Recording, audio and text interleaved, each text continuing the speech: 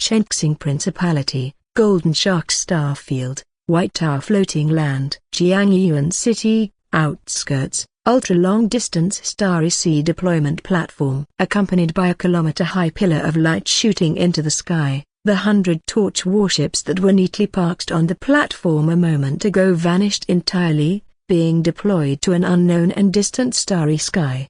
At the same time, 1,000 miles away, in Jiangyuan City, which is one of the 5 major cities belonging to the White Tower Floating Land just like Jiangyuan City. First Torch Academy of Jiangyuan City, Men's Dormitory Building Number 3, Song Kai took off his virtual helmet and logged out of the White Tower network. A tense emotion emerged on his face, as he had just watched the live broadcast of the current year graduates of the First Torch Academy of Jiangyuan City being deployed into the Starry Sea. Following Jiangyuan City, the next in line was his own Jiangyuan City, and as a graduating student of the First Torch Academy in Jiangyuan, it meant that the scene just broadcast would soon be his turn.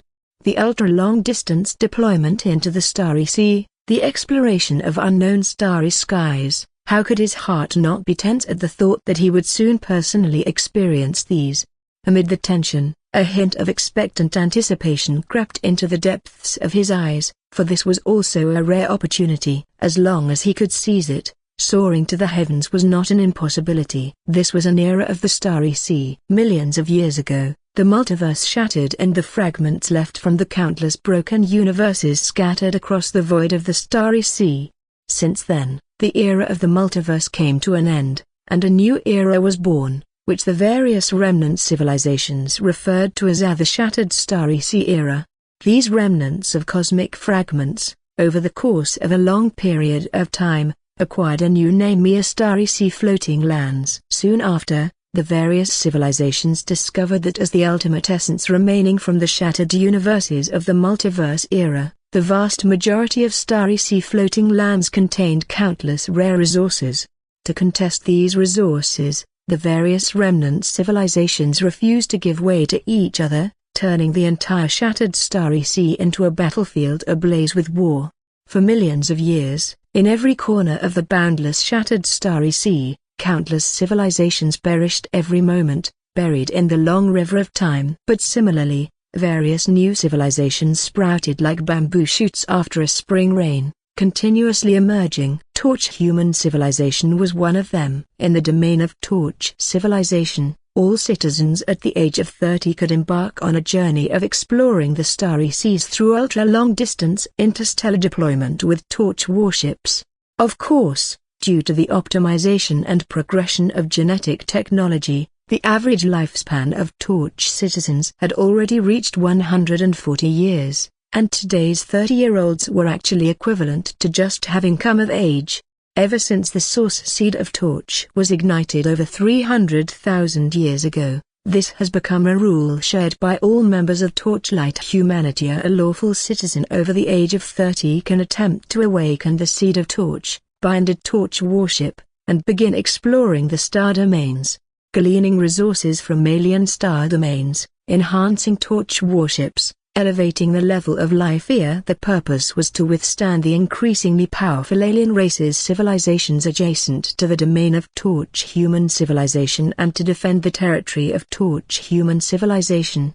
It can be said that awakening the seed of Torch and controlling a Torch warship is the most important opportunity in the life of all citizens of Torch civilization. Once the awakening is successful and one obtains their own Torch warship, they will immediately become a cut above the rest. Even if one can enhance their Torch warship to a higher rank, it's not difficult in the future to claim a wide expanse of territory and become the lord of a vast star domain, to have a long life and eventually join the nobility of Torch human civilization. Suppressing the strange emotions in his heart, Song Kai stood up, assumed a horse stance with his legs apart, and gradually raised his hands with palms facing upward and slowly spread them apart. This was the standard posture for cultivating the guidance technique. According to the authoritative data from the Torch Bureau, this set of guidance techniques, developed by Torch human civilization over tens of thousands of years, not only strengthens the body and promotes the elevation of life levels but also effectively increases the success rate of awakening the seed of Torch. Before the age of 30, the higher the cultivation level of the guidance technique, the greater the probability of successfully awakening the seed of Torch. As for why the age to awaken the seed of Torch was set at 30, quite simply, based on an average lifespan of 140 years, awakening the seed of Torch at 30 allows for enough time to cultivate the guidance technique, significantly increasing the odds of awakening the seed of Torch while also not falling behind on the study of essential Starry Sea knowledge, effectively lowering the mortality rate in subsequent explorations of alien territories following a successful awakening. And the 100 years left are more than enough to subsequently enhance the Torch worship and further elevate one's level of life, which is threefold beneficial. 3 hours later, Song Kai ended his cultivation practice. After more than 20 years of uninterrupted cultivation, his guidance technique level had already reached LV4. To advance further was not a matter of a short time. Now that the outside was already pitch black, he had no intention of continuing to cultivate. After washing up, he went straight to bed. Tomorrow was the day of the Torch awakening, and staying well rested was more important than anything. The next day, at the First Torch Academy's sports field in Jiangyuan City, the awakening ceremony had already started early. Zhang Lilai, the Torch awakening is successful, quality colorless. Next, Zhu Pengfei. As the voice of an official from the Torch Bureau rang out loudly, the hundreds of students under the awakening platform reacted differently. Some whispered in lamentation, but the look of envy was more prevalent in the eyes of most. Although all lawful citizens of Torch civilization can attempt to awaken the seed of Torch at the age of 30, the actual success rate is not high. Based on the average success rate of past years at the First Torch Academy in Jiangyuan City, it's quite good if 4 out of 10 students can awaken. This was the elite gathering at the First Torch Academy of Jiangyuan City. Other academies within the city had even lower success rates. Amidst the crowd, Song Kai clenched his fists tight with nervous anticipation, just like most others. 30 years, everything comes down to today. With this thought, the announcement continued to resound. Zhu Pengfei, Torch awakening failed. Next, Zhao Yanfeng, Torch awakening successful, quality colorless. As one after another, the students either succeeded or failed. It was soon the turn of Class 5 of the 10th year, where Song Kai was. Next up, Sun Hao. At that call, the man standing next to Song Kai, nearly 2 meters tall and resembling a black bear, trembled. Seeing this, Song Kai gently patted the other's shoulder, signaling him to relax. Hosey, do your best. The burly man named Sun Hao was one of the few close friends of Song Kai at the academy. Sun Hao nodded slightly and strode toward the awakening platform. Before long, Sun Hao, Torch awakening successful, quality colorless. Immediately, gasps of surprise rippled through the crowd of students. It was well known that although all were awakening the seed of Torch, the quality of the seeds came in different categories, with colorless at the bottom, followed by white, and then blue, purple, and so on. While white might be second to last in talent, one might find only one amongst dozens of awakeners, and the probability of awakening a blue or purple quality was exceedingly low.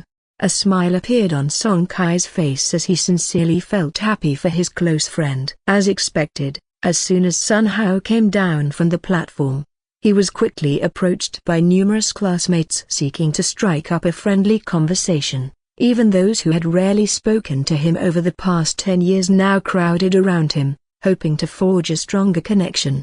No one could blame them for being mercenary at that moment. Sun Hao was indeed a sought-after commodity. A white quality seed of Torch would be enthusiastically invested in by outside small consortia, chambers of commerce, families, and other powers. As soon as Sun Hao agreed and signed a legal investment agreement, he would quickly receive a substantial investment in resources for enhancing his Torch worship, which would ensure that its upgrade pace would far exceed that of other awakeners. After all, everyone starts with a Torch worship of level 0, and subsequent component upgrades required significant resource consumption. Without strong financial backing, the upgrade speed would be excruciatingly slow. Next up, Song Kai. After 4 consecutive failures of others, it was finally Song Kai's turn. At his side, Sun Hao also passed over a look of encouragement. Song Kai took a deep breath, suppressed the nervousness within, and stepped up to the awakening platform. On the raised platform, under the guidance of a Torch Bureau officer, Song Kai extended his right hand towards the dark flame in front of him. The dark flame, known as the Source Seed of Torch, wasn't the original fire seed from the core star domain of the Torch human civilization, but it was a derivative of it, capable of assisting the human body in awakening the Seed of Torch and increasing the success rate of awakenings. Song Kai felt only warmth encircling his palm, as if it was a fleeting moment, and yet it seemed like an eternity. When a prickling pain transmitted from the center of his hand, he finally reopened his eyes. Before he could react, the announcement had already reached his ears. Song Kai, Torch awakening successful, quality colorless. Descending from the awakening platform, Song Kai experienced a flurry of mixed feelings, bittersweet in nature. He was pleased that he had successfully awakened his Seed of Torch, paving the way for a smoother journey into the extraordinary, and his 30 years of effort had not been in vain.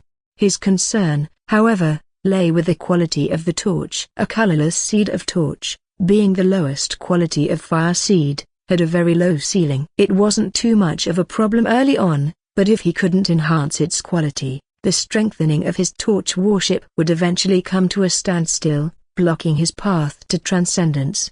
Hiss. While lost in thought, an intense burning sensation suddenly emanated from his chest. Thinking of something, Song Kai's gaze sharpened, and he silently muttered to himself, "The Starcy Ruin market rank is heating up." What's going on? It's been 30 years, and this is the first time this has happened. Returning to his class team with a puzzled look, this expression, to the outsiders, seemed like total dejection. "Kai, don't overthink it.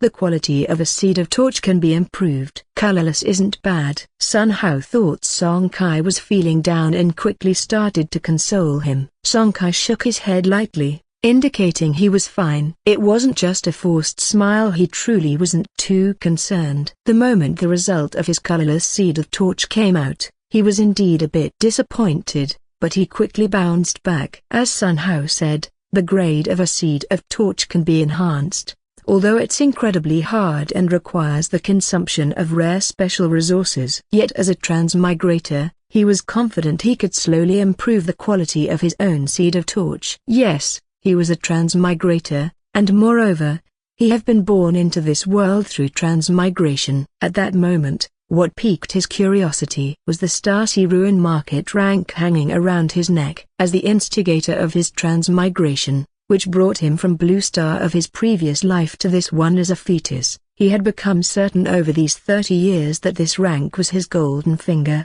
The thought that his golden finger was undergoing unknown changes made it impossible for him not to be concerned. Curiosity aside, in such a public setting, Song Kai couldn't simply take it out to check on it. Fortunately, the burning sensation gradually subsided after a while. About half an hour later, the entire awakening ceremony for the graduates of First Academy in Jiangyuan City was completed. Out of the more than 600 students, fewer than 200 had successfully awakened their Seeds of Torch. Cries, laughter, exclamations, and wails. The entire plaza erupted into a cacophony, with joy for some and sorrow for others. After all, from then on, the trajectories of these two groups of people would diverge dramatically. Attention, all successful awakeners, please follow your homeroom teachers to the Torch building. Those who have not awakened, please leave the school. Within 1 hour, a deep voice emanated from the side of the teacher's office building, prompting the students to turn their heads. They saw a figure leap from the top of the office building, with clearly visible dark spectral energy erupting around it. The next second, a circle of black flames popped beneath their feet, and the figure vanished directly above the office building. When they reappeared, they were standing in midair above all the students. Zhou Qi, the principal of the First Torch Academy in Jiangyuan City, was said to have a high-level Torch warship under his command and had already advanced to a third-tier life form. He had served as the principal of the First Academy for 150 years, commanding immense respect. Feeling the almost imperceptible pressure from above, Song Kai felt as if he were carrying a heavy burden. Although his mastery of the guidance technique had reached level 4 and didn't pose much of a difficulty, he was very aware that this was the result of Principal Xiaoqui deliberately restraining his aura. If he were to fully release the aura of his third-tier life form, all the students present would likely collapse to the ground, and it could even cause their bones to burst. Song Kai's breathing was a bit heavy, yet there was no discomfort on his face. Instead, his eyes betrayed a burning eagerness. Standing on air as if riding the wind, the extraordinary beings that all the people of Blue Star had fantasized about were appearing before him. Even though he had seen it many times before, he still couldn't calm the excitement in his heart.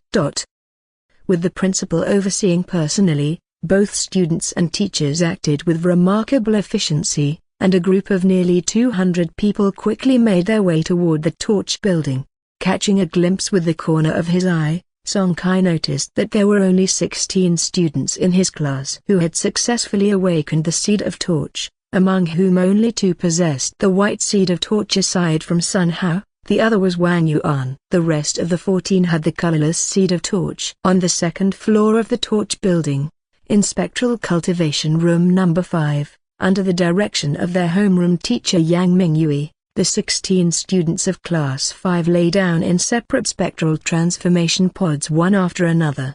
Once everyone was ready, homeroom teacher Yang Mingyue pressed the start button, and the pods slowly closed until they were completely sealed, while a ripple of dark spectral energy quickly filled the pod's interior space. Seeing this, Song Kai was not nervous. He had already learned all these steps before. This was the necessary spectral transformation required after awakening the Seed of Torch. After awakening the Seed of Torch, it would allow the Awakener, and the Torch warship they were bound to, the ability to control spectral energy.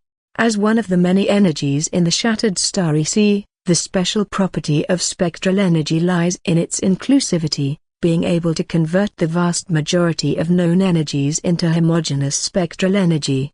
By doing so, Torchlight humanity can essentially convert all sorts of resources from the Starry Sea for their own use, thereby quickly enhancing themselves. This has been the underlying reason for the rapid expansion of the Torch human civilization and the continuous growth of its territory. However, when initially awakened, although awakeners have successfully controlled spectral energy, their bodies can't adapt to this new energy in a short period, causing various rejection reactions. Only after the body is bathed in spectral energy for an extended period, transforming the body into a spectral energy body, can this issue be perfectly resolved. And the spectral transformation pods are products designed to accelerate this process. With his eyes tightly closed and palms spread open, Song Kai cycled the guidance technique he knew by heart within his body. He didn't know how much time had passed, but a swelling sensation began in his brow. Song Kai was delighted by this. It signified that the spectral transformation was nearly complete, for it was only when the body wholly became a spectral energy body that the ancestral torch could be nurtured in the brow, the dwelling place of the internal Seed of Torch and the future storage location for the Torch warship. Minutes later, all 16 students from Class 5 had completed their spectral transformations and successfully established their ancestral torches.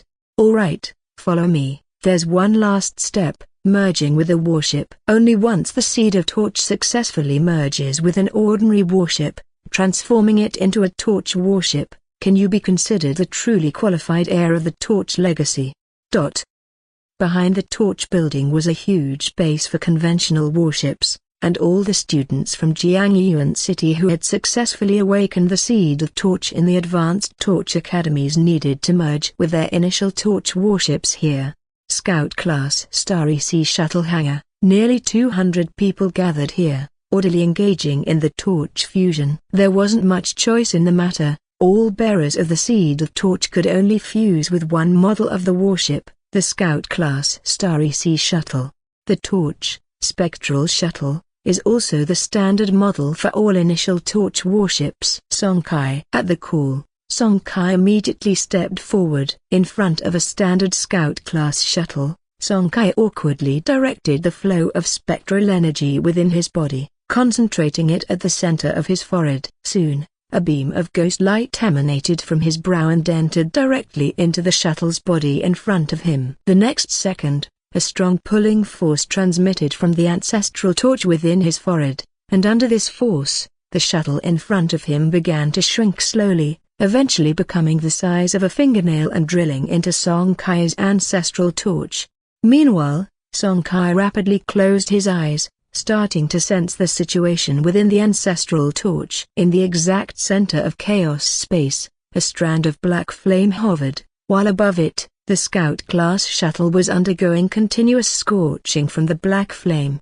After a few minutes, a flash of brilliance sped by Song Kai's eyes, and an attributes panel appeared beside the small shuttle. Name: none. Please name as soon as possible. Model: torch, spectral shuttle. Level: LV0. Basic components: colorless torch warship body LV0, spectral main cannon LV0, spectral secondary cannon LV0, warship armor LV0, spectral engine LV0, spectral shield LV0, void radar LV0, spectral cultivation room LV0, 8/8. Additional components: none. 02. Spectral energy pool, 101,000ths. Supplies: none. His gaze scanning over this attributes panel, Song Kai directly skipped the first 3 lines, focusing on the basic components section. As the name suggests, basic components are structures all newly fused spectral shuttles have,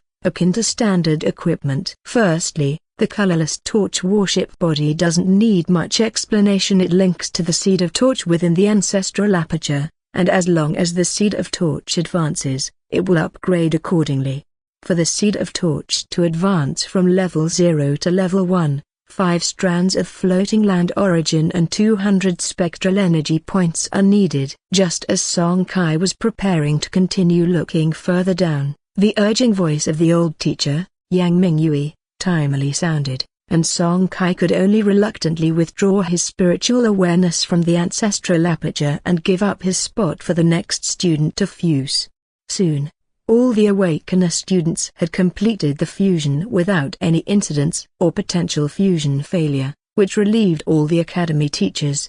Though the possibility of failing the torch fusion is very slim, almost negligible, once a fusion failure occurs, the bearer of the seed of torch must wait for a 1-month buffer period before attempting to fuse again. But the issue lies precisely in this aspect because after the awakening of the seed of torch, only the initial 3 days are a special protection period. Any explorations conducted in the alien star domain during this period are significantly less dangerous. It is like a special benefit given to newcomers. As long as one does not deliberately seek death, there's basically no risk to life. In addition to gaining experience in exploring the alien star domain at no cost, one could also harvest additional resources. For the newly awakened rookie captains, this is an opportunity not to be missed. But if one fails to fuse with the warship, that entire 1-month buffer period is immutable, and they could only watch helplessly as this one-time benefit slips away,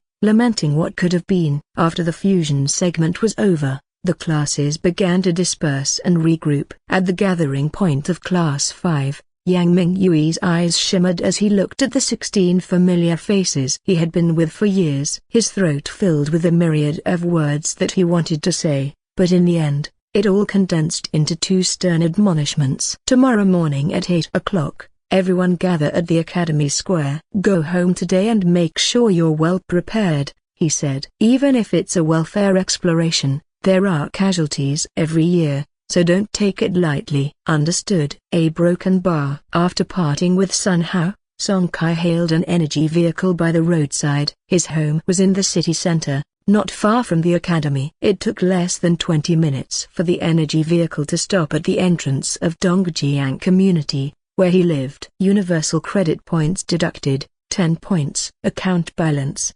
2,413,543 points.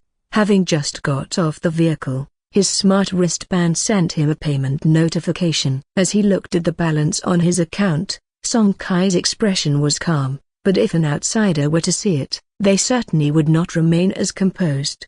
As the universal currency of the Chanxing Principality, credit points had a very solid purchasing power. The average salary of a common person was around 3,000 credit points a month. Deducting daily expenses, one could save at most 2,000 points a month. By that calculation, it would take an ordinary person at least 100 years to accumulate 2.4 million credit points. Being a student who hadn't graduated yet, one can only imagine how astonishing the amount of savings Song Kai had in his hands was, though it certainly wasn't given by his parents but was earned by him over the past 30 years. As for the source, in his previous life, being a seasoned web novel writer, he did have a certain amount of innate talent in creative writing. Over the past 2 decades, he had produced quite a few works. The most famous of his works were Torch Breaks Through the Skies and Fighting Spirits of the Floating Land. It's a pity that after tens of thousands of years of torch human civilization's development, the field of online literature wasn't blank, and his 2 works only managed to gain a moderate amount of popularity. The royalties he had accumulated up until now amounted to just over 2 million, which he preferred not to mention. Dongjiang Community, Building 5, Apartment 403. No sooner had he entered the door than the gazes of his father, Song Jiao, and his mother, Chen Lixia, converged on him almost at the same time. "My boy's back. Come here quick, Mom made your favorite braised deep-sea turbot," Chen Lixia called out. Song Kai's eyes brightened, and he hastily put down his backpack and hurried to the dining table. After consuming a full bowl of fish soup, he felt a warm current spreading from his stomach to the rest of his body, and his face showed a genuine sense of satisfaction. Actually, deep-sea turbot didn't taste that good. In fact, one could say it was unpleasant. Placed in the eyes of other children, it would be at the top of the picky eater's menu. However, Song Kai had been consistent for over 20 years. What attracted him was the rich blood chi energy contained in the fish meat, which could greatly promote the practice of the guidance technique. It was one of the reasons why he had managed to cultivate his guidance technique to level 4 in just over 20 years. Classmates of his age were mostly stuck at level 2 with their guidance technique, and only those with decent talent could reach level 3. The higher the level of the guidance technique, the harder it is to practice, the slower the progress of its common knowledge across the domains of torch human civilization. Spreading his hands, the guidance technique within his body slowly activated, starting to rapidly absorb the blood chi energy from the fish soup to accelerate his cultivation. Of course, now it should be called the spectral energy guidance technique. After completing the spectral energy transformation and his body becoming a spectral energy body, his guidance technique automatically advanced to the spectral energy guidance technique, which cultivated at a faster rate compared to the regular guidance technique.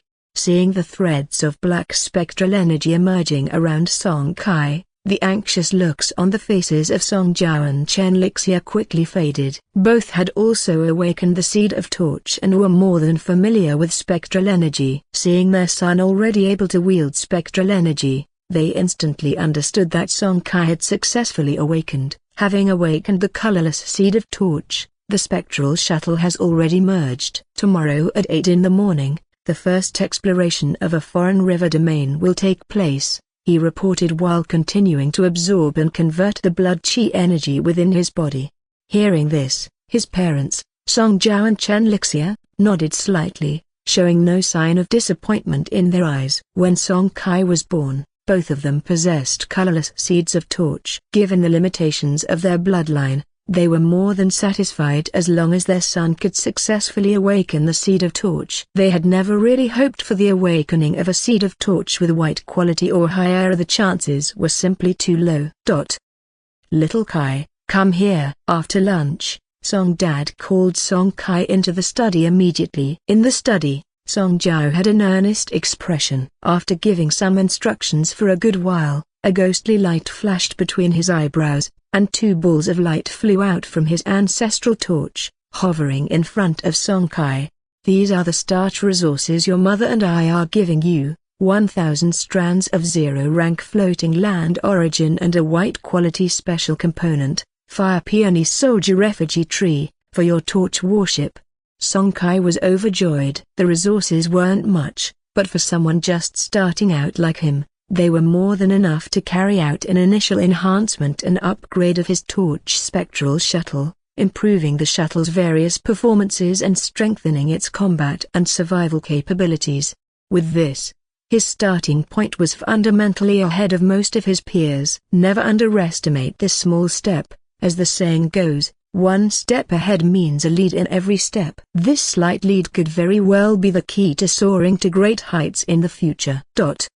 Compared to the 1,000 strands of zero-rank floating land origin, Song Kai was even more covetous of the white quality Fire Peony Soldier Refugee Tree special component.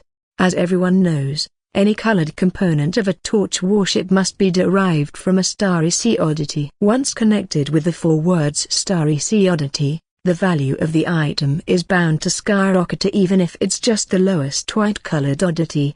Not to mention components as popular as soldier figurine components for warships. After all, the readily available soldier figurine automatons, whether used as guards, for combat assistance, or even cannon fodder, can significantly increase a captain's chance of survival, and they are often fiercely competed over as soon as they appear.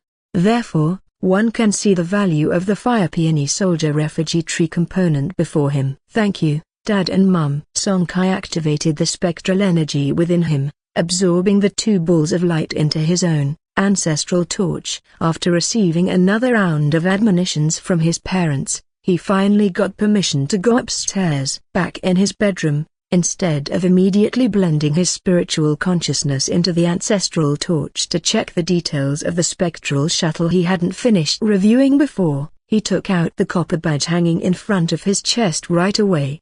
He had always carried the item that had caused his transmigration with him. The badge wasn't big, only about half the size of a lighter, with Starry Sea Ruins Market engraved on its front, which was why he had always referred to it as the Starry Ruin Market rank.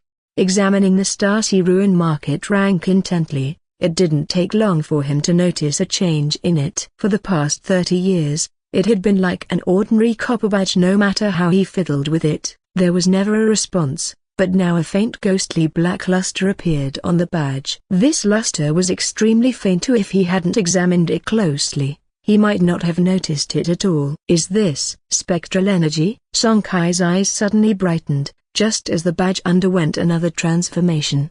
Perhaps due to his prolonged gaze, an attribute panel automatically popped out beside the badge. Name: Spectral Energy Starry Sea Ruin Market rank. Category: Growth. Type: Strange Object. Quality: Level, LV0. Feature: Control and connect to a specific Starry Sea Ruins Market. Feature 2. The Starry Sea Ruin Market rank can autonomously advance once specific conditions are met. Remark: a rare gem among strange objects, possessing infinite growth potential. Attribute introduction: Spectral Energy. Could it be the spectral energy that I controlled after awakening the Seed of Torch, which then triggered this anomaly? Moreover, this Starry Sea Ruin Market rank turns out to be a Starry Sea oddity, and what's more, it's a growing type of Starry Sea oddity that I've never heard of before, though the name does sound quite impressive.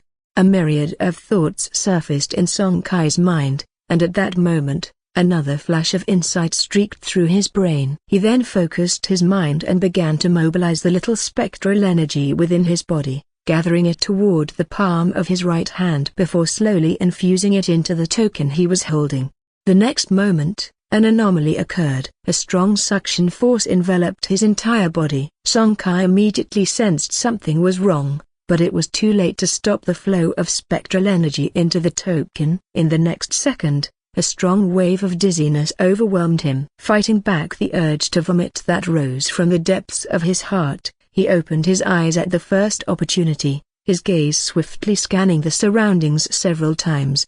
Once he was certain there was no danger around him, he relaxed slightly but did not dare to let down his guard completely. After all, He was now certain of one thing: his current location was not his bedroom but an entirely unfamiliar place. Only after the intense feeling of nausea in his heart had completely subsided did Song Kai begin to closely observe his surroundings. At that time, the Starcy Ruin Market rank still tightly clutched in his hand emitted waves of warmth. Just as he was preparing to lower his head to check the rank, a stream of inexplicable information emerged out of nowhere in his mind. Name: none. Ruins Market Master, Song Kai. Rank: LV0. Specifications: 100M x 100M. Basic configuration: 10 vacant shops, 1 stall area of 10M x 10M, 1 inn on the first floor, accommodates 10 people, 1 LV0. All attributes: cultivation room, spectral energy cultivation efficiency doubled, 1 LV0. Spectral energy protection formation, 1 LV0. Ultra-long distance space gate random deployment platform.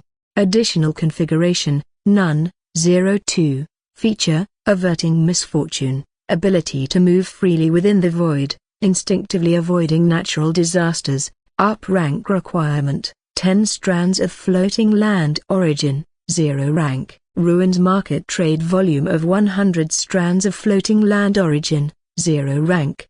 Notes: an inconspicuous little ruins market located on the dark side of the shattered Starry Sea, seemingly only allowing life entities of first rank and below to enter. Fortunately, it has decent potential. Several minutes later, when Song Kai had somewhat digested the information that had appeared in his mind, his eyes gradually brightened, and the excitement in his heart was indescribable. For a moment, he turned around, his gaze passing through the semicircular spectral energy protection array behind him to look outside. The external environment was shockingly a pitch-black void. In the far distance, terrifying void storms howled past, and wherever the storms traveled, dense space cracks followed in their wake, tearing the space apart. At that moment, Song Kai's scalp tingled. From what he knew, ripping apart space was a feat that only highly enhanced torch warships could accomplish, yet in this pitch-black void space, such violent void storms were a common sight. But soon he remembered something, and the fear in his eyes slowly dissipated. According to the information he dissected, the place where he was located was a special secret realm space that floated within the void cracks on the dark side of the shattered Starry Sea, said to be a product of an ancient civilization that called itself the Immortal Domain. Because this space had been fitted with a rare ultra-long-distance space gate random deployment platform by a powerful figure from the ancient Immortal Domain civilization, it had always been used as a trading ruins market connected to all corners of the world. Besides, it possessed a precious averting misfortune feature, allowing it to autonomously steer clear of the void storms within the space cracks, which was the fundamental reason why it had been able to wander the void space for countless millennia. Apostrophe. Thinking of this feature, Song Kai was finally able to put his mind completely at ease. From what he understood, this ruins market had not been under anyone's control for tens of thousands of years before him. Such a lengthy period had passed, and it had not been destroyed by the void storms. This attested to the strength of the averting misfortune feature. Once he completely let go of his concerns, he began to survey the entire ruins market. Perhaps because it had depleted a great deal of energy in the void space and had not received any new energy supplements, the space of the once bustling ruins market secret realm had been reduced to its limits over the tens of thousands of years. It was so small it was pitiable, with a length, width, and height of merely 100 meters each. There was only one street lined with tent shops, an inn, and evenly distributed stalls. At the furthest end of the street, on the left, was the only all attributes cultivation room in the ruins market. Opposite the cultivation room was the most central structure in the ruins market, an ultra-long distance space gate random deployment platform. Upon setting his gaze on these two special buildings, Song Kai quickly received details about their attributes. Name: all attributes cultivation room. Level: LV0. Effect: while cultivating inside the cultivation room, cultivation speed is increased by 200% when cultivating spectral energy. The increase is 400%. Specification: Single-user cultivation room. Note: originating from the hands of a powerful being from the immortal domain civilization of the Starry Sea, this high-specification cultivation room has been transformed by the special energy Spectral Energy, which provides an additional boost when cultivating spectral energy within. Up rank requirement: Ruins Market Level LV1, 10 strands of floating land origin, 0 rank. Name: Ultra Long Distance Space Gate Random Deployment Platform. Level: LV0. Effect: once activated, 10 spatial gates that provide access to and from the Ruins Market will be randomly deployed within the Shattered Starry Sea. Each spatial gate has a duration of 24 hours, with a buffer period of 720 hours. Spatial gate restrictions: due to the Ruins Market's own rank, life entities of Starry Sea first rank and above are currently unable to pass through the spatial gate. Note: a miraculous construction from the hands of a mighty being belonging to the immortal domain civilization of the Starry Sea, its function is extraordinary. Up rank requirement: Ruins Market Level LV1, 10 strands of floating land origin, 0 rank. After looking through the attributes of both, Song Kai was somewhat eager to try out the effect of the ultra-long-distance space gate random deployment platform. Because of the Starsea Ruin Market rank, he was now the new master of this Ruins Market. It could be said that within this Ruins Market, he was the ruler of all rules as long as no beings exceeding the rank of the Ruins Market itself entered. In this Ruins Market, he was essentially invincible. Knowing that there would be no form of danger, he naturally wanted to try the core functionality of the Ruins Marketer, connecting different star domains within the Shattered Starry Sea and engaging in exchanges and trade with a variety of Starry Sea alien race civilizations. And let's not forget that further upgrades of the Ruins Market still require a specific condition of trade volume. Unless he was content with the current small scale of 100 meters by 100 meters, and only conducted trade with zero-rank Starry Sea alien races in the future, this Space Gate deployment platform would be essential for regular use. After some deliberation, he finally suppressed the impulse in his heart. The reason is simple: it is now afternoon, and there are less than 20 hours until the assembly time tomorrow morning. Once the Spatial Gate launcher is activated, the Spatial Gate deployed will last for 24 hours. In other words, if he opens the Ruins Market now, there will be a conflict with the exploration of the alien star domain scheduled for tomorrow morning. As the Ruins Market Lord, he could absolutely control the Ruins Market, and as long as no first rank or higher beings appear, he can completely maintain order. But all of this is predicated on his presence within the Ruins Market. If he were to leave halfway through, there's no telling how chaotic the entire Ruins Market space would become. Besides, he still has many things to prepare for. Now tomorrow marks the first exploration of the Shattered Starry Sea, so he must be fully prepared.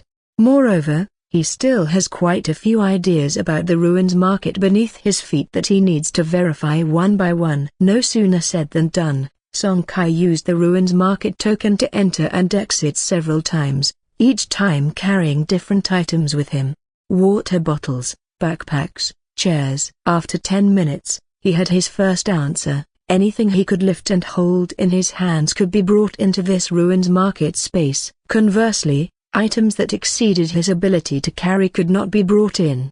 Having reached this conclusion, he quickly walked to a previously visited stall area, one of the few vacant areas in the Ruins Market. Even though a 10 by 10 space was not that large, it was more than sufficient for a spectral shuttle, which did not exceed 7 meters in length. That's right. This time Song Kai was attempting to see if he could summon a spectral shuttle within the Ruins Market. Under his full control, spectral energy rapidly converged towards the space between his eyebrows. Feeling the movement at his brow, Song Kai's heart filled with joy. He had successfully opened the ancestral torch. Soon, a ray of light shot out from between his eyebrows, and then the compact spectral shuttle appeared out of thin air in the vacant area before him. You can summon the spectral shuttle within the Ruins Market. With this result, Song Kai's excitement was uncontrollable. Thus, not only could he enter the Ruins Market in the event of danger, using it as a lifeline, but the many ideas he had also seemed to have quite a bit of room for maneuver.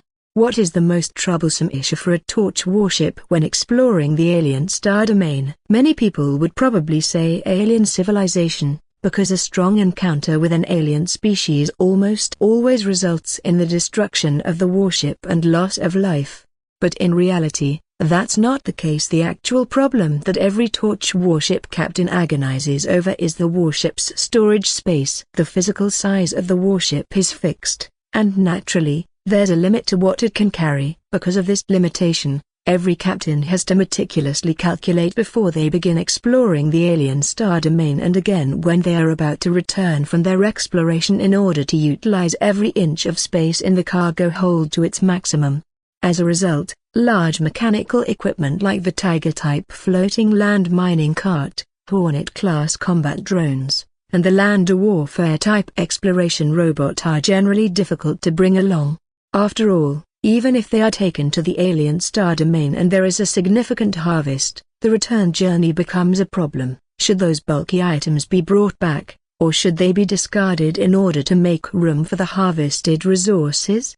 These pieces of equipment aren't cheap, and if they're simply abandoned, it would be fine if the resources brought back are of high value, earning perhaps only half the profit. But it would be regrettable if the value of the harvested resources ends up being less than the value of the abandoned equipment. Yet if they're not discarded, the torch warship only has so much space, so how many resources can it really bring back? Therefore, this has always been an unsolvable conflict, and all torch warship captains suffer headaches over this issue. Because of this, the prices for spatial folding, expansion components for warships have been driven up to astronomical levels. Even white-quality spatial components for warships often sell for the price of blue or even purple components, and they're still priceless in the market. Just before this, on his way home, Song Kai was going over the small space of the spectral shuttle over and over again, hoping to make the perfect plan before deploying to the alien star domain tomorrow. But now it seems there's no need to fret over these matters anymore. The ruins market space, where a torch warship can be freely summoned, is practically a perfect backup storage space, and a very large one at that. Although there are restrictions on carrying items, large objects cannot be brought in by an individual. But the torch warship is different. It can be stored in the ancestral torch. With that, there's a lot of room for maneuver. It's entirely possible to store the necessary large machinery in a torch warship, then store the warship in the ancestral torch, and once inside the ruins market, summon the torch warship. This way, the limit on individual item carrying can be perfectly bypassed. Plus, during future explorations of the alien star domain, the same strategy can be applied. Using the torch warship as a vessel, resources that normally couldn't be taken can be stored in the ruins market, significantly enhancing the harvest from each exploration. Of course, all these ideas still hinged on one assumption, that after he was dispatched to the alien star domain, he would still be able to freely open and enter the ruins market. Otherwise, everything would be off the table. In the midst of rapidly swirling thoughts, a sudden alert sound brought Song Kai back to reality. Please name the ruins market as soon as possible. Hearing this, he remembered that there was indeed such a matter, and it was not just the ruins market beneath his feet that needed a name, but also the spectral shuttle before him. Shaking his head to suppress the multitude of thoughts in his mind, Song Kai shifted his attention to the ruins market and the spectral shuttle in front of him.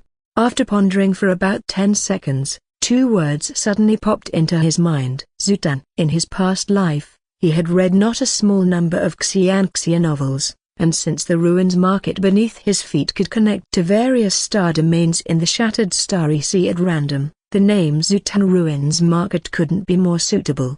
Zutan Ruins Market, naming successful. After the Zutan Ruins Market, it was the turn of the spectral shuttle, but this time it tormented Song Kai for quite a while. Starry Sea. Sorry, that name already exists, please choose another. Crossing. Sorry, that name. A broken bar. Galaxy. Sorry, a broken bar.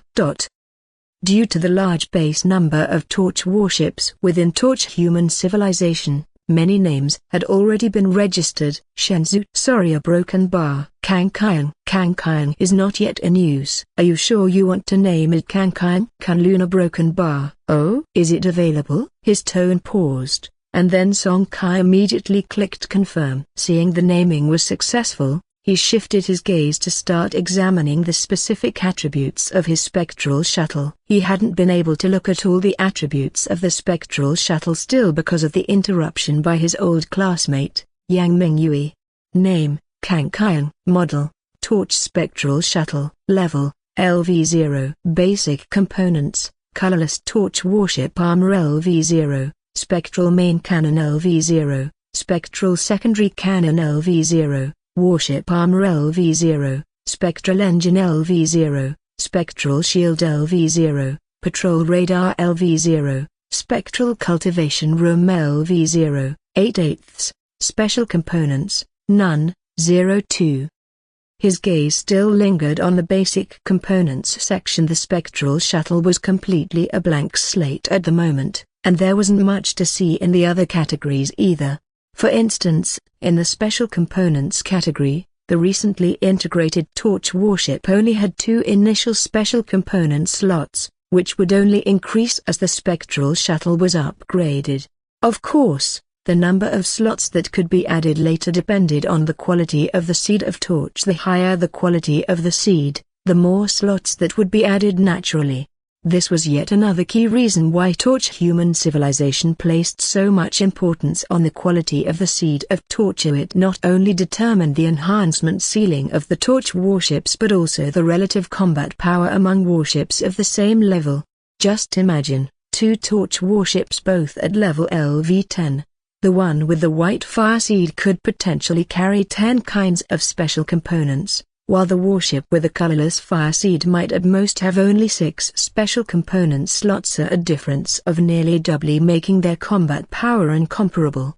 His focus sharpened, and soon the detailed attributes of these modules appeared one by one. Spectral Main Cannon LV0. Quality, colorless. Consumption, 10 per shot. Spectral Energy Points. Might, 11. Charge, 5s. Buffer, 10s. Up rank requirement, 1 strand of floating land origin, 0 rank, 100 spectral energy points. A broken bar. Spectral Cannon LV0. Quality, colorless. Consumption, 1 per shot. Spectral energy points. Might, 1.1. No need for buffer or charge. Up rank requirement, 100 spectral energy points. A broken bar. Warship Armor LV0. Quality, colorless. Consumption, 1/S. Spectral energy points. Defense, 11. Up rank requirement, 1 strand of floating land origin, 0 rank, 100 spectral energy points, 1 ton of fine iron. A broken bar. Spectral Engine LV0. Quality,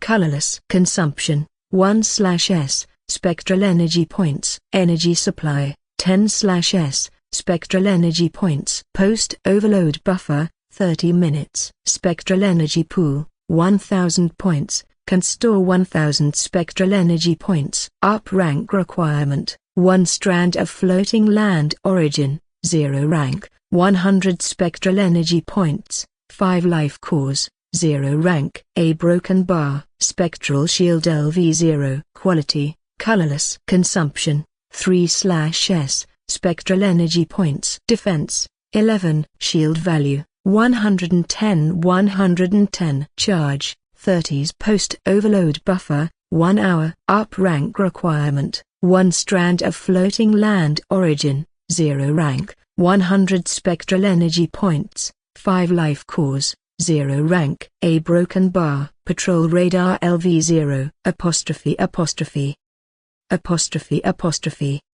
Quality, colorless. Consumption, 1/S. Spectral energy points. Detection range, 1 light second. Precision, 10. Up rank requirement, 1 strand of floating land origin, 0 rank, 100 spectral energy points.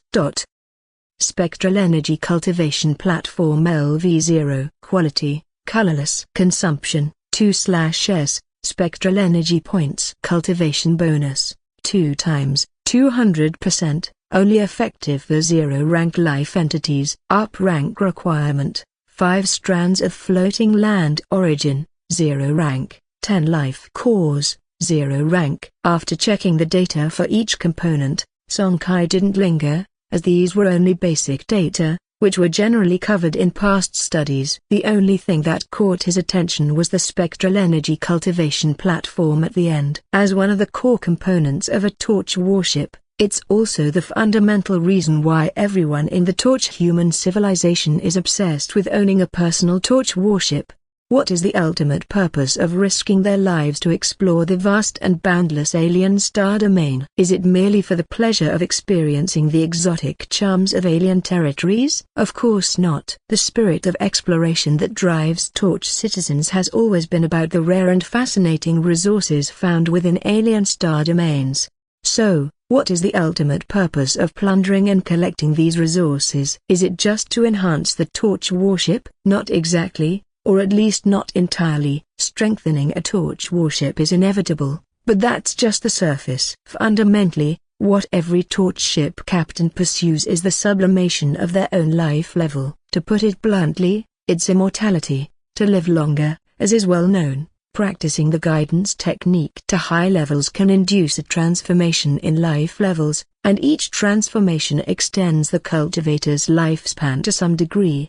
However, as the level of the guidance technique increases, the difficulty of cultivation becomes increasingly terrifying. Just triggering the first transformation of life levels is as hard as reaching the heavens, let alone subsequent life sublimations. But this problem can be perfectly solved by the spectral energy cultivation platform bound to each torch warship. The spectral energy cultivation platform greatly accelerates the cultivation of the spectral energy guidance technique, allowing all torch ship captains to enhance their guidance technique levels at double, triple, or even higher speeds, thereby repeatedly inducing transformations in their own life levels.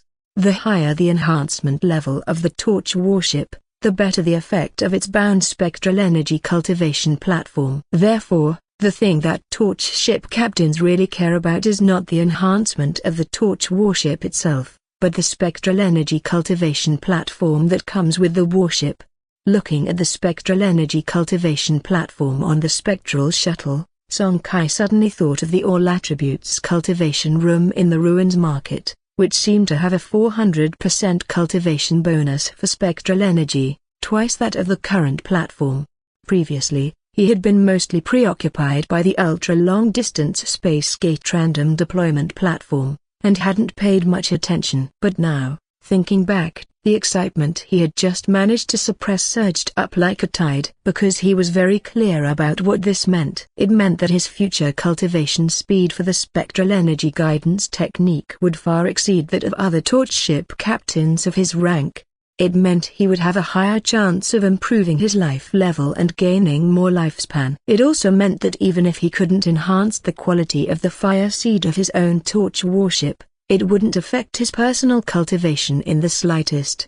Of course, having said that, Song Kai wouldn't give up on his torch warship unless absolutely necessary. After all, future enhancements and introductions of new products in the ruins market would require substantial resources, and relying solely on the monthly ruins market trade was far from enough. Moreover, the ruins market itself didn't have strong fire support like the torch warship, which could suppress an entire starry sea floating land after reaching a certain level of strengthening. Thinking of this, Song Kai quickly outlined his subsequent development plan. Using the ruins market as the base and the torch warship as an auxiliary, one to better and more quickly facilitate the sublimation of life levels, the other to provide future fire support, both progressing side by side without interfering with each other. After clarifying this primary and secondary relationship, Song Kai shifted his attention to strengthening the spectral shuttle. Tomorrow is the first exploration of alien star domains, and even though it's a welfare exploration, the necessary enhancements still have to be made. A stitch in time saves 9, is a principle that Song Kai understood. With a flash of ghost light at his brow, A sphere of light belonging to the Fire Peony Soldier Refugee Tree special component was taken out from the ancestral torch. Song Kai then installed it into one of the two special component slots available on the spectral shuttle, and quickly its properties emerged. Fire Peony Soldier Refugee Tree LV0. Quality: white. Consumption: 50 per figurine. Spectral energy points. Effect: summons 10 LV0 Fire Peony Soldier figurines. The figurines are undying and can exist indefinitely. If they die, they can only be resummoned after 24 hours. Up rank requirement: 5 strands of floating land origin, 0 rank, 500 spectral energy points. Song Kai shifted his gaze away from the attribute panel of the Fire Peony Soldier Refugee Tree component and began to tally his current financial resources. Apart from the 1,000 threads of 0 rank floating land origin provided by his parents, there were also 2.4 million credit points in his account. According to the Chenxing Principality's official conversion, 10,000 credit points could be exchanged for 1 thread of 0 rank floating land origin. That is to say, after doing the full calculation, he had about 1,240 threads of 0 rank floating land origin at his disposal. However, out of these 1,240 threads of 0 rank floating land origin, at least 500 threads had to be reserved for purchasing medical supplies, basic type nanorobot repair kits, Fury Tiger Eye floating land mining carts specialized prospecting instruments, etc., leaving him with only around 700 threads for enhancing the spectral shuttle. Without any hesitation, the first component to enhance was the spectral shield, which, once activated, could form an energy shield on the surface of the spectral shuttle and was a torch warship's primary means of defense. For Song Kai, who had access to the Zutan Ruins market, as long as he practiced step by step, he could refine his life level all the way up. So naturally, staying alive was the most important aspect while exploring the alien star domain. However, enhancing this component required not only floating land origin and spectral energy points but also a life core. Song Kai was no stranger to such an item. In the vast expanse of the shattered starry sea, most of the starry sea life forms, upon death, would leave behind a special crystal, which contained the majority of the energy essence absorbed throughout the life form's existence. This was the life core. In fact, the life core is also considered a universal special resource, as many starry sea civilizations include it in their general currency system. The Torch human civilization does the same. In slightly larger commerce hubs or family enterprises, it is possible to use and exchange them, and not just the life core, but also other common enhancement resources for torch warships like fine iron, floating land origin, all of which can be freely used and exchanged. After greeting his parents on the first floor, Song Kai left the house again and made his way to the nearby Dongjiang Torch Shopping Center, not far from Dongjiang Community.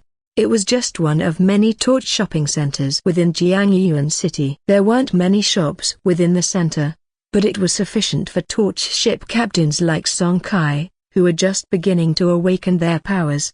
After spending about 15 minutes shopping around and comparing prices, he got his hands on the required life cores. Song Kai did not rush home but instead summoned the spectral shuttle right there in the designated torch warship enhancement area of the shopping center and began its first enhancement. Would you like to confirm the expenditure of 1 thread of 0 rank floating land origin plus 100 spectral energy points plus 5 life cores, to upgrade the spectral shield component from LV0 to LV1?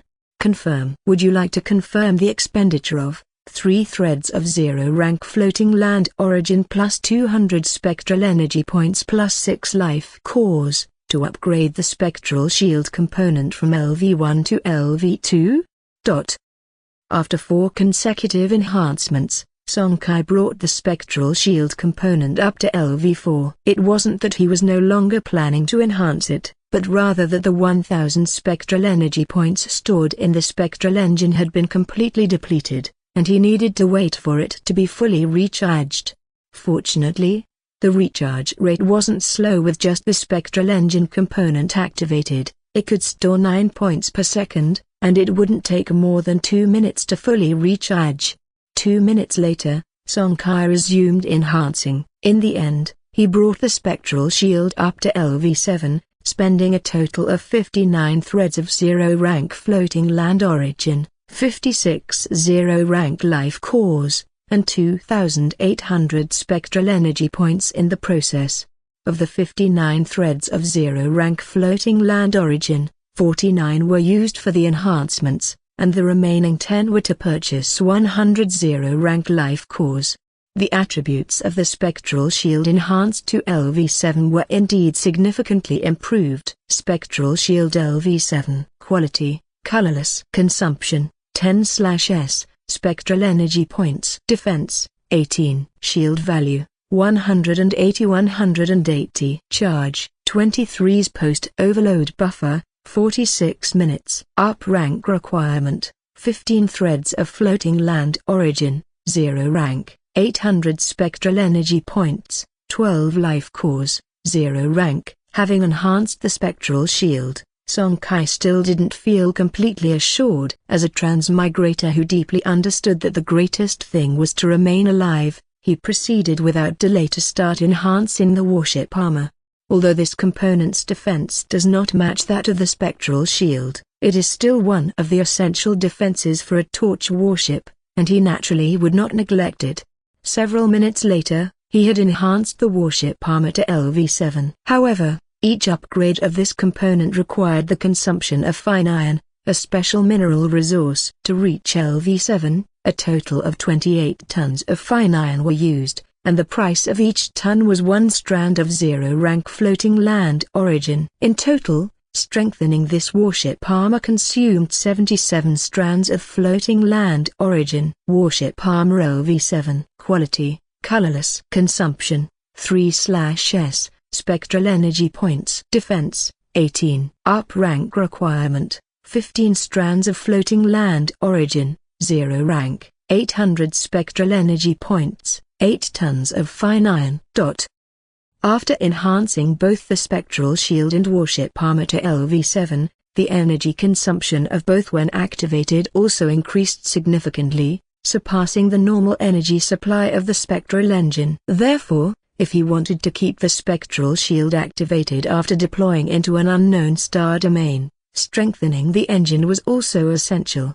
Do you confirm the expenditure of 1 strand of 0 rank floating land origin plus 100 spectral energy points plus 5 life cores, to upgrade the spectral engine component from LV0 to LV1?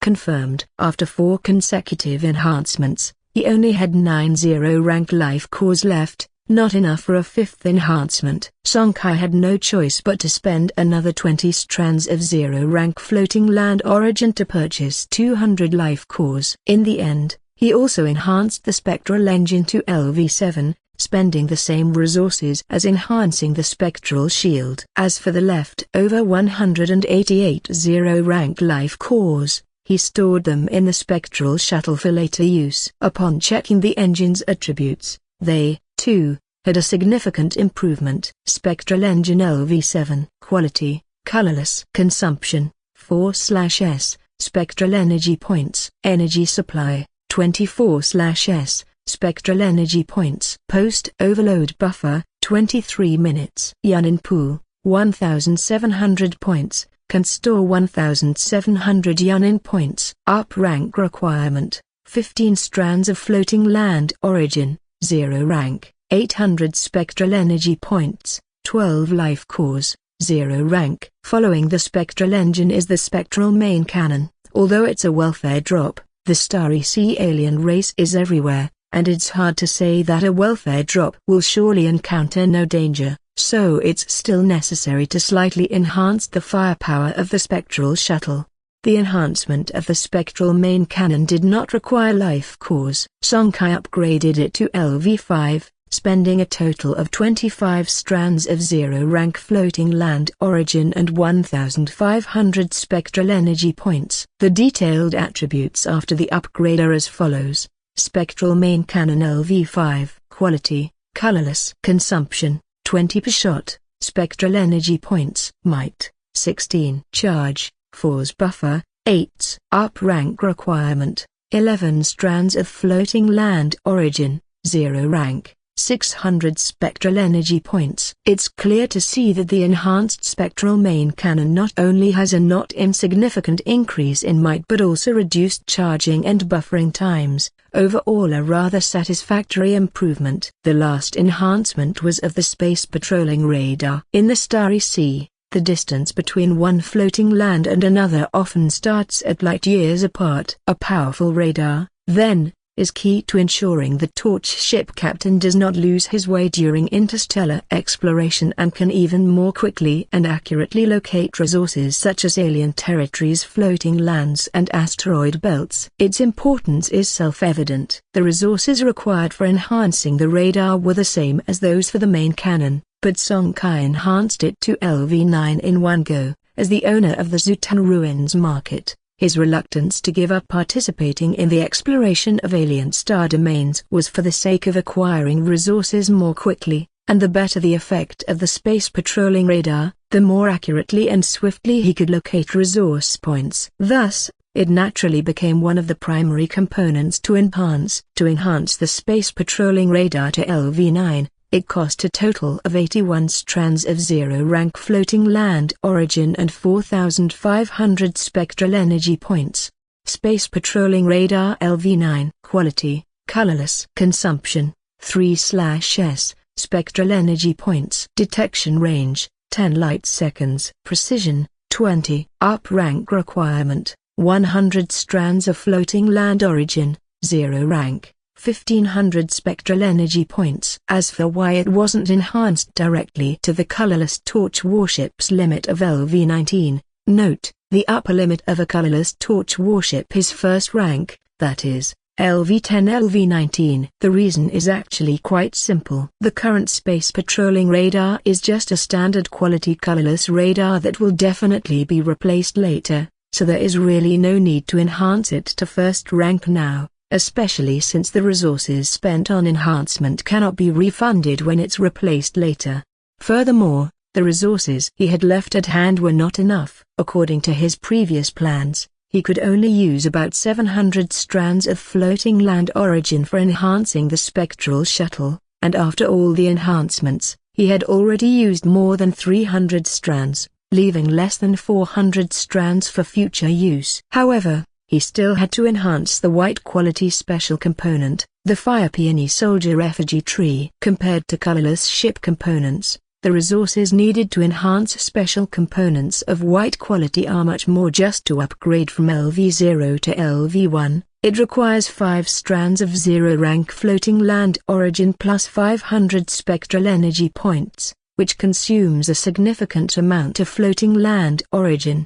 However, no matter what, Song Kai had to enhance it, as the Fire Peony Soldier Effigy was key to his protection for a long time to come. Grinding his teeth, Song Kai directly enhanced the component's level to LV10. Correspondingly, the nearly 400 strands of floating land origin he had just a second ago were now down to only 104 strands. With this, the enhancements prior to his exploration of the alien star domain were basically completed. The remaining 104 strands of floating land origin needed to be reserved for emergencies, in case he encountered danger during his exploration in the alien territories or found himself in some special circumstance requiring the use of this floating land origin for the most appropriate enhancement.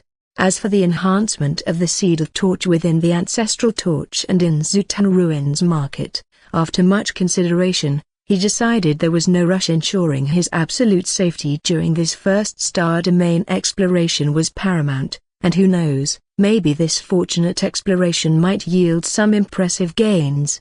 Looking at the enhanced to first rank Fire Peony Soldier Effigy Tree component, its attributes were quite impressive. Fire Peony Soldier Figurine Tree LV10. Quality, white. Consumption, 100/figure, spectral energy points. Effect, Fire Peony Soldier Figurines, Summons 10 level LV-10 Fire Peony Soldier figurines. Figurines can exist indefinitely as long as they do not die. Once dead, it takes 24 hours before they can be summoned again. Up rank requirement: 10 strands of first rank floating land origin, 2000 spectral energy points. Looking at the attributes in front of him, a hint of satisfaction flashed in Song Kai's eyes. It meant that as long as he wanted, he could summon 10 first-rank Fire Peony Soldier figurines to serve as his guards, so absolutely loyal, the kind that follows orders without question.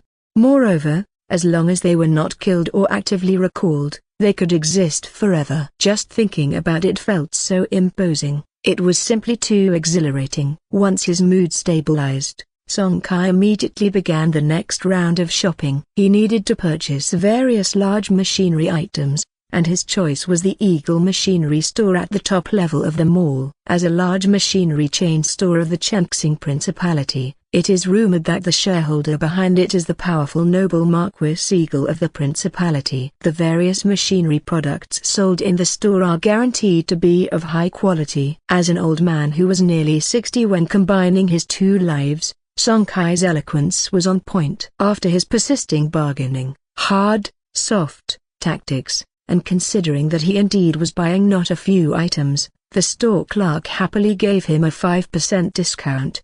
Primary Interstellar Universal Medical Kit, 500,000 credit points. Basic Nanorobot Repair Kit, 1 million credit points. Fury Tigerite Type Floating Land Mining Cart, 3 million credit points. Mining Cart Specialized Prospector, 500,000 credit points. Basic Chengxing Principality Civil Exoskeleton, 200,000 credit points, total of 5,200,000 Principality credit points. After a 5% discount, that is 4,940,000.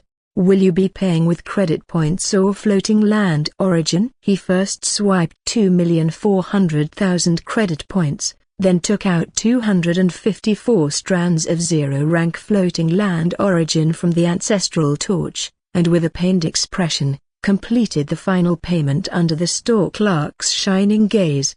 Not until he walked out of the mall's grand entrance, having only 110 strands of floating land origin left for emergency use, did Song Kai's mind fill with complaints. In his view, these stores that sold large machinery products were incredibly extortionate. Take the basic nanorobot repair kit for example. The effect was quite ordinary, and if the torch warship were to suffer serious damage, it couldn't even complete the repairs.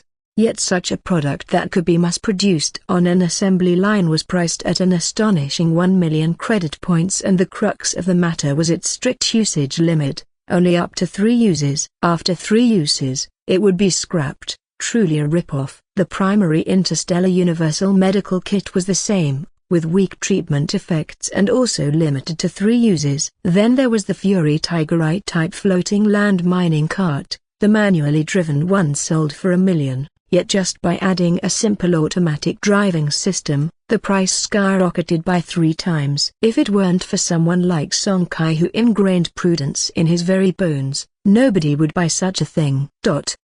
On the way home, without any further mishaps, he didn't waste the remaining time of the day and specifically went to the Zutan Ruins Market to the Omnifunctional Cultivation Room to practice the Spectral Energy Guidance Technique.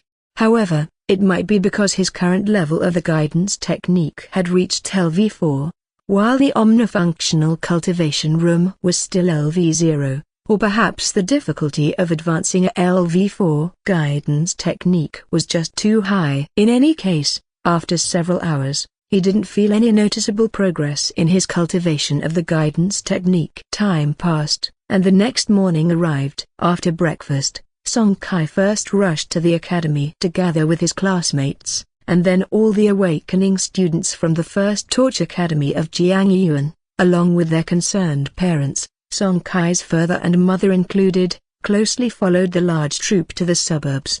Along the way, Song Kai and others encountered many awakening students from other torch academies. As one of the 5 major cities on White Tower Floating Land, Jiangyuan City had a population exceeding 20 million, with each cohort of students surpassing 100,000. With such a sizable number of students, it was natural that not only the First Torch Academy existed. Even though the First Torch Academy gathered all the elite student sources of Jiangyuan City, it was not possible to encompass all the awakening students of Jiangyuan City. According to past practice, the number of students who successfully awoke each term was generally around 1,000. Half an hour later, in the suburbs of Jiangyuan City, on the ultra-long-range Starry Sea launching platform, the number of citizens from Jiangyuan City gathered here had already surpassed 5,000. As one of the few major events in Jiangyuan City each year, the crowd that came to watch the Alien Star Domain launching ceremony was not small. Moreover, if you added the newly arrived students, teachers, and parents, the number of people around the launching platform at this moment had reached the tens of thousands. About 20 minutes later, once the district director of the Torch Bureau in White Tower verified that all this year's awakening students from Jiangyuan City had arrived, the Alien Star Domain launching formally began. The students of Jiangyuan's First Torch Academy were not the first to take the stage. On the contrary, they were scheduled as the finale. Even far away in Jiangyuan's central city district, every 20 minutes or so, you could still see the giant pillars of light soaring into the sky. And after each pillar of light, that represented 100 newly awakened students from Jiangyuan City, being launched into the unknown Starry Sea light years away. Song Kai and Sun Hao were in the same batch. They went up on stage together, quickly summoned their spectral shuttles and lined up neatly. When 100 spectral shuttles were in formation, an officer from the Torch Bureau just outside the launching platform gave the command. A kilometer-wide column of light shot up into the vault of heaven. As 100 spectral shuttles disappeared above the platform, the parents and many other relatives outside the launching platform, including Song's father and mother, did not choose to leave. Instead, they took outdoor-specific tents from their backpacks and started to slowly set them up. They were going to wait here all night because the initial phase of the Alien Star Domain exploration lasted 24 hours, and in case of emergency, one could choose to return home actively. Out of concern for their children, no parent was willing to go home, preferring to wait here all night. The strong sensation of weightlessness caused Song Kai to instinctively close his eyes, and the violent shaking made the shuttle's body seem to creak. If he hadn't already fastened his seat belt, he didn't dare to imagine what would happen to him. As the sense of weightlessness and dizziness acting on him significantly decreased, without waiting for his body to calm down, Song Kai, fighting the extreme discomfort in his heart, forced his eyes open and rapidly activated the spectral shield components on his shuttle. Song Kai firmly agreed with the phrase his old class teacher often said, "The Starry Sea alien race will not wait for you to recover your senses." What you need to do is to always be one step ahead of your opponent, whether it's taking action or fleeing. The spectral shield, enhanced to LV7, had a charging time of 23 seconds. A little over 20 seconds later, when the black shield on the surface of the spectral shuttle was fully activated, Song Kai finally breathed a sigh of relief. Only then did he have time to adjust his physical state and check the environment outside the shuttle. As for why he didn't activate the spectral shield before the launch, this involves another common sense of the Torch human civilization. During ultra-long-range deployment, the warship actually needs to withstand tremendous forces of spatial compression. If one activated the energy shield in advance, under the effect of spatial power, overloading the energy shield would be inevitable. After all, even the strongest energy shield can't possibly match the mighty power of the void. And what it meant for an energy shield of a Torch warship to overload did not need to be belabored. As far as Song Kai knew, once an energy shield overloaded, it would take at least half an hour to reactivate, with some even taking up to an hour. During this period, although the Torch warship wasn't completely defenseless, its defenses were reduced by at least 70%, significantly increasing its vulnerability. Therefore, activating the warship's energy shield before deployment was a major taboo for all Torch ship captains. His gaze fixated on the screen, Song Kai furrowed his brows slightly. The screen was pitch black, indicating that there were no star-like celestial bodies or floating lands nearby. Turning to the radar detection results, it showed the same year within the detection range. There was no trace of large celestial bodies or floating lands. There weren't even any signs of small fragment belts. Seeing this, a slight sense of unease formed in Song Kai's heart, but he didn't dwell on it immediately, as his mind was still preoccupied with another matter. After repeatedly confirming that there were no dangers around the shuttle, he took out the Starry Sea Ruins market token that was still worn on his chest and quickly started channeling spectral energy into the token. It's important to note that the Anger Tiger model Starry Sea floating land mining cart specialized prospecting instrument, and other large items were still stored in the ruins market. I have to be able to enter, Song Kai inwardly shouted desperately. Whether or not he could access the Zutan ruins market in the alien star domain was extremely important and could greatly determine the upper limits of his future achievements. How could he not be worried? As the spectral energy continued to infuse, Song Kai's heart sank bit by bit, as the Star Sea Ruin market token showed no reaction. Just as he was about to give up, a familiar force of attraction abruptly acted upon his body. Feeling this pulling force, Song Kai could hardly conceal his excitement, his face brimming with joy. The next moment, his figure vanished from within the spectral shuttle. At the same time, in the Zutan ruins market, Song Kai's figure quietly appeared.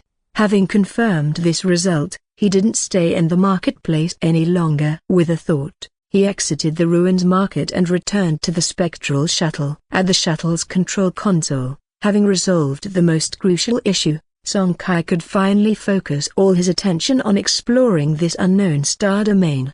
The first few phases of a Torch warship's journey in an alien star domain were limited to only 24 hours. If one wanted to acquire resources, there was little time to waste. Although the resources in the Shattered Starry Sea were extremely rich, it didn't mean that any given star domain would be teeming with a bounty of rare resources. To collect resources, the prerequisite was finding resource points like an asteroid belt, a small fragment belt, or a starry sea floating land, which had a high rate of resource presence.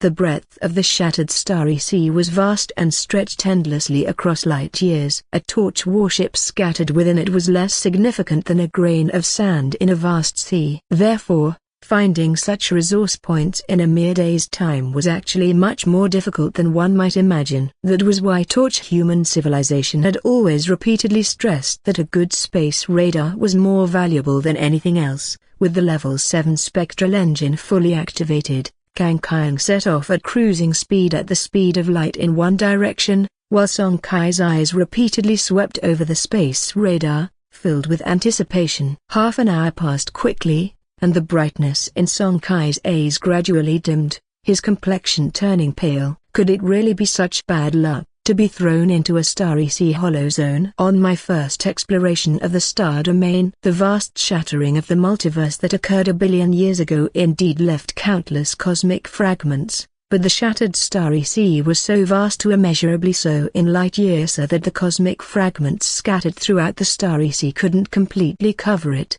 Hence the so-called Starry Sea Hollow Zones were created. Generally speaking, the various Starry Sea civilizations describe those star domains which span over 10,000 light-years in diameter and lack internal structures like floating lands, asteroid belts, small fragment belts, or possess only a minimal number of such structures, as Starry Sea Hollow Zones. Such regions are usually places all Starry Sea civilizations are reluctant to step foot into, for a lack of celestial structures also means the extreme scarcity of various resources. If Song Kai were indeed placed in such a star domain, then he could only consider himself unlucky. However, the reality wasn't so grim. After cruising at light speed for over an hour, Kang Kai finally detected a sizable fragment belt on the spatial radar. Seeing this, Song Kai quickly redirected the shuttle's course, heading straight for the fragment belt. Even though among the various resource points, the value of a small fragment belt was the least significant not only compared to floating lands but also far less than asteroid belts, Song Kai was quite excited. According to the official authoritative data from Torch Human Civilization, Even though the mortality rate for torch warships during their first exploration of an alien star domain is only 5%, beyond this tiny mortality rate, more than 70% of the torch warships that return from their missions do so without any gains. Thus, Song Kai was very clear about how precious this fragment belt he discovered was. Even though he knew full well that where fragment belts appeared, a starry sea floating land would definitely exist somewhere not too far away, Song Kai had no intention of searching for this unknown floating land. His goal was very clear, aimed directly at this fragment belt. As a torch warship that had just recently merged, even with the support of his parents and a round of enhancement upgrades beforehand, within the vast starry sea that started at light years, this was but a drop in the bucket. One must understand that when textbooks say near a small fragment, there must be a starry sea floating land, the term not too far away is actually relative. In reality, the distance is generally beyond what a spectral shuttle could reach within 24 hours. Attempting to investigate that unknown floating land would likely result in running out of the 24-hour exploration time before even obtaining the precise coordinates. Even if he were lucky enough to reach the unknown floating land, the delay would not leave him much time to scavenge for resources, so it is better to stay and explore the current fragment belt. Even though the resources in the fragment belt indeed couldn't compare in rarity to those found on planet belts and floating lands, right now this was something Song Kai could truly lay his hands on. Moreover, one mustn't forget that in the ruins market there was also the Furious Tiger mining cart. If the unit price wasn't comparable, then he would make up for it in quantity. Soon, Kang Kyung successfully reached the periphery of the fragment belt and confirmed it was indeed the small fragment belt as introduced in the textbooks. Song Kai suppressed his eagerness. First, he took out the basic Dutchy civilian exoskeleton stored in the shuttle's warehouse and put it on. Then, he activated the sole special component on Kang Kyung, the Fire Peony Soldier effigy tree. After consuming a full 1,000 spectral energy points from the spectral energy pool, 10 Fire Peony Soldier figurines, each over 2 meters tall and exuding a fiery red hue, were summoned. Looking at the 10 soldier figurines standing neatly before him, their presence burning intensely like fire, a hint of satisfaction appeared in Song Kai's eyes. These 10 first-rank Fire Peony Soldier figurines would provide the support he needed for the upcoming exploration of the small fragment belt. Although they were only at the beginning of the first rank, even when encountering up to 5 first-rank alien species, they were more than enough to ensure Kang Kyung's safety. Name: Fire Peony Soldier figurine. Quality: white. Rank: first rank. Upper limit second rank. Level: LV10. Active ability: none. Passive ability: fiery intensity. As a fire attribute soldier figurine, attacks carry extra burn damage. Explanation: a product of some lost civilization, of quite ordinary quality. Ordering the 10 Fire Peony Soldier figurines to guard evenly around himself, Song Kai's globula flashed with ghost light, and in the next second, the Kang Kyung below his feet suddenly disappeared, taken into the ancestral torch aperture at his brow. The next second, Song Kai and the 10 Fire Peony Soldier figurines were all exposed in the external starry space, and a wave of discomfort instantly swept over his body, instinctively holding his breath. As a member of the Starry Sea human race with only LV4 in guidance technique and still at 0 rank life level, Song Kai couldn't adapt to the special environment of star space. Only life forms above first rank could stay in interstellar space for extended periods. Luckily, there was no gravity in starry space, and preliminary detection had shown that there were no special spores or floating viruses present, so the 11 figures were quietly suspended there. Ordering the Fire Peony Soldier figurines to wait in place, Song Kai's figure quickly vanished, and 2 minutes later, when he reappeared, he once again summoned the Kang Kyung. However, by this time, several large objects had appeared in the cabin of the Kang Kyung. In the cabin, after fitting the mining cart's specialized prospecting instrument onto the Furious Tiger Type 1 floating land mining cart alongside 2 Fire Peony Soldier figurines, Song Kai controlled the Kang Kyung, slowly entering the small fragment belt ahead. This fragment belt stretched for tens of thousands of kilometers, filled with large and small stellar fragments, where a slight mishap could cause collisions, making light-speed cruise like before impossible. Fortunately, it wasn't necessary to scout fragment by fragment. The onboard artificial intelligence of the previously loaded Furious Tiger mining cart would automatically conduct detection if there were special mineral resources within 10 kilometers of the Kangkayang. The vehicle's AI would promptly issue a reminder. Advancing slowly, the vehicle's AI occasionally sent alerts, but Song Kai had yet to instruct the Kangkayang to stop. Radiation response for black copper detected on the fragment of the left-hand coordinates XXXX, preliminarily estimated at around 100 kilograms.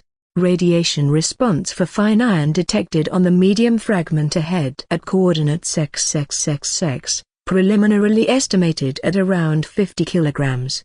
Radiation response for gold detected on the left-hand coordinates, preliminarily estimated at around 200 kilograms. Though the vehicle's AI issued numerous prompts, they were mostly for common resources, which were pitifully scarce. Not to mention ton-level reserves, there wasn't even 300 kilograms or more, so they were simply not worth mining. One should note that each stop for the Spectral Shuttle, deploying the Furious Tiger mining cart to start mining, would take at least half an hour. Even more than an hour would not be surprising. Thus, spending such a long time to mine a couple of 100 kilograms of ordinary mineral resources, worth less than a wisp of zero-rank floating land origin, was incredibly uneconomical.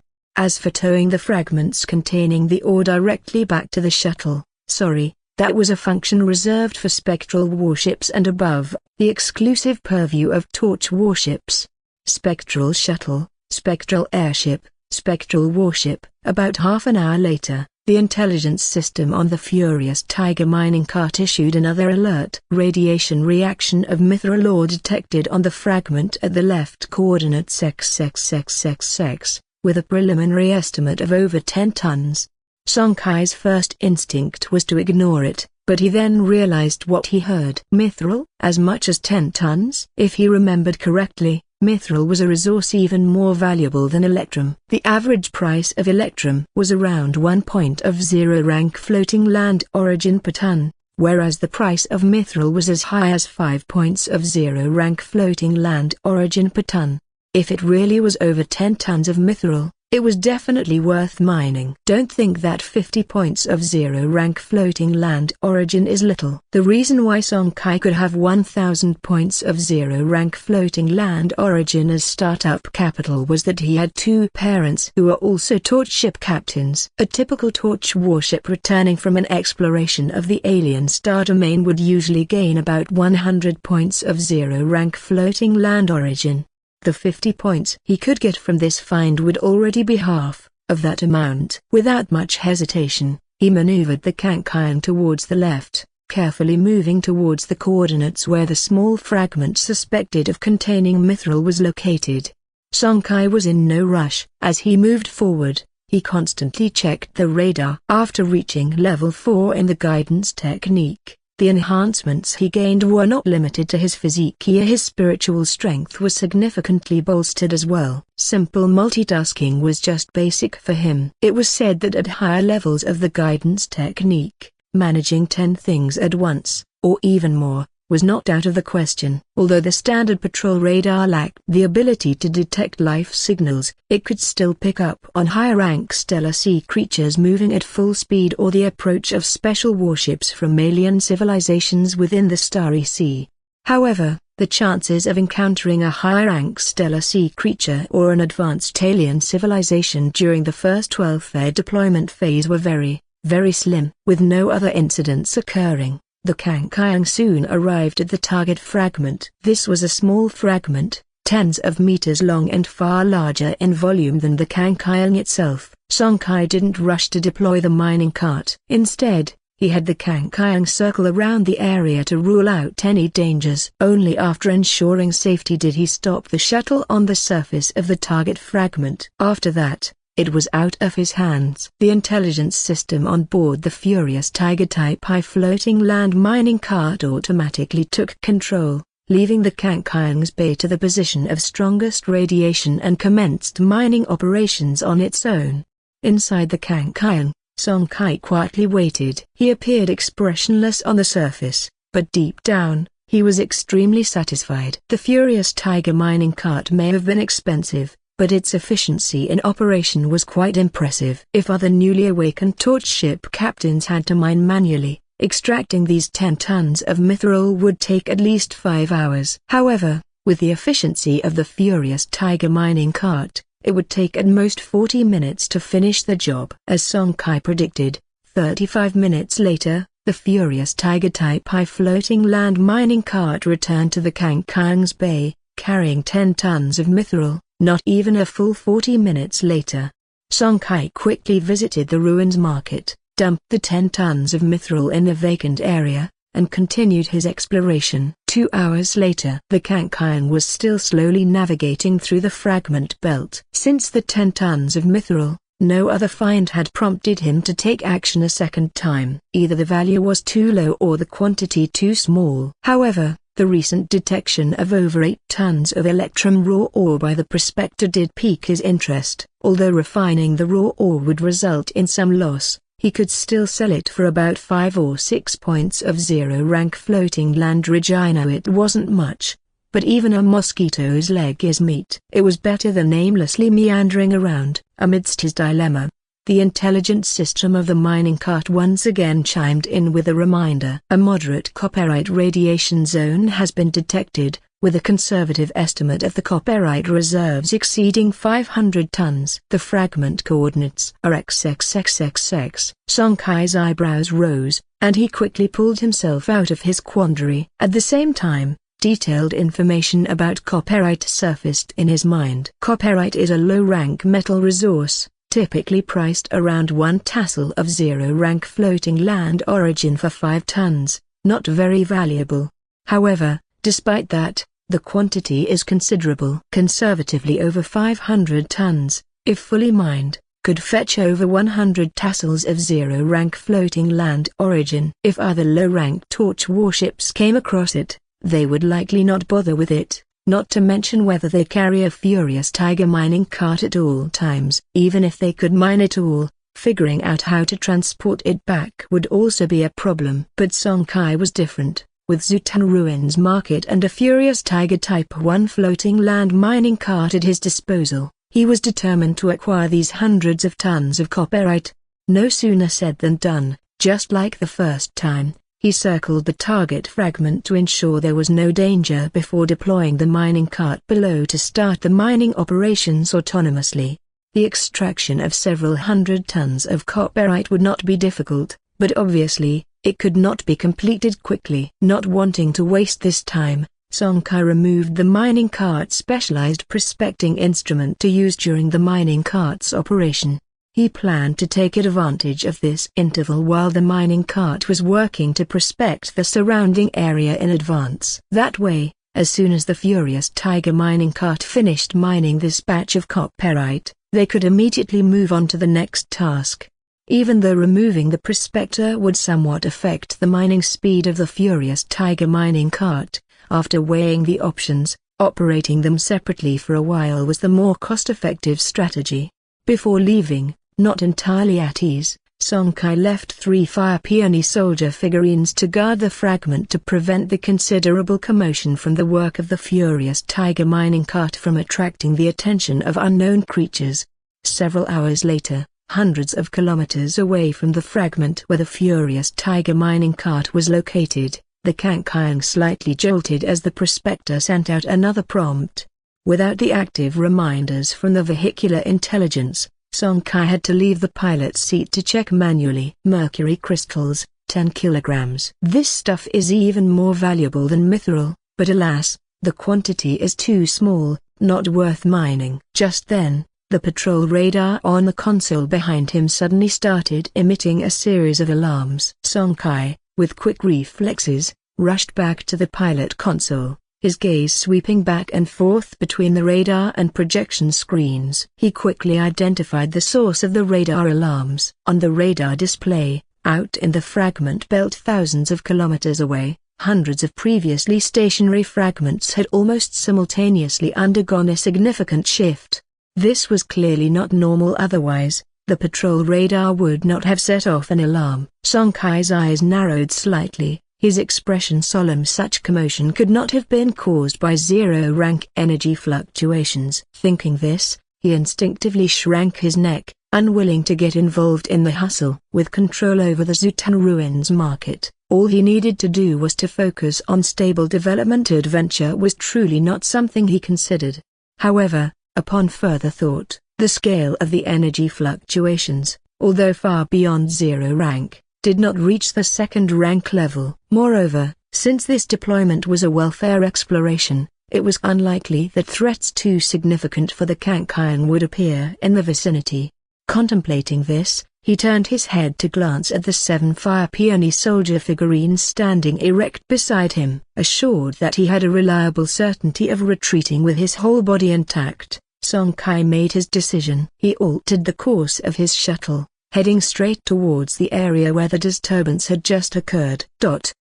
An hour later, behind a large piece of debris, the Kankian had already extinguished its engines and was quietly docking on the debris. This piece of debris was over 20 meters in both length and width and perfectly concealed the body of the Kankian. On the other side of the debris was a vacuum area enveloped within the fragment belt, different from the Starry Sea Hollow Zone. The diameter was very small, no more than 10,000 meters, and at the very center of the vacuum zone was a flat piece of debris nearly 1,000 meters in diameter.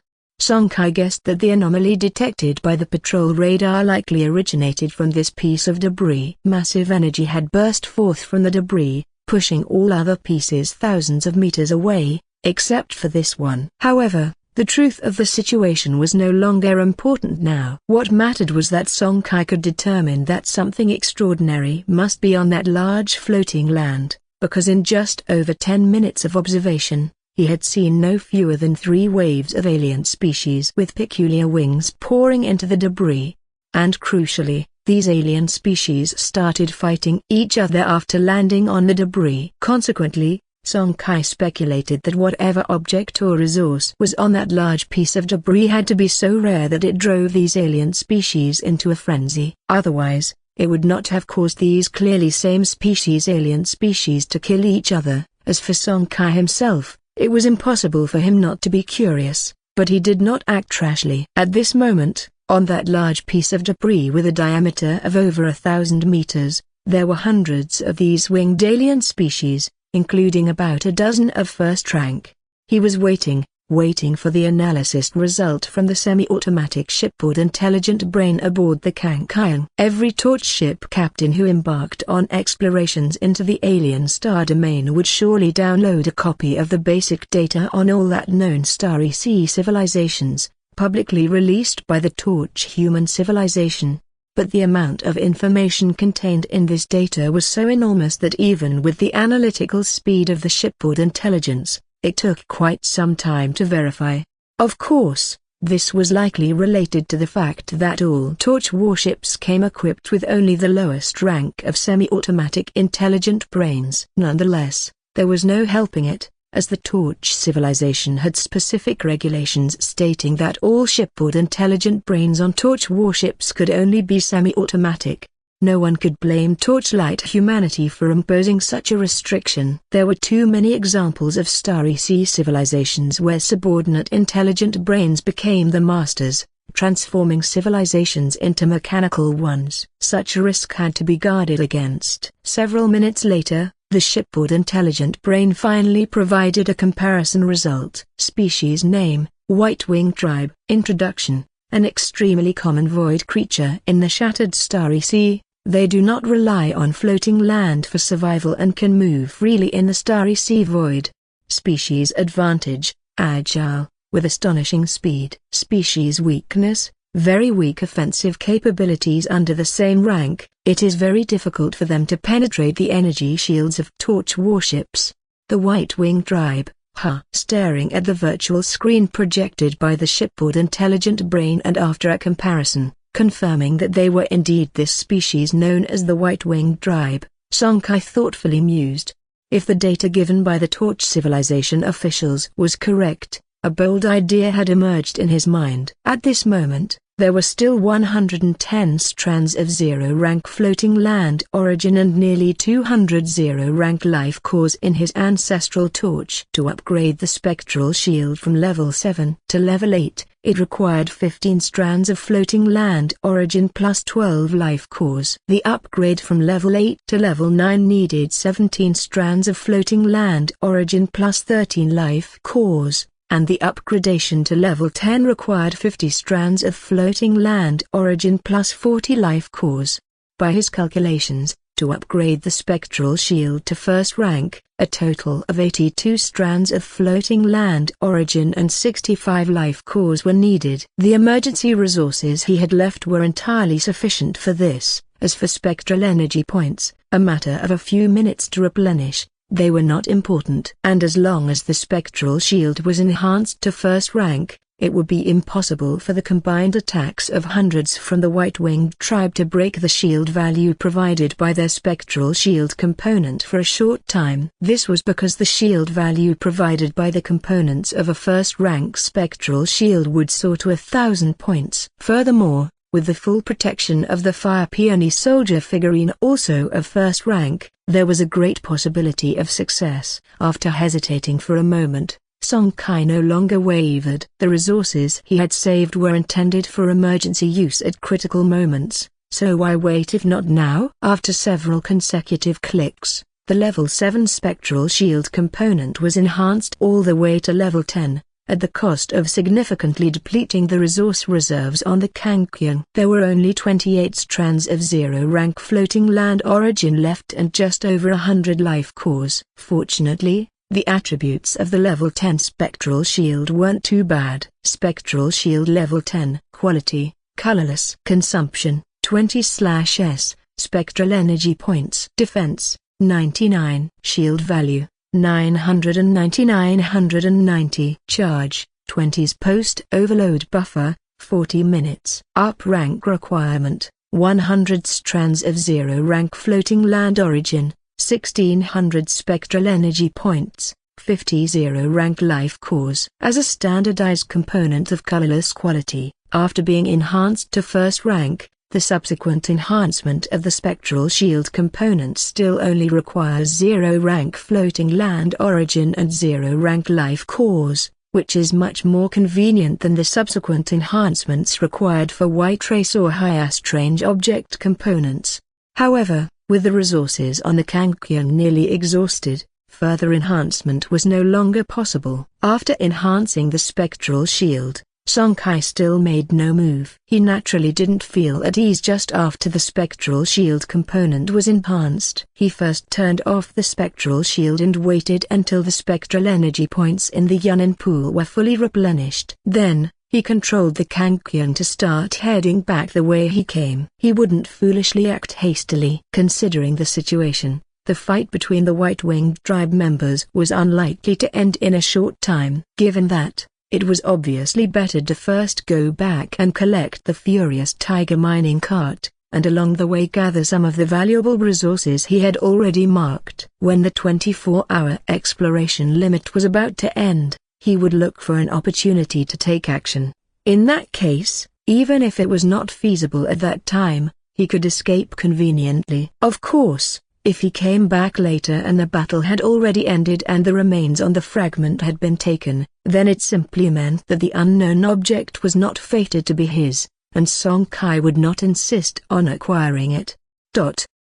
More than 10 hours later, Song Kai returned precisely to the area of the small hollow. By now, only half an hour remained of the 24-hour limit since his initial deployment into the alien star domain. Looking ahead at the large fragment, there were still more than 200 of the remaining White-Winged tribe members. Likely, a few more groups had arrived after he had left. The only point that frustrated Song Kai was that, over 10 hours, not only had the number of first-rank members of the White-Winged tribe not decreased, but there were actually several more. Now, there were nearly 20 first-rank members of the White-Winged tribe on that fragment. Although there were quite a few first-rank White-Winged tribe members, Song Kai hesitated only for a moment before the next second saw the Kankian wrapped in a layer of spectral shield, suddenly burst out from the fragment belt and charged straight towards the large fragment in the void area ahead.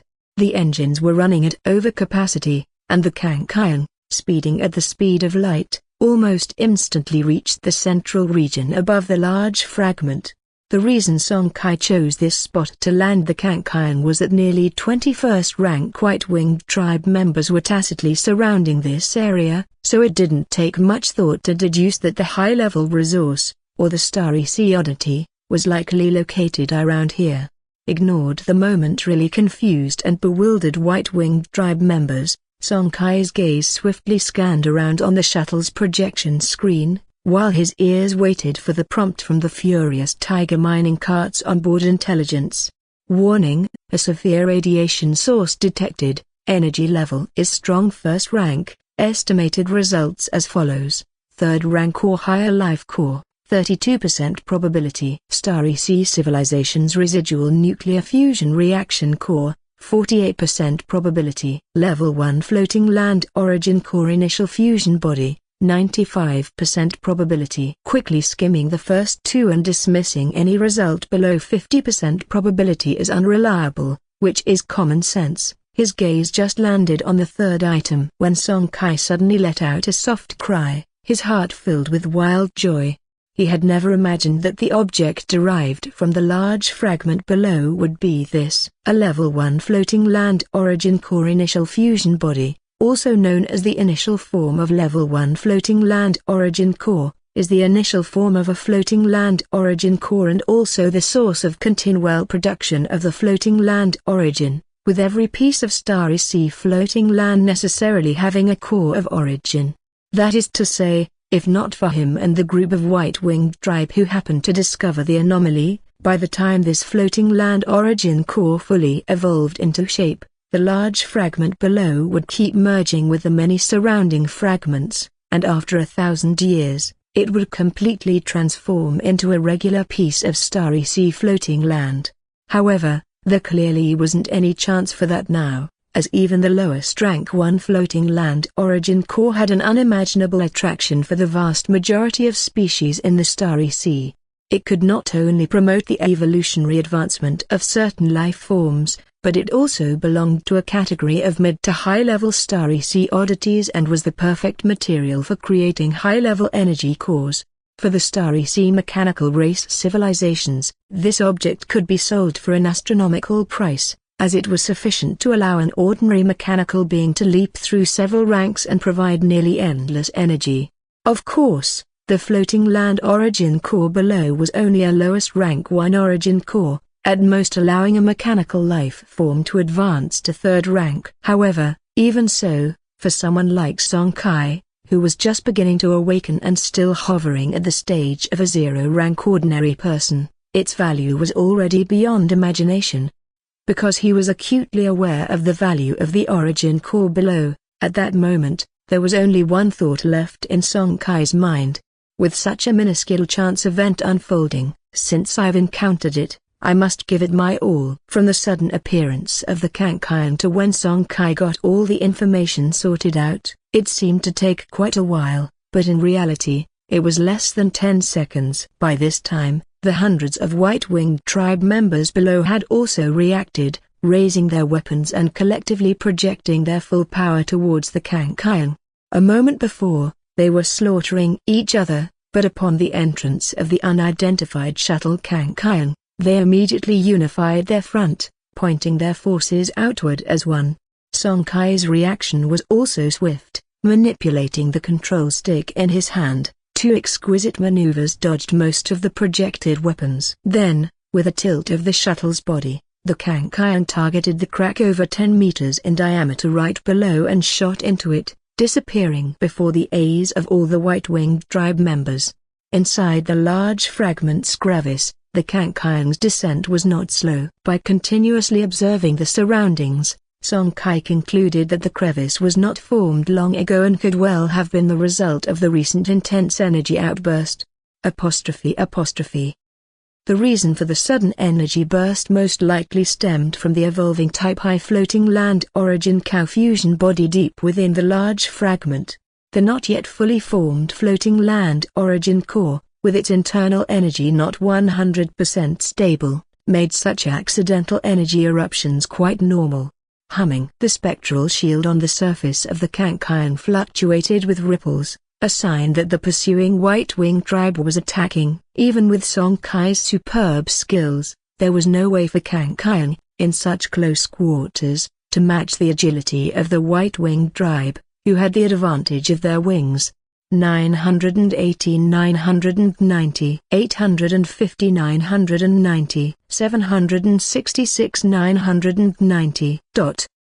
The shield value of the spectral shield was dropping at a visibly fast rate, and Song Kai had lost his previous composure, his heartbeat accelerating rapidly.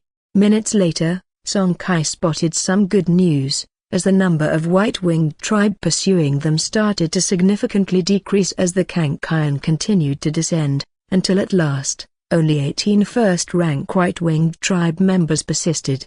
However, he soon understood the reason. Even without the attacks from the first-rank White-Winged tribe behind them, the shield value of the spectral shield continued to drop at a steady rate. Song Kai, who had realized too late, now understood the situation. Obviously, the closer they got to the origin cow fusion body near the bottom of the rift, the more intense the external pressure from increasing energy, which he hadn't felt at all due to the isolation provided by the spectral shield. 499 990. Seeing the shield value fall below 500 points, Song Kai gritted his teeth while simultaneously slamming down on the hand that gripped the control stick, and in the next instant, the Kankian abruptly accelerated and swooped down at a speed far exceeding its previous one. He was well aware that he needed to reach the position of the floating land origin cow fusion body below as quickly as possible, otherwise, even if he found it later, he wouldn't have enough time to collect it. Without the protection of the first-rank spectral shield, facing an energy shock nearly at second rank with his current LV4 guidance technique would be tantamount to suicide. I must reach the floating land origin core and bring it on board the Kankian before the spectral shield components overload. With this single thought in mind, Song Kai had no further concerns, whether it was collisions with the rift walls or the occasional attacks from the first-rank White-Winged tribe behind him. To him, they were now out of consideration. As a result, the speed at which the Kankian descended increased nearly twofold, and correspondingly, the rate at which the spectral shield's value dropped was even faster. After tens of seconds, in Song Kai's anxious gaze, the Type I floating land origin cow fusion body finally appeared at the edge of Kankian's field of vision. Instinctively, he pushed the thrust lever forward once more, and to the outside observer, the Kankian appeared like a streak of light, flashing just for an instant as it swept up to the vicinity of the origin cow fusion body. The space above the floating land origin core, radiating terrifying thermal energy, the shuttle bay of the Kankian warship slowly opened. In addition, a traction beam also shot out from within the shuttle, aiming straight at the fusion body of the origin core. The moment the traction beam acted on the fusion body of the origin core, Song Kai felt a significant repulsion, an innate resistance from the fusion body against this unfamiliar constraining force.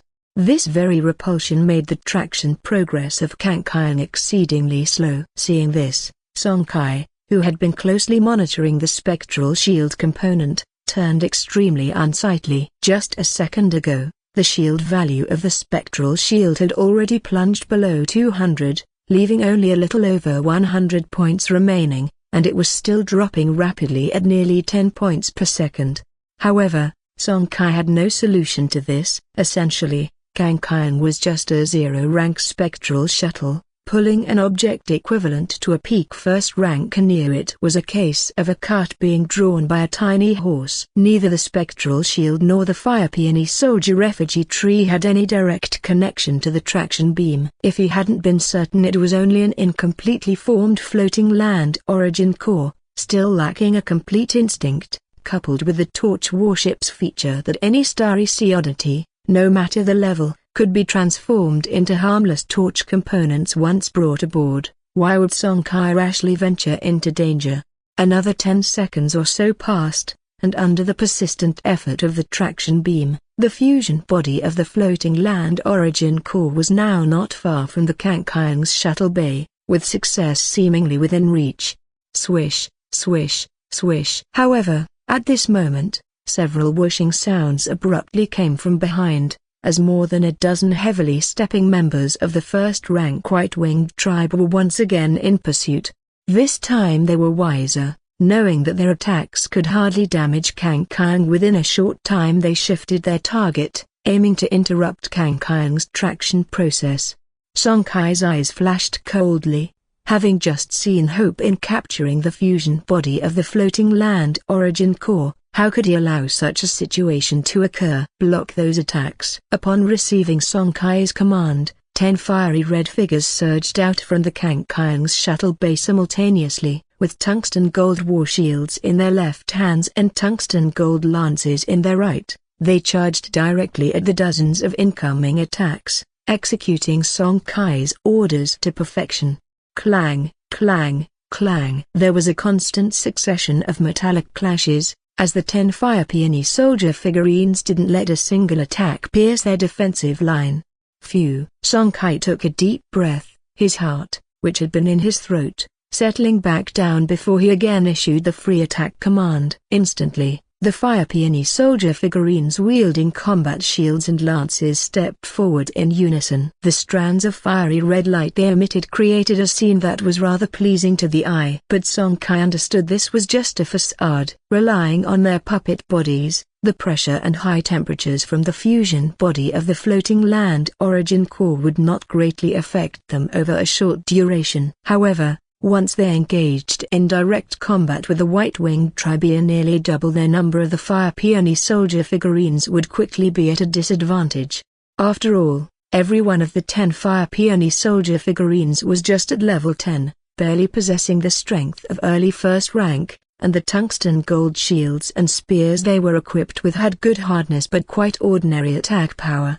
Yet that didn't matter anymore. As long as the fire peony soldier figurines could hold out for more than 5 seconds, that would be enough. He had never counted on defeating or even killing any of the white-wing tribe. Time passed, and what used to be a brief second now felt exceptionally long to Song Kai. 56,990, 47,990, 37,990, apostrophe. Just as the shield value of the spectral shield was about to drop to 0, the level 1 floating land origin cow fusion body was finally completely drawn into the engine room of the Kangkaiang. Close shuttle bay doors. Turn the shuttle around. Spectral engine overload operation. There was no time to check the attributes of the floating land origin cow fusion body, which had now transformed into an integrated ship component almost simultaneously with the successful traction. Song Kai's spirit operated at full speed. In a state of highly focused mind, he even faintly broke through his own limits and managed to achieve threefold mind utilization. Humming. Amid the roaring noise of the engine, Kangkaiang turned into a residual image, charging straight towards the rift above. To speak nothing of checking the attributes of the componentized floating land origin cow fusion body. At this moment, Song Kai couldn't even spare a thought for the fire peony soldier figurines, his mind solely focused on escaping the rift space as quickly as possible. Without the strong energy fluctuations emitted by the floating land origin cow fusion body, the several hundred members of the white-winged tribe nearby were no longer restrained, and with the spectral shield nearing collapse, this was when the defenses of the Kangkaiang were at their weakest. It wasn't just the first-rank white-winged tribe to be wary of. Even several hits from the zero-rank members could potentially lead to the destruction of the ship and death. Luckily, the 10 fire peony soldier figurines were holding back most of the first-rank white-winged tribe, or else Song Kai might even have considered fleeing into the Zutan ruins market. Of course, he would only take that step as a last resort. While taking refuge in the ruins market would ensure safety, Who could say whether it would also trigger the return function of the torch warship? What if it didn't? Wouldn't that mean he would be stranded in this unknown star domain forever? According to the results of multiple tests over the past several hours, at present, entering and exiting the Zutan Ruins market was based on his own location. What did that mean? In simple terms, it meant that wherever he entered the Zutan Ruins market from, he could only exit at the same location. Because of this feature, if he missed the torch warship's automatic return, he would only be able to shuttle between this star domain and the Zutan Ruins market in the future, making it nearly impossible to return to the realms where torch human civilization resided. Just thinking about that possibility made Song Kai utterly reluctant. Even with the Zutan Ruins market available, where he could engage in market trades once a month to ensure subsequent resource acquisition, it wouldn't affect his continual enhancements and advancements. But the problem lay in the absence of the backing of a powerful civilization. No matter how strong an individual's combat power was, in the brutal shattered starry sea, it was still extremely dangerous. Because one could never imagine the horrifying depth of heritage a middle to higher level civilization with over 100,000 years of legacy could possess. Kang Kian was racing through space, and although Song Kai had already pushed the speed to its limit, many attacks from the white-winged tribe still landed on the hull of the shuttle. Boom, boom, boom. At the same time, the main cannon and secondary cannons on the Kang Kian continued to fire towards the rear, either directly attacking the pursuing white-winged tribe or blasting the rock walls on both sides at the rear to obstruct the following alien horde with countless shattered rocks. However, there were too many members of the white-winged tribe, and this was merely a drop in the bucket. Soon, the spectral shield, already on the verge of collapse, shattered completely, and attacks began to land on the hull of the Kang Kian. The only thing Song Kai could be grateful for was that when he was enhancing the ship yesterday, he upgraded not only the spectral shield component but also the warship armor to LV7. Although the defensive power of this level of warship armor was far inferior to a first-rank spectral shield, as long as it wasn't attacked by a first-rank white-winged tribe member, it could hold out for a while. Speak of the devil, and he shall appear. Just a second ago, Song Kai was feeling relieved that no first-rank members of the white-winged tribe had caught up, when suddenly, the rear section of the Kang Kian quivered violently. An attacker from the white-winged tribe had caught up from behind, launching a precise strike that hit the warship's tail. Warning: warship armor damaged by 34%, warship integrity compromised by 13%. Please conduct repairs immediately. Song Kai's face paled with shock. Although the attack power of the white-winged tribe was generally weak, the fact that the warship armor was damaged by less than 6% from the strikes of a dozen zero-rank members had proven this. But no matter how low the damage was, an attack that spanned a rank was utterly alarming. A single blow from a first-rank member of the white-winged tribe had destroyed a quarter of the warship's armor, implying that if the Kang Kian sustained 2 or 3 more hits, the warship itself would suffer irreversible damage. Activate the basic nanobot repair pack. In haste, Song Kai issued a command to the semi-autonomous onboard intelligent brain and dared not be distracted, still fully controlling the Kang Kian as it sped upward. His plan was simple: if he could just escape this rift, he would then be able to activate the light-speed cruise capabilities of the warship without any reservations. Even if a first-rank member of the white-winged tribe was faster, they certainly could not match the speed of light. Warning: warship armor damaged by 36%, warship integrity compromised by 14%. Please conduct repairs immediately. Basic nanobot repair pack activated. Warship armor repairing by 3%. Warship integrity repairing by 4%. Current damage level. Warning: warship armor damaged by 35%. Warship integrity compromised by 12%. Please conduct repairs immediately. Amid the continual sounds of damage and repair, no one knew how much time had passed when the Kang Kian experienced another severe tremble, followed by even more frantic intelligent warnings. Severe warship damage. Current warship armor damage level at 80%, warship integrity compromised by 62%. When warship integrity exceeds 80%, the shuttle will lose its ability to maneuver. Please conduct repairs immediately. The second strike from the pursuing first-rank member of the White-Winged tribe behind had instantly increased the extent of damage to the warship's integrity by more than half.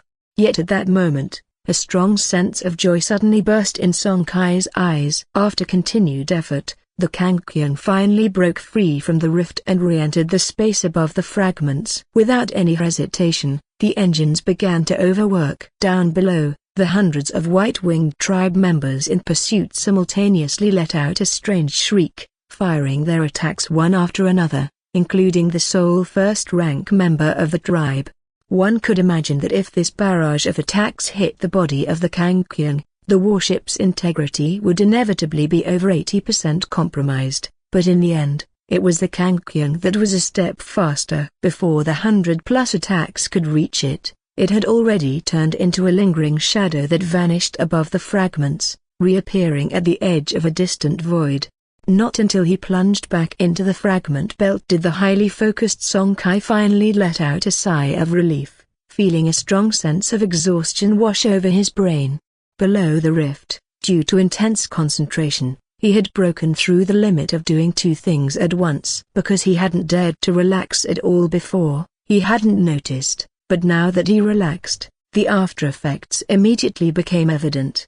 About this, Song Kai was not surprised and even felt a secret excitement deep inside. Generally speaking, torch ship captains at 0 rank, even when their guidance technique reaches LV9, can only achieve two things at once. Mastery of 3 simultaneous tasks is something that requires pushing beyond LV10 and undergoing a sublimation of life's order. The reason he, currently at LV4 in guidance technique, was able to briefly enter a state of threefold mind utilization was entirely built on the high-speed overdraw on his spiritual consciousness, which naturally led to a period of lethargy afterwards.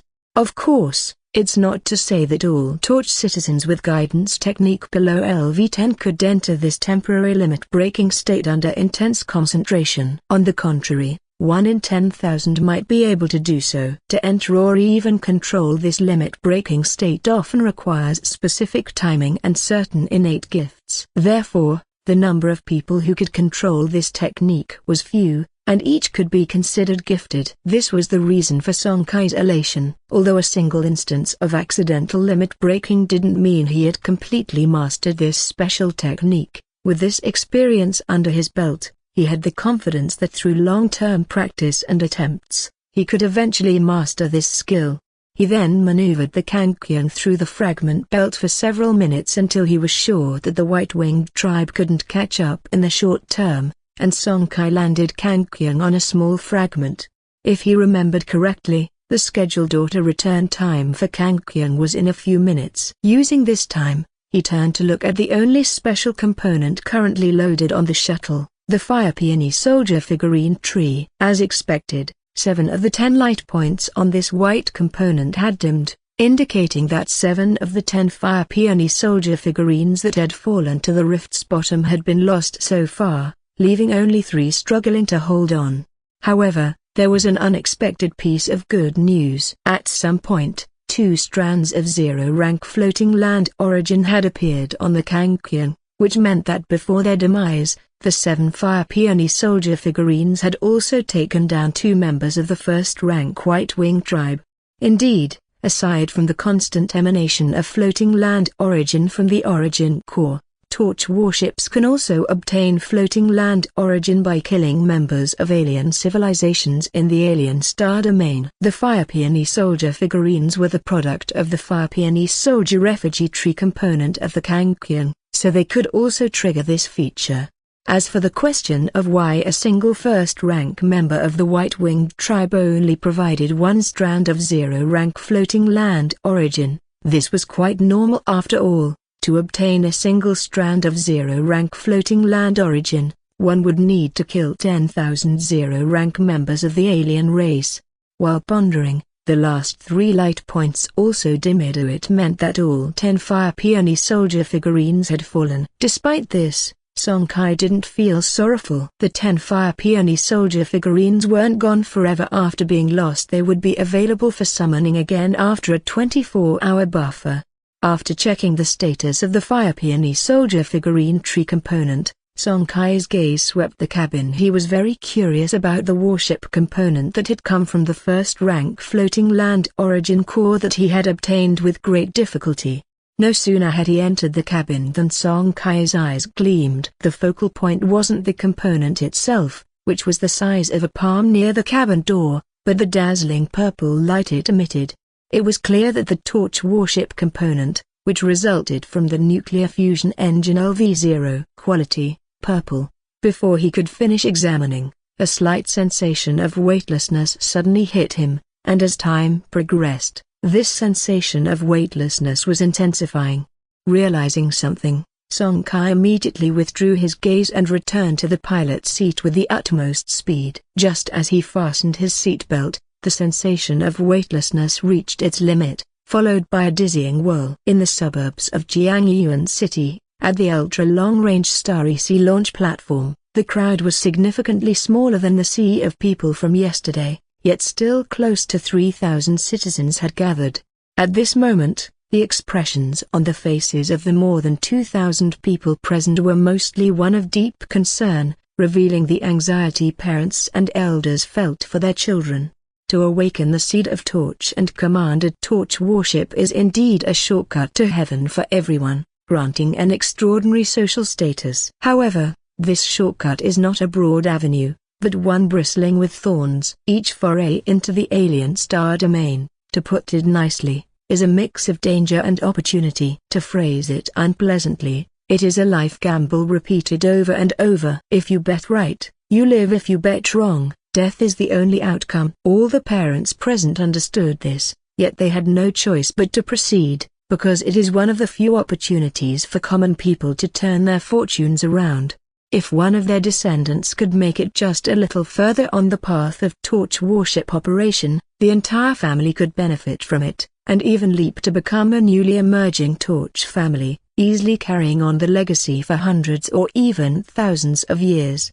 For the average citizens within the domain of torch human civilization, this is almost a common goal pursued by everyone. Hum hum hum. Amidst the intense humming sounds, the anxious parents finally saw the beam of light piercing the heavens light up again. When the light dissipated, the once empty launch platform had nearly 100 spectral shuttles appear on it. These were the first 100 spectral shuttles launched yesterday. However, looking at the numbers, out of the 100 people, only 94 had returned. All students, listen to the command, immediately fly away from the launch platform. Outside the launch platform, the Torch Bureau officers' directives rang out immediately. One after another, the spectral shuttles began to leave the platform, freeing up space for the subsequent return of the spectral shuttles.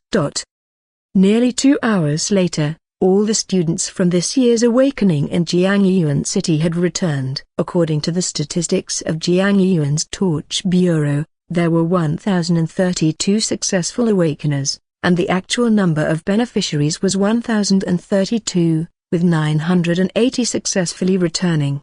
That means the number of students who died or were lost in the alien star domain for unknown reasons totaled 52. It's a figure that couldn't be more normal. But the atmosphere on site was inexplicably heavy because these weren't mere numbers, they were 52 living beings.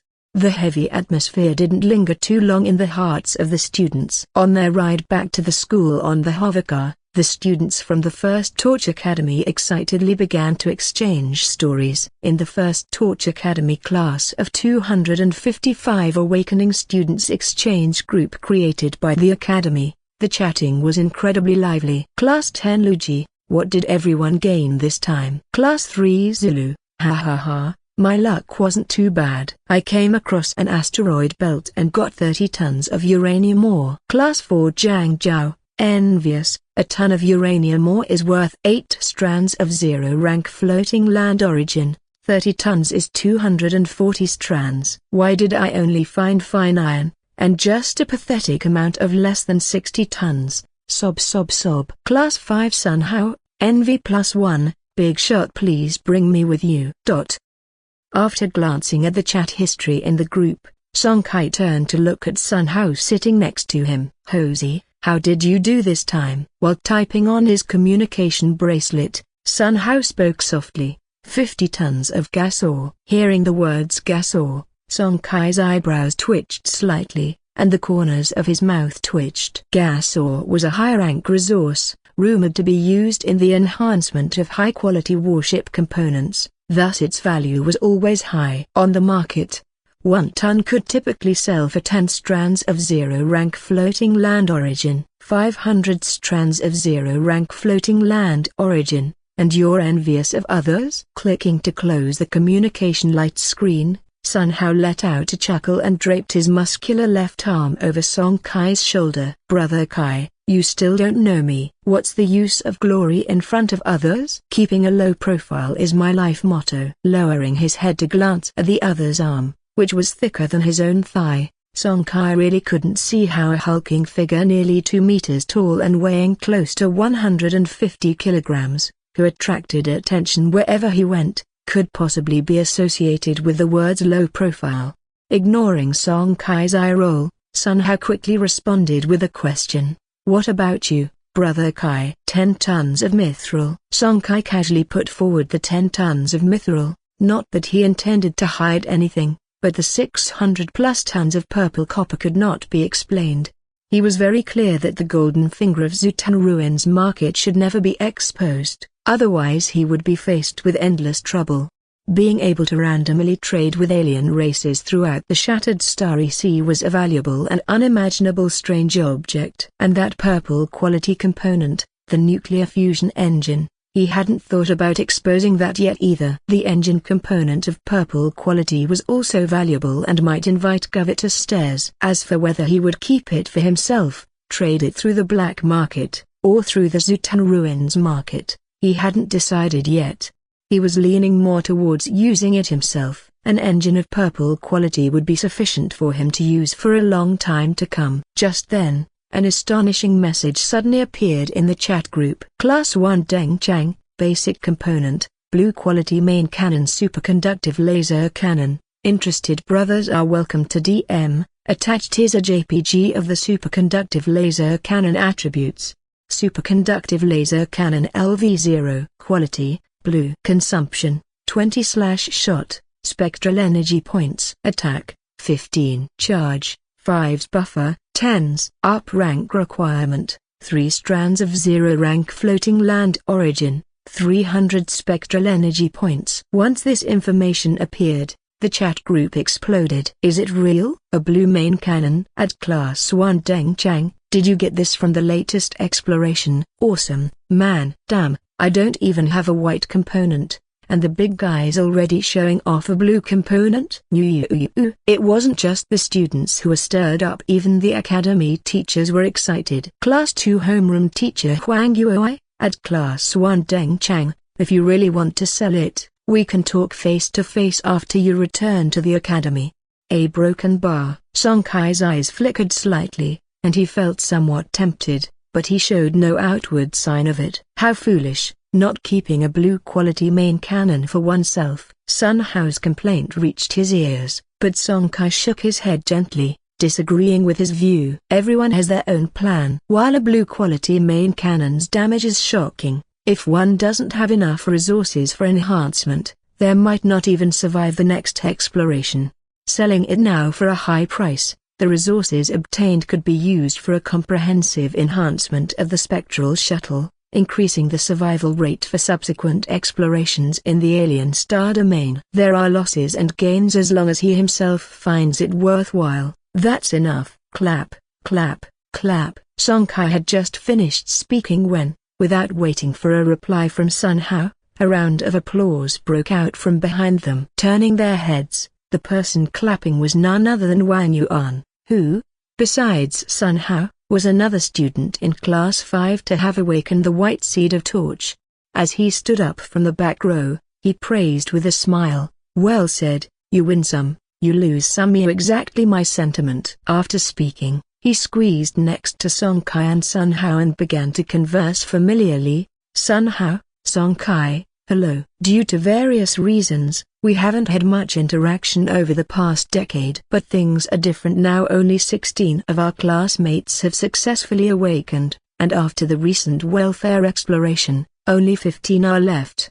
Listening silently to the others' nutritionless words, Song Kai subtly made space and shifted to another seat, discerning that Wang Yuan was here for Sun Hao, not so much for him.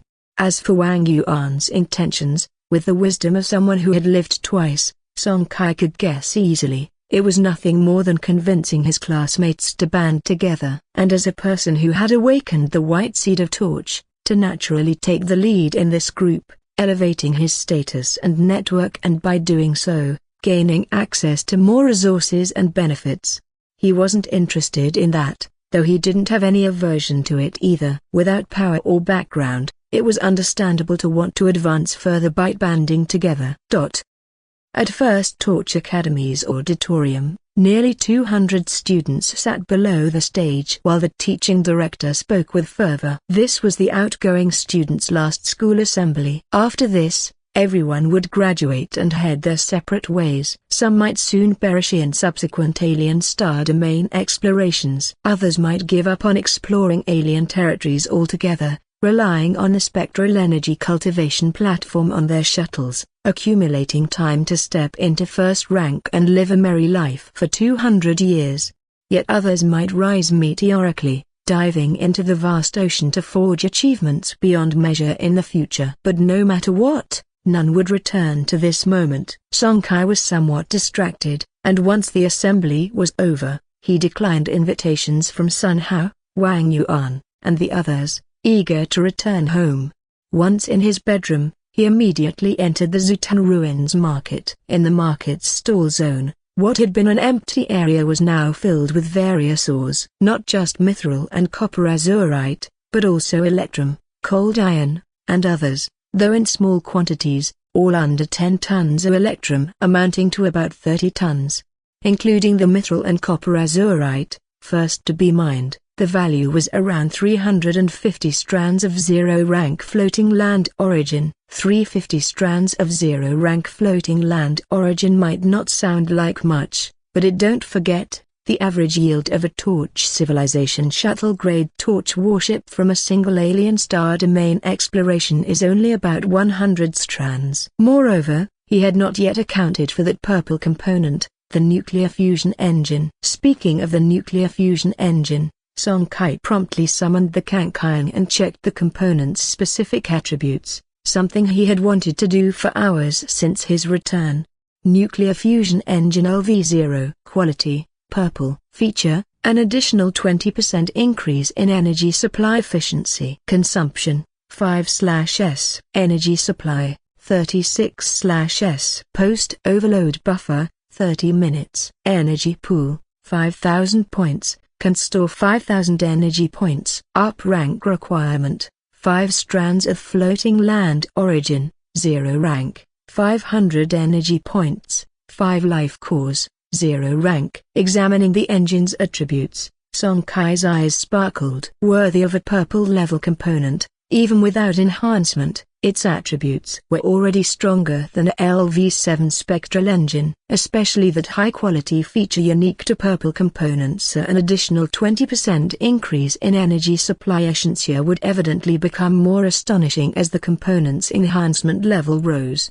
After a slight thrill, Song Kai shifted his attention to the convertible section. This attribute represented the original strange object form of the nuclear fusion engine component. It's been said that each starship component with a color has been transformed from a starry sea oddity. Once a first-rank floating land origin cow fusion body is inducted into a Torch warship, it gets converted into a component shape. Similarly, when the component leaves the Torch warship, it can be reconverted into its original strange object shape. After checking the attributes, Song Kai hesitated to swap the purple engine with the standard spectral engine. While it might seem like a nuclear engine, unrelated to spectral energy, this relationship was only because it hadn't been installed. Once merged into the warship's slot, the seed of Torch would instantly transform the produced energy into spectral energy. The reason he didn't swap it right away was firstly, The exploration of the alien territories had just ended and the second would only start a month later,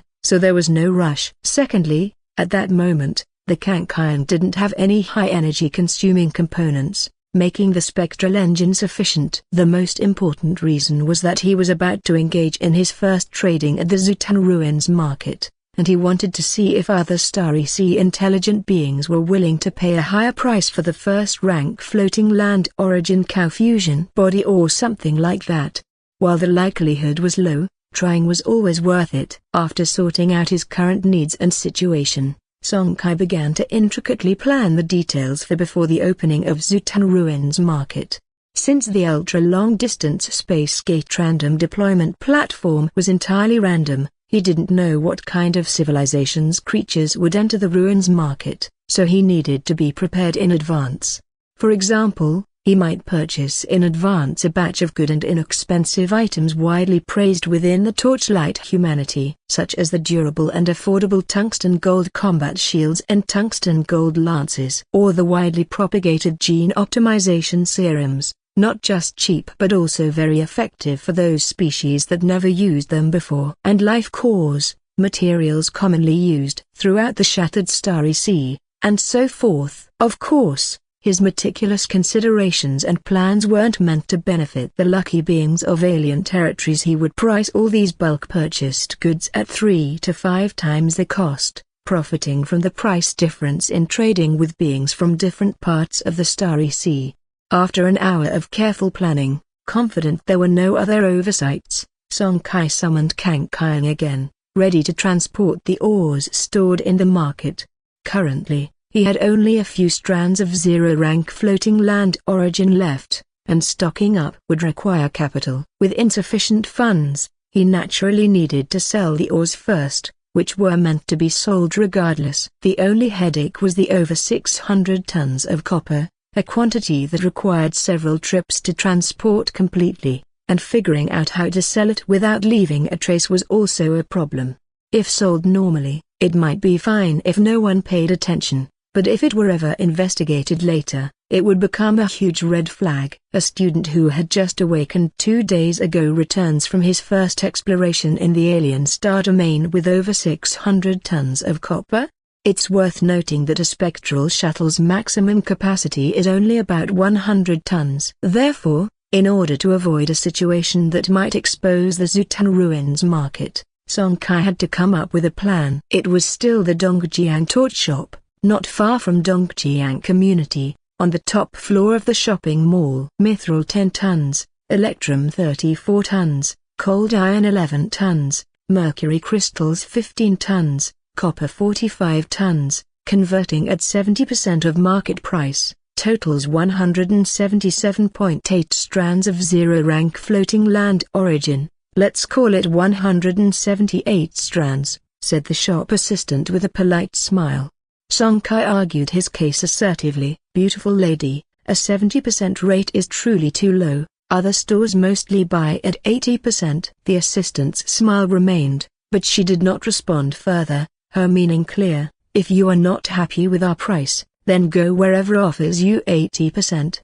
In other words, there was no room for negotiation. Seeing this, Song Kai decided to seek a compromise. How about this, you accept 80%, and I will spend all this floating land origin in your store, how's that? In response to this proposal, the Eagle Machinery store eventually agreed, and Song Kai, as agreed, spent all 203 strands of floating land origin on goods from the store.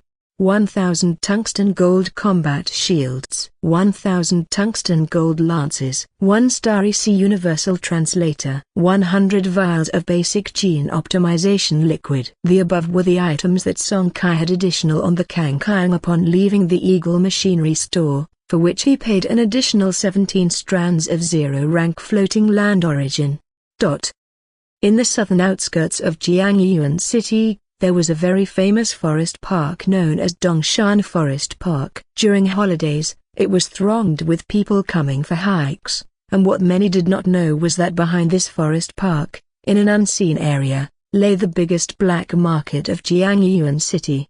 Of course, in the minds of those true upper echelons of Jiangyuan, The existence of this black market was an open secret. Jiangyuan City needed such a place, not only Jiangyuan City but also the larger White Tower floating land, and even the entire domain of the Torch civilization needed black markets on their life floating lands. It's like the shadow of a city, the brighter the place, the larger the black market behind it. Song Kai knew about this place because he had visited it once with his father, Song Jiao, a few years ago. That experience taught Song Kai about this hidden side of Jiangyuan City, and he had been there a few times alone since then, so he was quite experienced this time. He disguised himself, set his spectral shuttle's name to be invisible to others, and sold the over 500 tons of copper in several trips to different shops in various areas of the black market. A series of operations went by fluidly, without the slightest bit of obscurity. The prices in the black market were ruthlessly high, with the purchase price being only 65% of the market value, but there was no helping it, as Jiangyuan was still a greenhorn who had just become a Torch ship captain, without his own distribution channels. If he wanted to keep a low profile, he had to swallow this loss. Over 550 tons of purple copper, priced at 1/10 strands of zero-rank floating land origin in the market, were worth only 71 strands in Song Kai's hands, nearly half gone. Clenching his teeth, Song Kai returned to the Torch market, where he exchanged all 90 strands of floating land origin he held into zero-rank and first-rank life cores, while swearing in his heart to recover the loss in the ruins market. After securing the 700 zero-rank and 21st-rank life cores, a total of 720, the preparations before opening the ruins market were essentially complete. Song Kai did not linger outside any longer. Once home, he briefly informed his parents that he was mentally overdrawn and might need deep sleep for a day or two. With their approval, he quickly retreated to his bedroom. He didn't rush to enter the Zutan Ruins market to initiate his first trade there. Instead, he quickly fell into a deep sleep. Spiritual exhaustion after breaking limits was no trivial matter. He was extremely fatigued. If it weren't for his need to get everything settled, he probably wouldn't have held out this long. 20 hours later, Song Kai awoke from his deep sleep. Although not fully recovered, he felt much better than he had the day before. In the Zutan Ruins market, after half an hour of bustling activity, Song Kai had all the goods he purchased the day before neatly arranged in 10 shops. Assured that everything was properly set up, he stepped towards the ultra-long-distance Spacegate random deployment platform at the innermost part of the market. Trailing closely behind him in 2 rows were 10 Fire Peony soldier figurines, radiating red glimmers. After a full day had passed, the Fire Peony soldier figurine tree components had completed their buffering. In front of the ultra-long-distance Spacegate random deployment platform, Song Kai gently tapped it once, preparing to activate the platform when a prompt sounded. Detected that it's your first time opening the market in 10,000 years. You may select a specific deployment area for one spatial gate. Upon hearing this prompt, an idea struck Song Kai. The words mechanical race civilization stronghold rapidly surged from his heart, quickly occupying his entire mind. If it had been before he obtained the first-rank floating land origin Cow fusion body, he might not have been too moved by this. But things were different now. The first-rank floating land origin Cow fusion body he held was, to members of the mechanical race, equivalent to a miraculous energy supply artifact and naturally beyond valuation. Opening his communication bracelet, he accessed the already downloaded compendium of alien star domain civilizations and creatures, which did not require a network to view. Song Kai found several mechanical civilizations recorded there, chose one of the coordinates, and activated the ultra-long-distance Spacegate random deployment platform in front of him. Hum hum hum. With the platform trembling intensely, 10 beams of light emerged from it. Whoosh whoosh whoosh. The 10 beams of light shot out one after the other, piercing through the ruins market's semicircular defense shield and disappearing into the silent void space as streaks of light.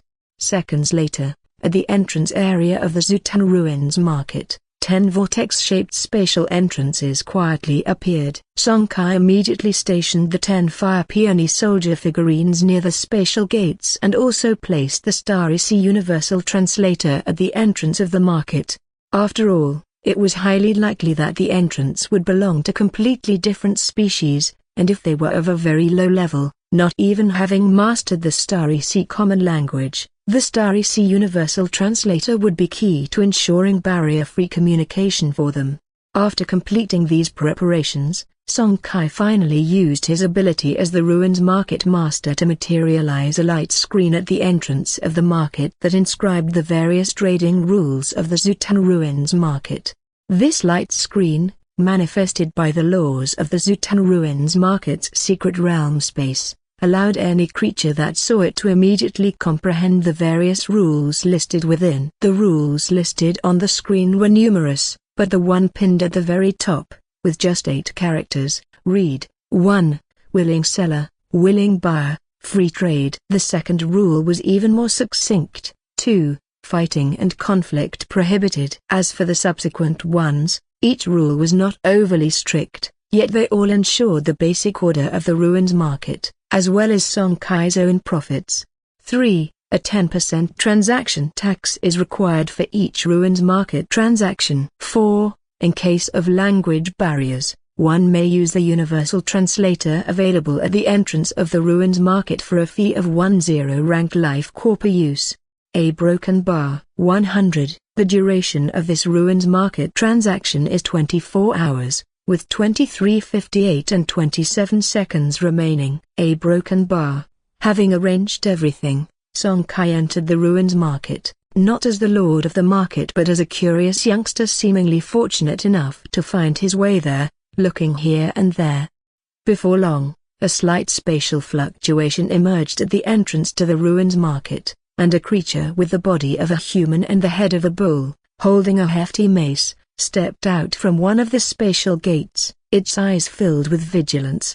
As the lord of the Ruins Market, Song Kai received a prompt from the Ruins Market the instant the creature arrived. However, he did not look back but continued browsing the various shops. Having opened the Ruins Market for the first time, he naturally had to demonstrate how to shop to prevent subsequent creatures from entering the market without understanding how to proceed. As expected, after the monitor read the string of rules on the screen at the entrance, it noticed Song Kai moving from one shop to another and quickly followed suit, examining the items for sale in each shop. While discreetly observing the creature, Song Kai also searched through the compendium of Starry Sea civilizations and creatures stored on his communication bracelet and soon found information on the newcomer. Race name: Bull-headed People Tribe. Introduction: a common hybrid race in the shattered Starry Sea, most of whom still live in a primitive, tribal civilization. Racial advantage: reverence for martial strength. Individuals possess astonishing combat power. Racial weakness: technological development is almost non-existent. They rely too much on their physical bodies. A broken bar. Song Kai raised an eyebrow and breathed a sigh of relief. It looks like at least one of the 10 spatial gates has landed on an unknown level Starry Sea floating land. Not bad at all. At least it ensures I won't come out empty-handed. According to the information he had gathered about the many Zutan Ruins markets, he knew that the placement of the spatial gates was completely random. They might not necessarily land on a Starry Sea floating land but could appear in the quiet starry sky or an uninhabited asteroid belt, and so on. Therefore, in the history of the Ruins Market, there were embarrassing occasions where not a single creature had entered, especially in the early phases of zero-rank Ruins markets where the probability was highest. Lost in thought, the zero-rank Minotaur entered a shop displaying basic gene optimization potions. After scanning the central screen describing the potions' effects, the Minotaur's expression turned to one of ecstatic joy. Yet, soon after, it resumed its guarded demeanor. Percent at a 1/4% / at. The creature suddenly spoke, and simultaneously, Song Kai heard the creature's voice even while he was in another shop. Song Kai's face showed no confusion. The language spoken by the other creature was not the torch human races but the common language of the Starry Sea. Being someone who had received over 20 years of high-level education, he understood it perfectly. The meaning of the creature's words was simple. How can the effect of these gene optimization potions be confirmed? Song Kai pondered for a moment, then with a thought, the message on the screen in the center of the genetic optimizing potion shop changed to form a coherent sentence in the universal language of the Starry Sea. You can pay a deposit to test it personally. Seeing the words appear on the screen, the Minotaur's expression grew tense. As an elite warrior of the Kangni tribe, it cherished its life. It was not willing to risk using an unfamiliar potion, which could be either real or fake, toxic or non-toxic. After some hesitation, the ruins market suddenly stirred with activity from outside, indicating that other creatures had also entered the Zutan ruins market. In desperation, the creature decided it could not hesitate any longer. It took out 50 zero-rank life cores as collateral for the shop and then drank down a potion. The next second, it felt a powerful and gentle heat spread throughout its body, coursing through every inch of its flesh, repairing and remodeling every cell, while intense pain erupted from every part of its body. 2 minutes later, when the Minotaur reopened its eyes, the sharpness in its gaze could no longer be concealed. Feeling the seemingly inexhaustible strength within its body and its physical fitness nearly doubled, the Minotaur had never felt so powerful. Coming to its senses, it quickly spoke. I'll take all the remaining 99 gene optimization potions. With that, it proceeded to take out more life cores from its body. As an elite warrior of the Kangni tribe, it had no shortage of life cores. However, just then, footsteps sounded from behind along with a fluent use of the universal language of the Starry Sea. Hold on, I also want to purchase these gene optimization potions. Turning to look, the creature entering the shop had an exceedingly large head, with 2 tentacles supporting a brain that constituted over 90% of its body weight, presenting a strange appearance.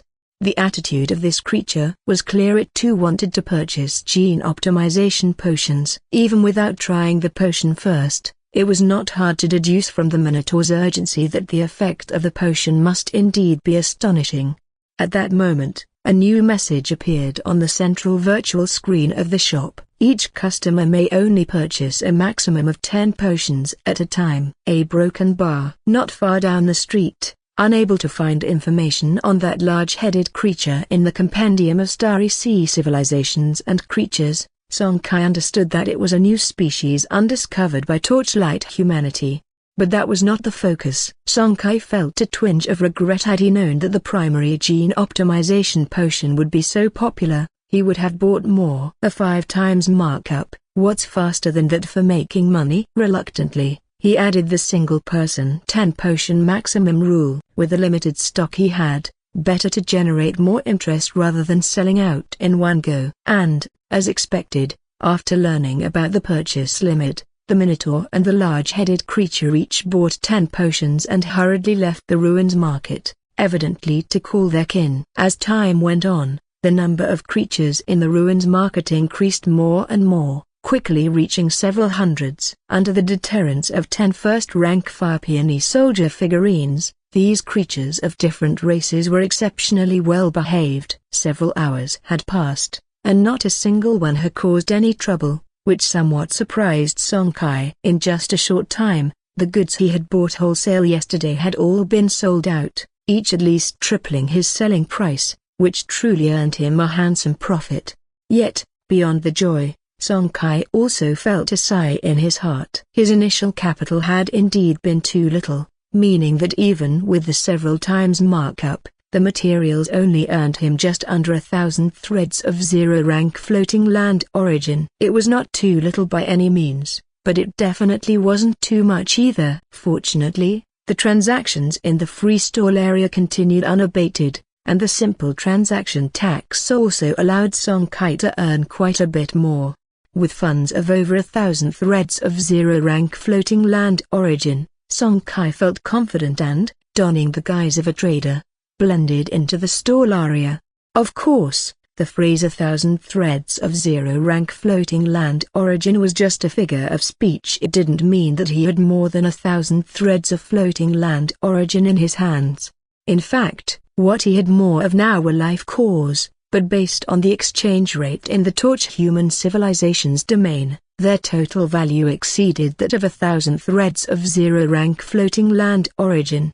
Resources like floating land origin are typically used as currency only by Starry Sea civilizations of intermediate level or higher. For the lower civilizations, the life core is the hard currency. The stall area wasn't large, and an area of 10m x 10m seemed exceedingly crowded for the count of over several hundred intelligent Starry Sea beings. Seeing this, Song Kai spent 150 threads of zero-rank floating land origin to upgrade the ruins market from LV0 to LV5. In the midst of the puzzled expressions of hundreds of intelligent beings, the Zutan ruins market began to rapidly expand, quickly growing from a size of 100m x 100m to 300m x 300m. At the same time, the size of the stall area also increased from a meager 10m x 10m to a 30m x 30m, and although it was still crowded, it was much better than before. Name: Zutan Ruins Market. Ruins Market Master, Song Kai. Level: LV5. Size: 300m x 300m. Basic configuration: 24 vacant shops, 1 stall area of 30m x 30m, 1 inn with 30 guest rooms, 1 LV0 all attributes cultivation room, efficiency doubled 1 cultivating spectral energy, 1 LV0 spectral energy protection formation, 1 LV0 ultra long distance space gate random deployment platform.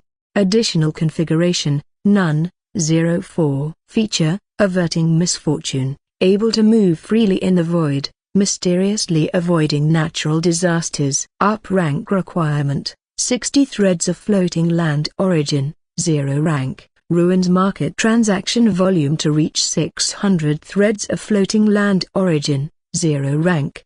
Note: an inconspicuous little ruins market located in the dark side of shattered Starry Sea appears to allow only first rank and below creatures to enter, but it has good potential.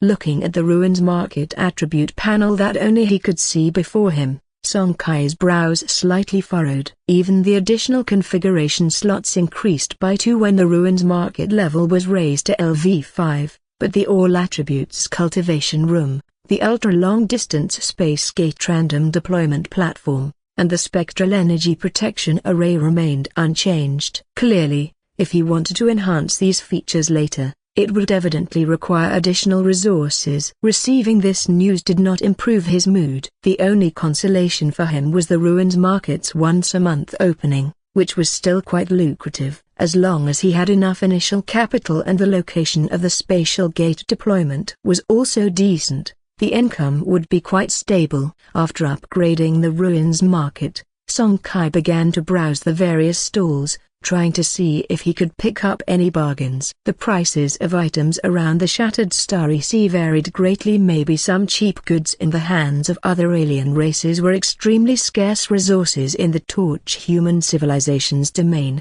His gaze swept over the stalls, and Song Kai kept shaking his head. A ton of refined iron ore, asking for 20 zero-rank life cores. That's twice as expensive as the market price outside. Even dogs would shake their heads at this. 2 tons of mithril ore, asking for 8 first-rank life cores. This is actually cheaper than the market price, but without a distribution channel, going through the black market would actually result in a loss, so that won't do. Several minutes later, Song Kai paused, stopping in front of a small stall set up by a monitor. His gaze seemed to drift, but he was constantly watching a palm-sized black sphere out of the corner of his eye. Strange object, refined gold ore. Quality, white. Evolvable into 1 Idiaresis 1/2 gold moon scimitari 1/2, 2 Idiaresis 1/2 gold rock shieldy 1/2, 3 Idiaresis 1/2 gold rock ship armory 1/2. Note: a fine piece among the white strange objects. This unremarkable black spherical object turned out to be a white strange object. When he first found it, Song Kai was extremely excited. His earlier mention of finding a bargain was about looking to sift through for some goods with a price difference. He hadn't even thought about strange objects, and completely did not expect to come across such a big surprise. It's known that every Starry Sea oddity is extremely precious, requiring a very long time to be nurtured. Even the lowest ranked white oddities are no exception. Pretending to browse the other items on the stall, Song Kai eventually picked up the black sphere casually. "What is this?" Hearing his question, the Minotaur stall owner scratched his head in embarrassment. He had acquired the stone after killing a warrior from a rival tribe and had never been able to figure out exactly what kind of ore it was, only that it was extraordinarily hard, and even the best blacksmith in his tribe could not refine it. "If you want it, take it for 100 rank life cores." The ore is of very high quality, and once forged into a weapon, its destructive power would be absolutely astonishing. Song Kai frowned and started bargaining. Not even knowing what kind of metal ore it is, 100 rank life cores is too high. "How about we cut it in half, to 50 cores?" Agreeing directly would raise suspicion. Only through several rounds of haggling could he avoid raising doubts. In the end, Song Kai bought the white strange object for 75 rank life cores. Looking at the refined gold ore in his hand, his face remained unchanged, but he was already smiling inside. As its name suggests, refined gold ore is essentially a kind of ore. However, refined gold ore is the essence gathered from an entire large vein of refined gold, and its value far exceeds that of ordinary refined gold ore. From its attributes panel, it was clear that as a metal attribute oddity, it could not only be transformed into the armor of the Torch warship but also into a weapon and shield for individual use. With this acquisition, Song Kai got a taste for more and started appearing more frequently around various stalls, although he did not find a second Starry Sea oddity. On the way, he did purchase several batches of supplies seldom seen in the strongholds of Torch civilization, which could still make him a profit of over 100 strands of 0-rank floating land origin if he later sold them through the black market at better than nothing. As time ticked by, and as the time for this ruins market to be open had already passed by more than half, Song Kai's expression began to look a bit troubled. He remembered clearly that he had set a spatial gate to be deployed within a mechanical race's domain, which had been recorded by Torchlight humanity, but up to now, no mechanical race beings had entered the market, which disappointed him. Shattered Starry Sea, Tanky Galaxy, Fallen Whale Starfield, an area dense with spatial cracks. As a notorious restricted area within the expanse of the Heavenly Initiation mechanical civilization, this starfield had always been scarcely visited by anyone. Thousands of years ago, the overlord of this starfield, the starry sky behemoth known as the Longfin Void Whale, fought a great battle with the Genesis intelligent brain-led mechanical legion of the Heavenly Initiation civilization. That battle made the Star River change color, but no creature knew the outcome of this fight, only that afterwards, the Void Whale Starfield was renamed by the Heavenly Initiation civilization to the Fallen Whale Starfield, and the region began to be plagued by dense spatial cracks. For countless years, any life form that dared to rashly enter this starfield was ultimately devoured by these cracks, utterly reduced to dust and debris beneath the void winds. This day, a sudden intrusion by a mechanical fleet broke the silence of this starfield. The number of warships in the fleet was not large, with several dozen or so, big and small, orbiting tightly around a large flagship, carefully moving forward. The flagship at the center of the fleet was cloaked in cyan brown, with thick layers of cyan brown armor covering the immense steel beast that measured a kilometer in length and more than 200 meters in width. The flagship's prow boasted an almost 100-meter wide railgun silently emanating its terrifying deterrence. "Can we confirm that the target fled into this starfield?" In the steel giant's main control room, a silver-armored robot with an icy voice sat in front of the control console. The energy fluctuations emanating from the silver-armored robot were not strong, just at first rank, almost negligible compared to the second-rank and third-rank robots standing behind it. However, for some reason, its status seemed to be much higher than theirs.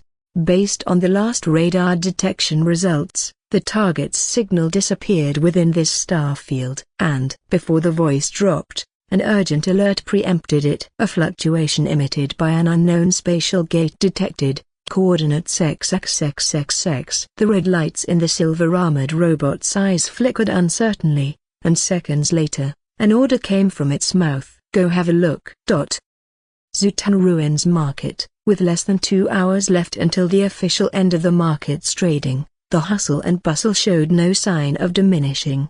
Not only was Song Kai making a profit from the price differences, but so were the Starry Sea alien races on the other side of the spatial gate. After realizing that certain resources could easily sell for twice or even higher prices within the market, the higher-rank aliens on the other side of the spatial gate began to send out large numbers of their zero-rank subordinates to wildly sell these kinds of materials, each earning a full purse. And the more they indulged in this tireless trade, the more they felt that 24 hours were simply too short. How could they afford to waste even a minute or a second? Song Kai naturally was pleased to see this, as he could collect a 10% transaction tax with every batch of materials traded over more than 20 hours. Together with the earnings from selling the gene optimization drugs, the total value of the resources he had accumulated in his hands had already exceeded 3,000 strands of zero-rank floating land origin, compared to the 300 strands he had scraped together before the market opened. This was a tenfold increase in real terms. As the buzz of trade in the ruins market grew ever hotter, the appearance of a single figure was like a stone cast into the water, instantly quieting the usually noisy marketplace. Hundreds of beings of various forms and races all turned their heads simultaneously to look at the figure that had just entered the ruins market. Although the species variety within the market was vast, without exception, all were flesh and blood carbon-based life forms. However, the newcomer was entirely composed of metallic components, a mechanical life form. Mechanical race. Some knowledgeable aliens identified the origins of this mechanical life form at first glance. Caution immediately flashed in the eyes of the myriad aliens present. The mechanical race was notorious throughout the shattered Starry Sea. These mechanical beings were often tagged with descriptions like crazy and extreme. So many civilizations and species within the Starry Sea preferred to keep a respectful distance. Red vision scanned across the ruins market's entrance barrier as the mechanical race being, radiating the peak aura of a zero rank, stepped into the market. Its red light flickering vision swept across all the aliens present, as if searching for something. Seeing this, a slight disturbance arose among the aliens, but eventually they acquiesced, allowing the mechanical race to survey every corner of the marketplace. Domineering as it may be, the being had not broken any of the market's rules, and with the aim to maximize the last stretch of trading time for more resources, no life form wished to stir up trouble and waste their precious time. Unnoticed by the aliens during this process was a minor episode in a corner of the market, where Song Kai, at some point, had transformed from a wandering consumer to one of the stall holders. Aside from various life cores on his stall, prominently displayed at the center was exactly that first-rank floating land origin cow fusion device. Before long, the mechanical race being that hadn't found its target, as expected, stopped in front of Song Kai's stall. Pointing at the floating land origin cow fusion device on the stall, a cold, emotionless synthetic voice emanated from within it. How is this purple quality strange object traded? Hearing this, Song Kai, who had already prepared for this moment, immediately replied. A purple-level floating land origin cow fusion device in exchange for another type of relic. If you can provide a satisfactory and suitable relic, you can take this fusion device at any time, he said. No sooner had his words faded than the mechanical race being turned and rapidly headed towards the market's main gate. Song Kai's mind was immediately peppered with question marks, wondering if his response had been too excessive. Could it be that the Heavenly Initiation mechanical civilization had achieved a new breakthrough in core energy technology and no longer valued relics of purple quality floating land origin core? Just as he was pondering, the same mechanical race being that had left not long before he entered the market, this time flanked by more than 20 mechanical race beings, also of 0 rank. These 20+ subsequent arrivals closely guarded the initial mechanical race individual, displaying an exceedingly high level of vigilance. Upon witnessing this scene, Song Kai's mood immediately brightened, his expression unchanged, but inside he was overjoyed. The more imposing the contingent, the more valuable the relic they would offer for the floating land origin Cow fusion device, hence their heightened wariness, which increased his anticipation.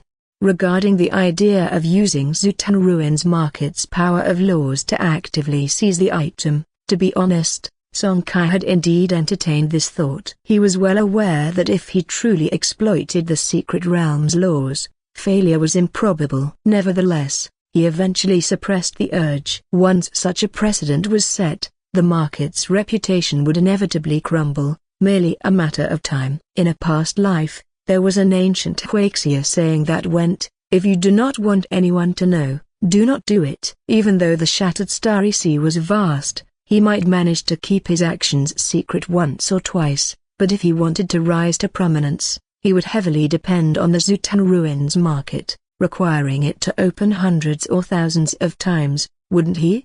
If he broke the rules today out of greed, tarnishing the reputation of the Zutan Ruins Market, the resulting uncontrollable consequences in the future would far exceed the gains of his strong-arm tactics today by 1,000-fold, even 1,000,000-fold.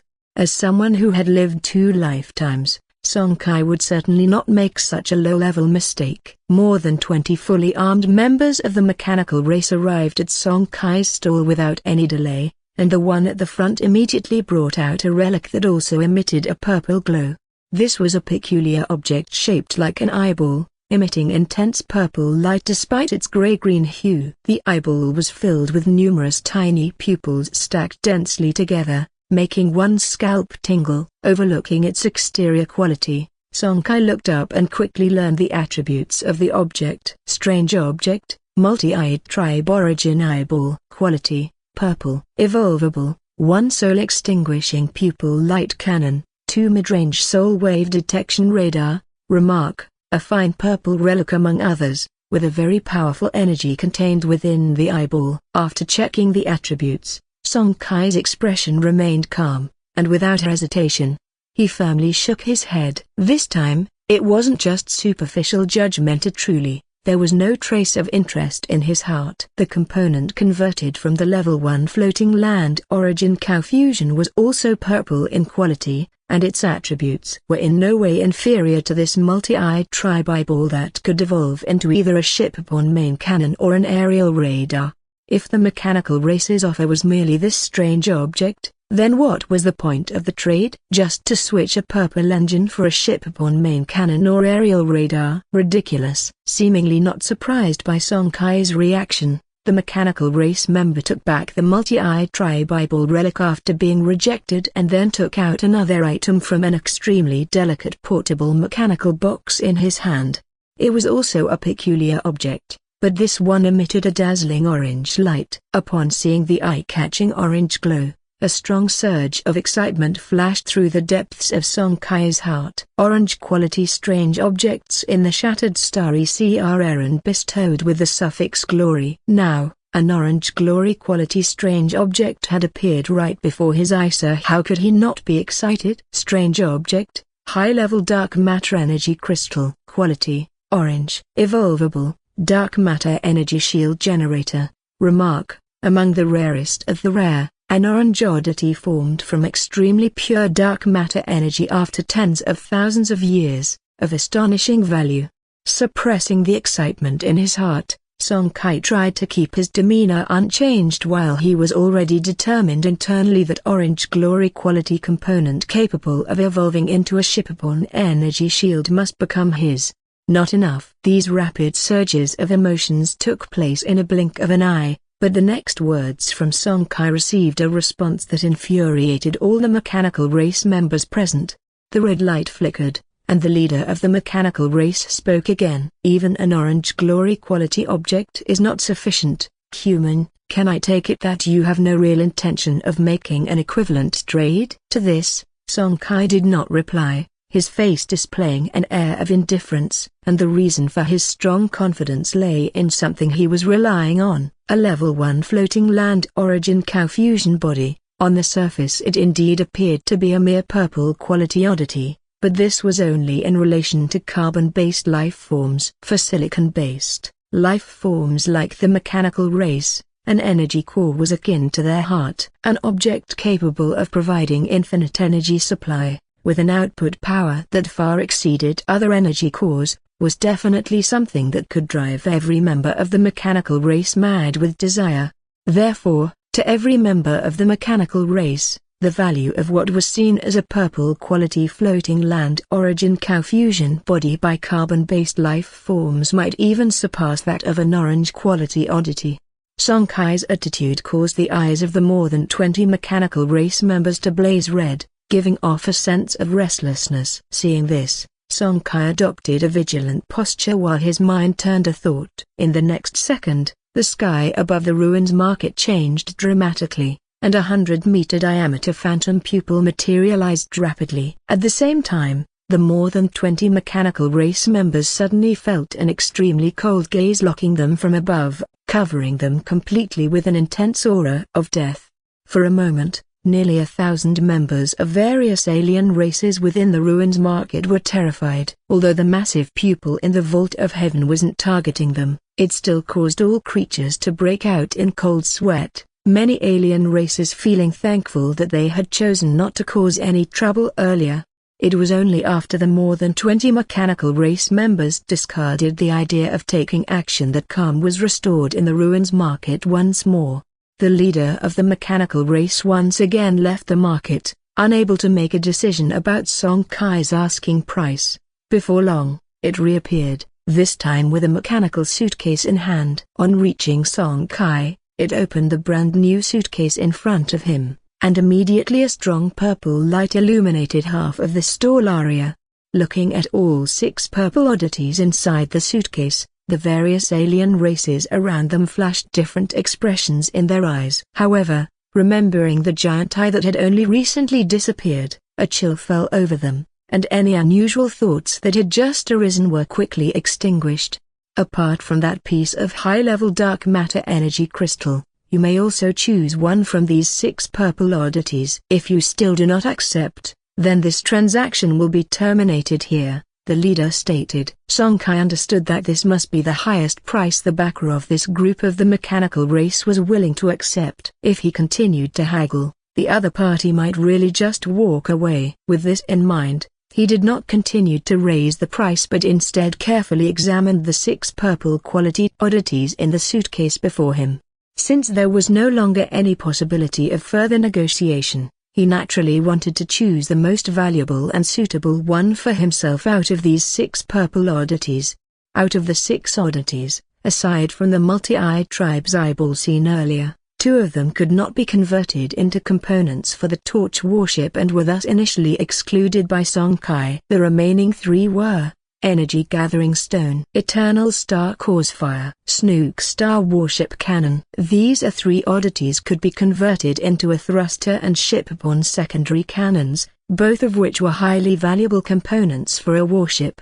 The Eternal Star Cause Fire was an exceedingly rare object that could enhance the quality of the Seed of Torch. Song Kai felt his hands trembling under the stall, as if unable to control themselves. The Orange Glory quality strange object he had seen earlier filled his heart with boundless joy, but now, upon laying his eyes on one of the 3 relics before him, the Millennia Star Cow Fire, his heart throbbed violently.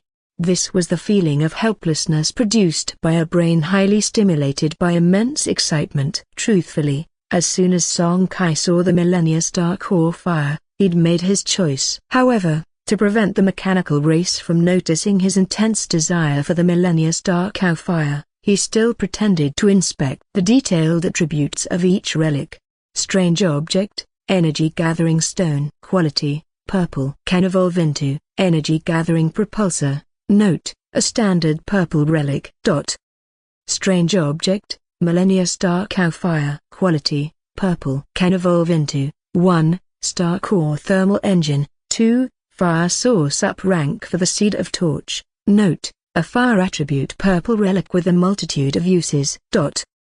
Strange object, Snook Starship Cannon. Quality, purple. Can evolve into Snook Star Cannon. Note: a starship cannon left behind by the ancient Snook civilization, transformed into a purple relic after enduring many years. It had to be said that, aside from the star core fire, the attributes of the other two relics were also exceptionally good. Nevertheless, they couldn't sway Song Kai's decision. Feeling he had pretended long enough, Song Kai no longer delayed and directly chose their Millennia Star Cow Fire, along with the high-level dark matter energy crystal, thereby completing the trade. After obtaining their first-rank floating land origin cow fusion body, the mechanical race did not linger and swiftly left the Zutan Ruins market. Not long after, as Song Kai's heart surged with excitement, his first transaction at the Ruins market officially came to an end. All the creatures of the Starry Sea alien race looked up together as the skies of the Ruins market roiled, and 8 characters imbued with laws converged out of thin air. Starry Sea boundless, may we meet again by fate. 10 seconds later, amid the melancholic feelings of the alien race, a strong repulsive force acted upon every being still remaining in the Ruins market. Then, as the world spun around them, all the creatures were precisely teleported back to their original locations before entering the Ruins market. Inside the Zutan Ruins market, now deserted, the marketplace fell silent. Song Kai did not have time to ponder over these events as he counted the resources in his hands and quickly summoned the Kankian. Minutes later, a jubilant Song Kai stepped aboard the Kankian. After a preliminary tally, the total value of the resources in his hands approached 4,000 strands of zero-rank floating land origin, including the minor amount of floating land origin spent on upgrading the Ruins market earlier. This Ruins market transaction netted him a clear profit of 3,700 strands of zero-rank floating land origin, plus 3 relics, a white refined gold ore, a purple Millennia Star Cow Fire, and an orange high-level dark matter energy crystal. Within the Kankian, as he entered the shuttle, the colorless torch warship armor began the subtle transformation of the 3 relics in his hands. Once the transformation was complete, the attributes of the 3 relics underwent significant changes. Gold Rock Ship Armor LV0. Quality, white. Consumption, 3/S. Defense, 13. Up rank requirement, 5 strands of floating land origin, 0 rank, 500 energy points, 1 ton of electrum. Seed of Torch upgrade fire source, Millennia Star Cow Fire. Effect: after merging with the colorless quality Seed of Torch, the quality of the Seed of Torch will be elevated by 1 rank. Remark: a fire seed extremely rare in its ability to benefit the Seed of Torch. It has an unimaginable attraction to the Torch warship captains of lower qualities.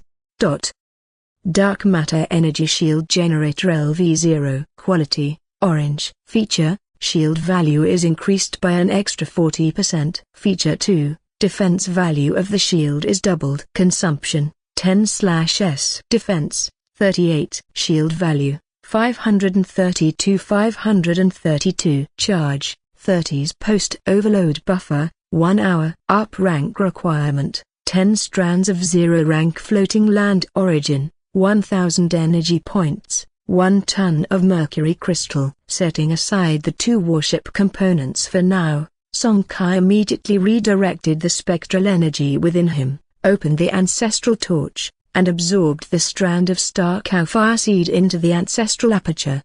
As everyone knows, fire seeds capable of enhancing the Seed of Torch's quality are at minimum of purple quality. Other fire seed relics of white or blue level simply cannot bring any benefit to the Seed of Torch. This strand of Millennia Star Cow Fire could only be considered the lowest grade among the purple rank fire seeds that upgrade, capable only of elevating a colorless Seed of Torch to white. On the other hand, some top-rank purple fire sources could escalate a white Seed of Torch to blue. However, these top-rank purple upgrade fire sources are, evidently, even rarer. Even so, Song Kai was still eager. For him at the current moment, This strand of Millennia Star Cow Fire was more than enough. As the Millennia Star Cow Fire entered the ancestral torch, the glow of the seed of torch within the ancestral aperture space suddenly surged. It sensed a fire source with a huge attraction to itself, and its innate urge to advance drove it to quickly devour and merge with the mass of Millennia Star Cow Fire.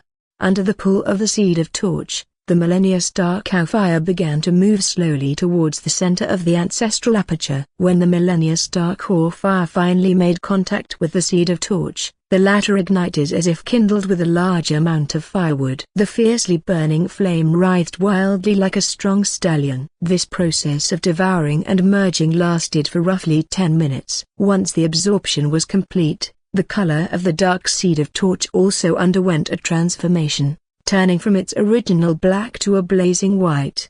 When the color of the seed of torch inside the ancestral aperture transitioned from colorless to white, Song Kai perked up despite some fatigue. The energy he had expended was fully restored at that moment, and with the support of the white seed of torch, his mind power became even more solid and stable.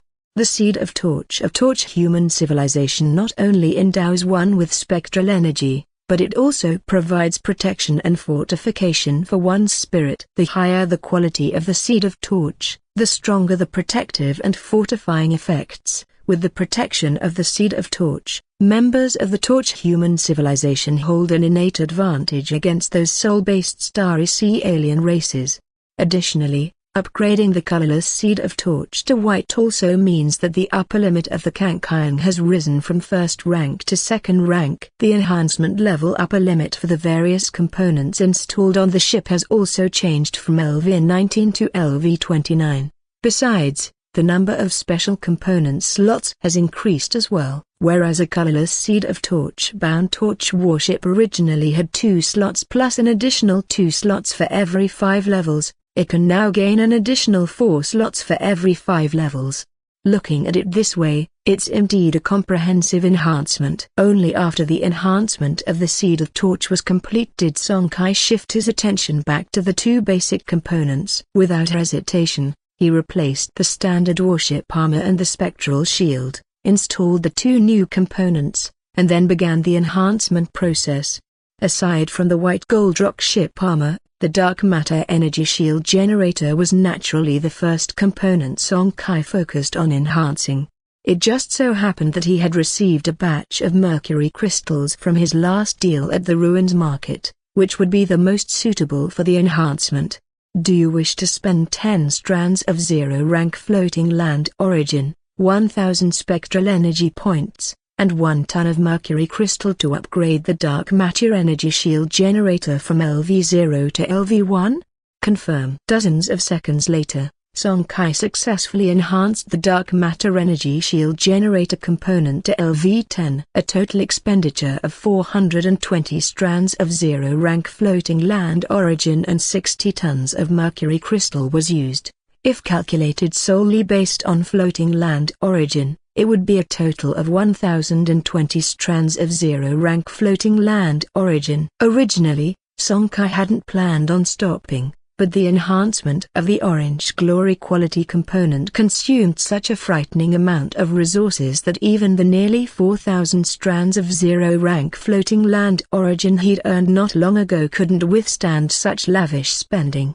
After reaching first rank, the resources needed for each level of enhancement became even more exaggerated. Considering the actual price of first rank floating land origin, it would typically take at least 400 strands of 0-rank floating land origin to start, and currently, Song Kai truly couldn't afford to enhance any further. After all, he still had other components to enhance, and he needed to reserve some startup capital for the second ruins market trade happening in a month. Moreover, he didn't have enough first-rank floating land origin on hand. Unlike the 0-rank floating land origin, the amount of floating land origin from first rank upwards was in steep decline. The floating land cores from the vast majority of starry sea floatlands could produce 0-rank floating land origin, including those obtained from killing creatures from alien star domains. But to stably produce first rank or higher floating land origin, you would need at least a rank 2 or above Starry Sea floating land, and even then, the annual yield wasn't much. The higher the level of the Starry Sea floating lands, the rarer they became. More than 90% of the floating lands in the Shattered Starry Sea were either unranked or rank 1. White Tower floating land, for example, was a rank 1 floating land, but as a life-type floating land, its value was the highest among all rank 1 floating lands. Fortunately, the Dark Matter Energy Shield Generator enhanced to first rank was quite impressive, with attributes far surpassing the previously enhanced LV-10 Spectral Shield.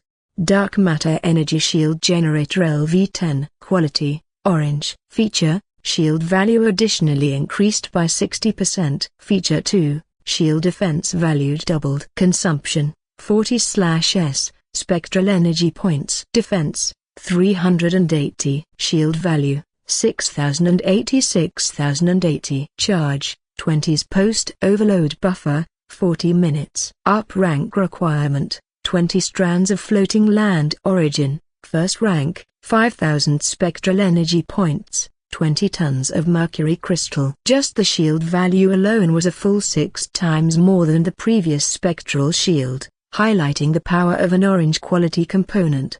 Following the Dark Matter Energy Shield Generator, it would have been Goldrock Ship Armor's turn, a white quality component of the warship's defense. However, with the Orange Glory quality Dark Matter Energy Shield already installed, the priority to enhance the warship armor wasn't so high anymore. At least it wouldn't be needed in the short term. So Song Kai smoothly shifted his focus to the Spectral Engine. With the introduction of an orange quality energy shield or such an energy-intensive component, the LV-7 Spectral Engine he had was entirely insufficient.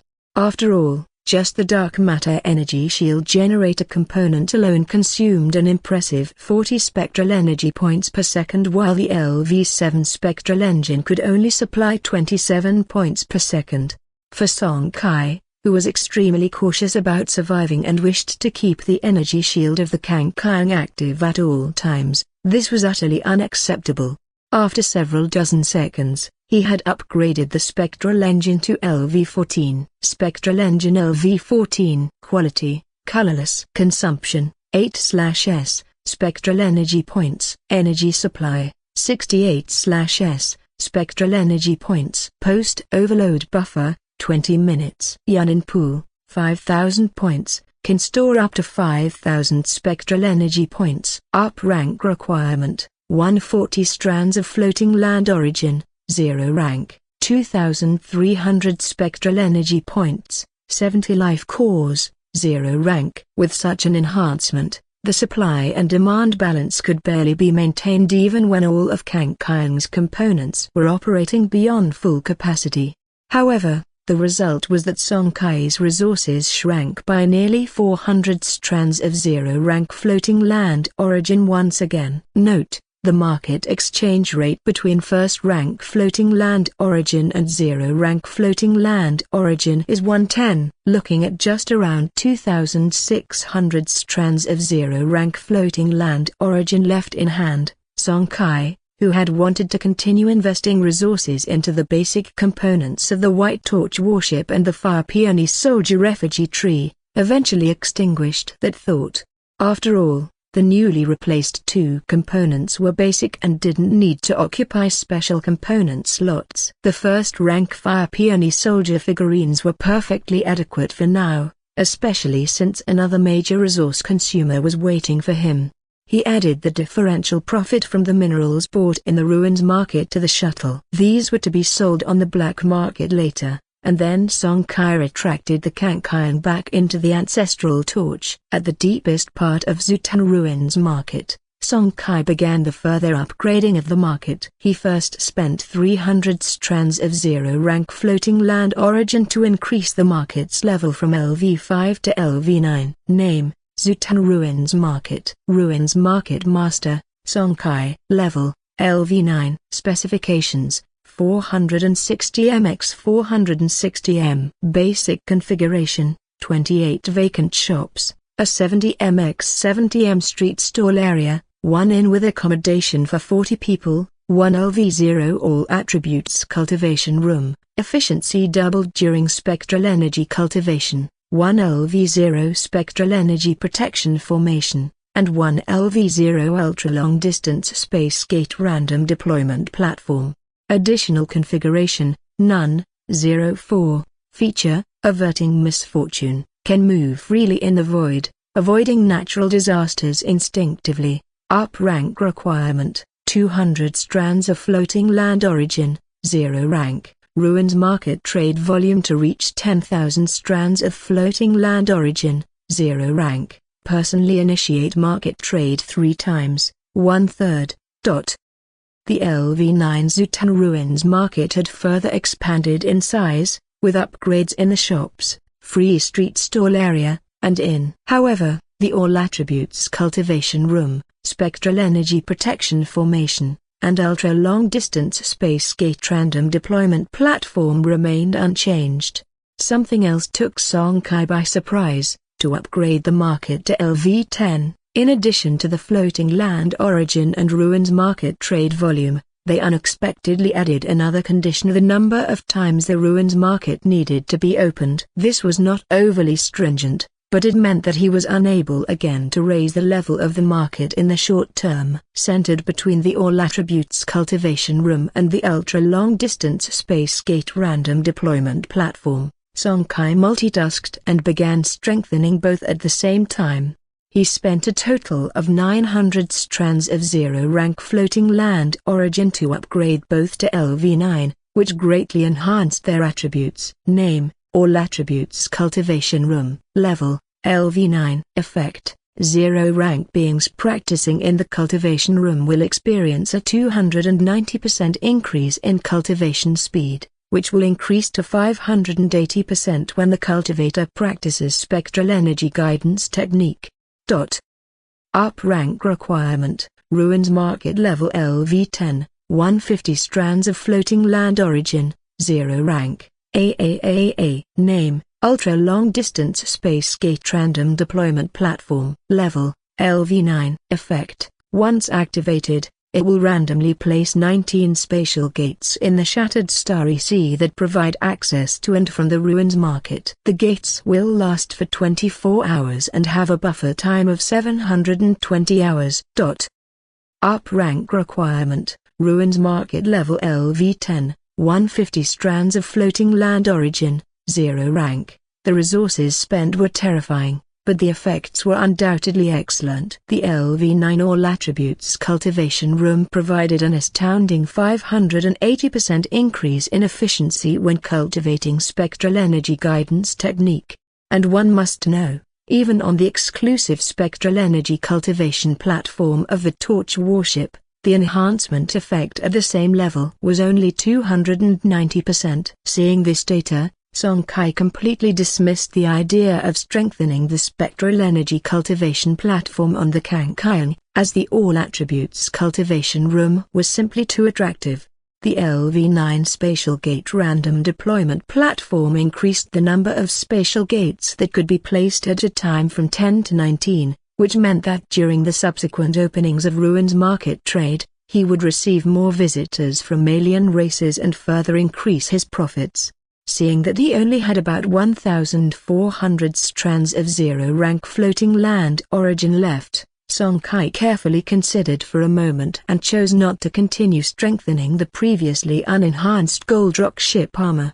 He needed to reserve emergency resources for the second exploration of the alien star domain in 28 days, as well as startup funds for the second ruins market trade in 30 days.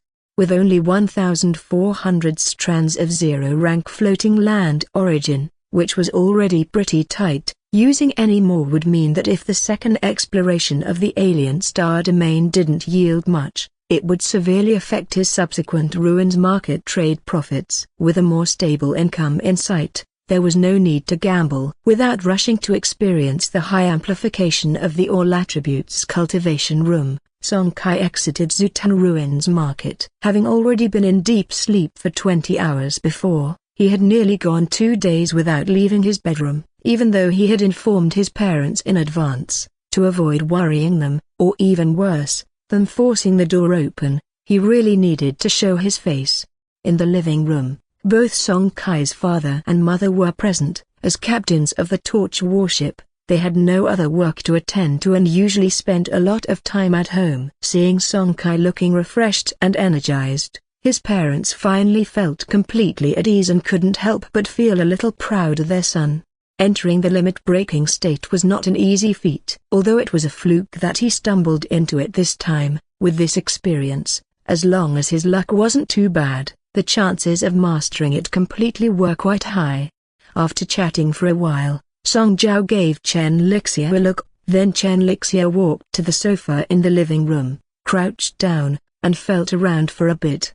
Song Kai, somewhat puzzled, was wondering what was going on when his mother seemingly activated some mechanism. A subtle blue light screen emerged from the living room floor and rapidly spread to every corner of the house until, eventually, it formed a complete sealed space. Song Kai's eyes widened in surprise. As someone who had lived 2 lives as an old soul and had been mature for his age from a young age, he was completely unaware of such a secret device in his own home.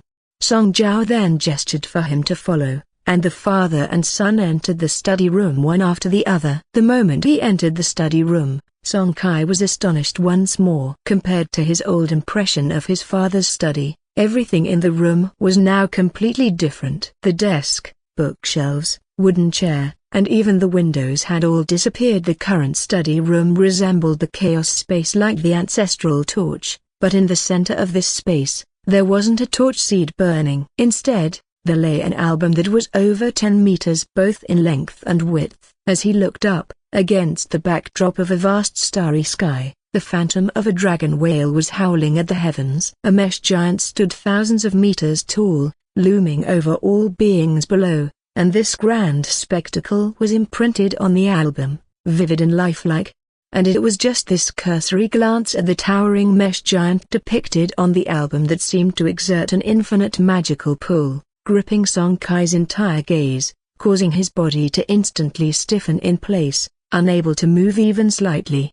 As the light in his eyes swiftly dimmed, and once the brightness completely vanished, Song Kai found himself under an eternally dark starry sky. Above him was indeed the projection of the towering mesh giant, with the phantom of a dragon whale intermittently visible around it, majestic and solemn.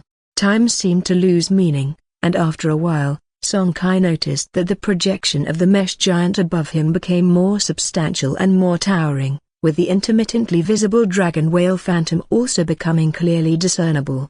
At a loss, he suddenly heard his father's voice. "Do not panic, do not resist, this is the dragon spine tyrant whale, mythical mecha contemplation diagram, a secret heritage of our Dinghai Song family. As a secret of the Song family passed down through generations, you must imprint this dragon spine tyrant whale mesh conceptualization chart deep in your mind and continually contemplate it. With the enhancement of the seed of torch, it can steadily strengthen your spiritual force. Do not underestimate the power of the spiritual force. It may not seem significant at the beginning, but if you enhance the torch warship to a certain level in the future and activate its mythical mecha form, the strength of your spiritual force will directly determine both the maintenance time and the combat power of the mythical mecha form.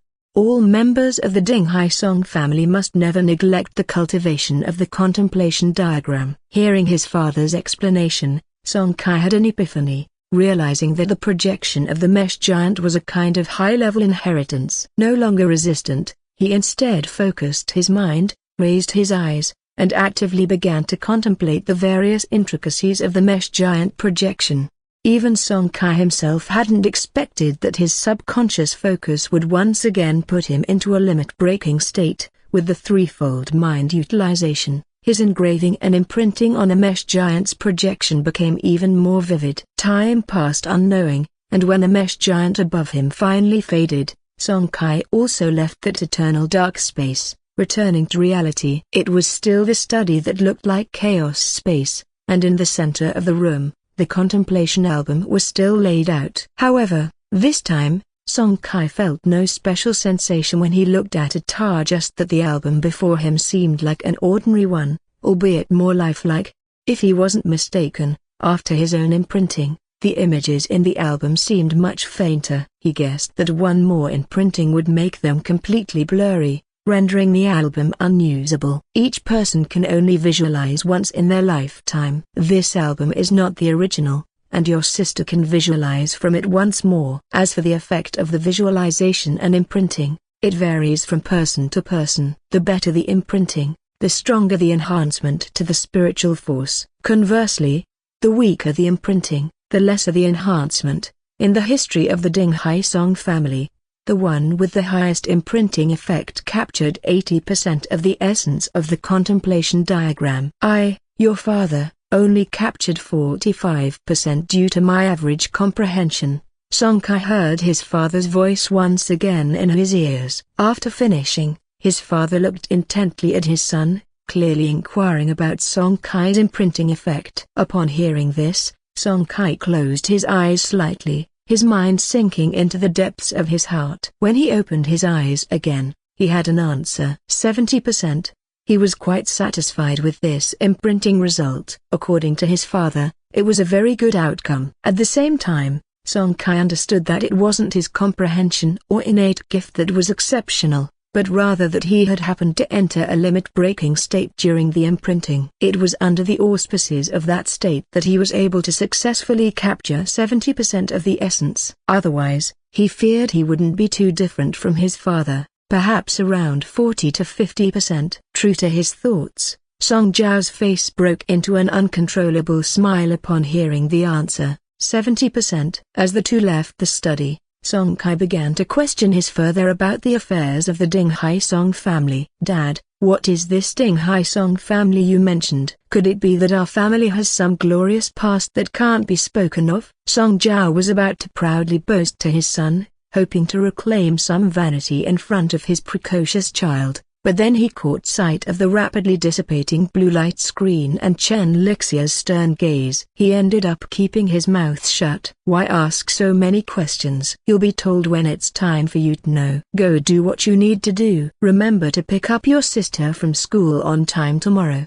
She has the day off, he said. Song Kai twitched the corners of his mouth, shrugged, and without further questioning, agreed nonchalantly before heading out the door. There was still a batch of resources on the Kangkang that needed to be sold, and he needed to make another trip to the black market. An hour later, Song Kai returned home. All that was left on him was 400 strands of zero-rank floating land origin, plus 40 strands of first-rank floating land origin, and then there was a batch of life core, mercury crystal, electrum, and other warship enhancement resources for emergencies. In his bedroom, he skillfully locked the door and entered the Zutan Ruins market, or more precisely, the All Attributes cultivation room within the market.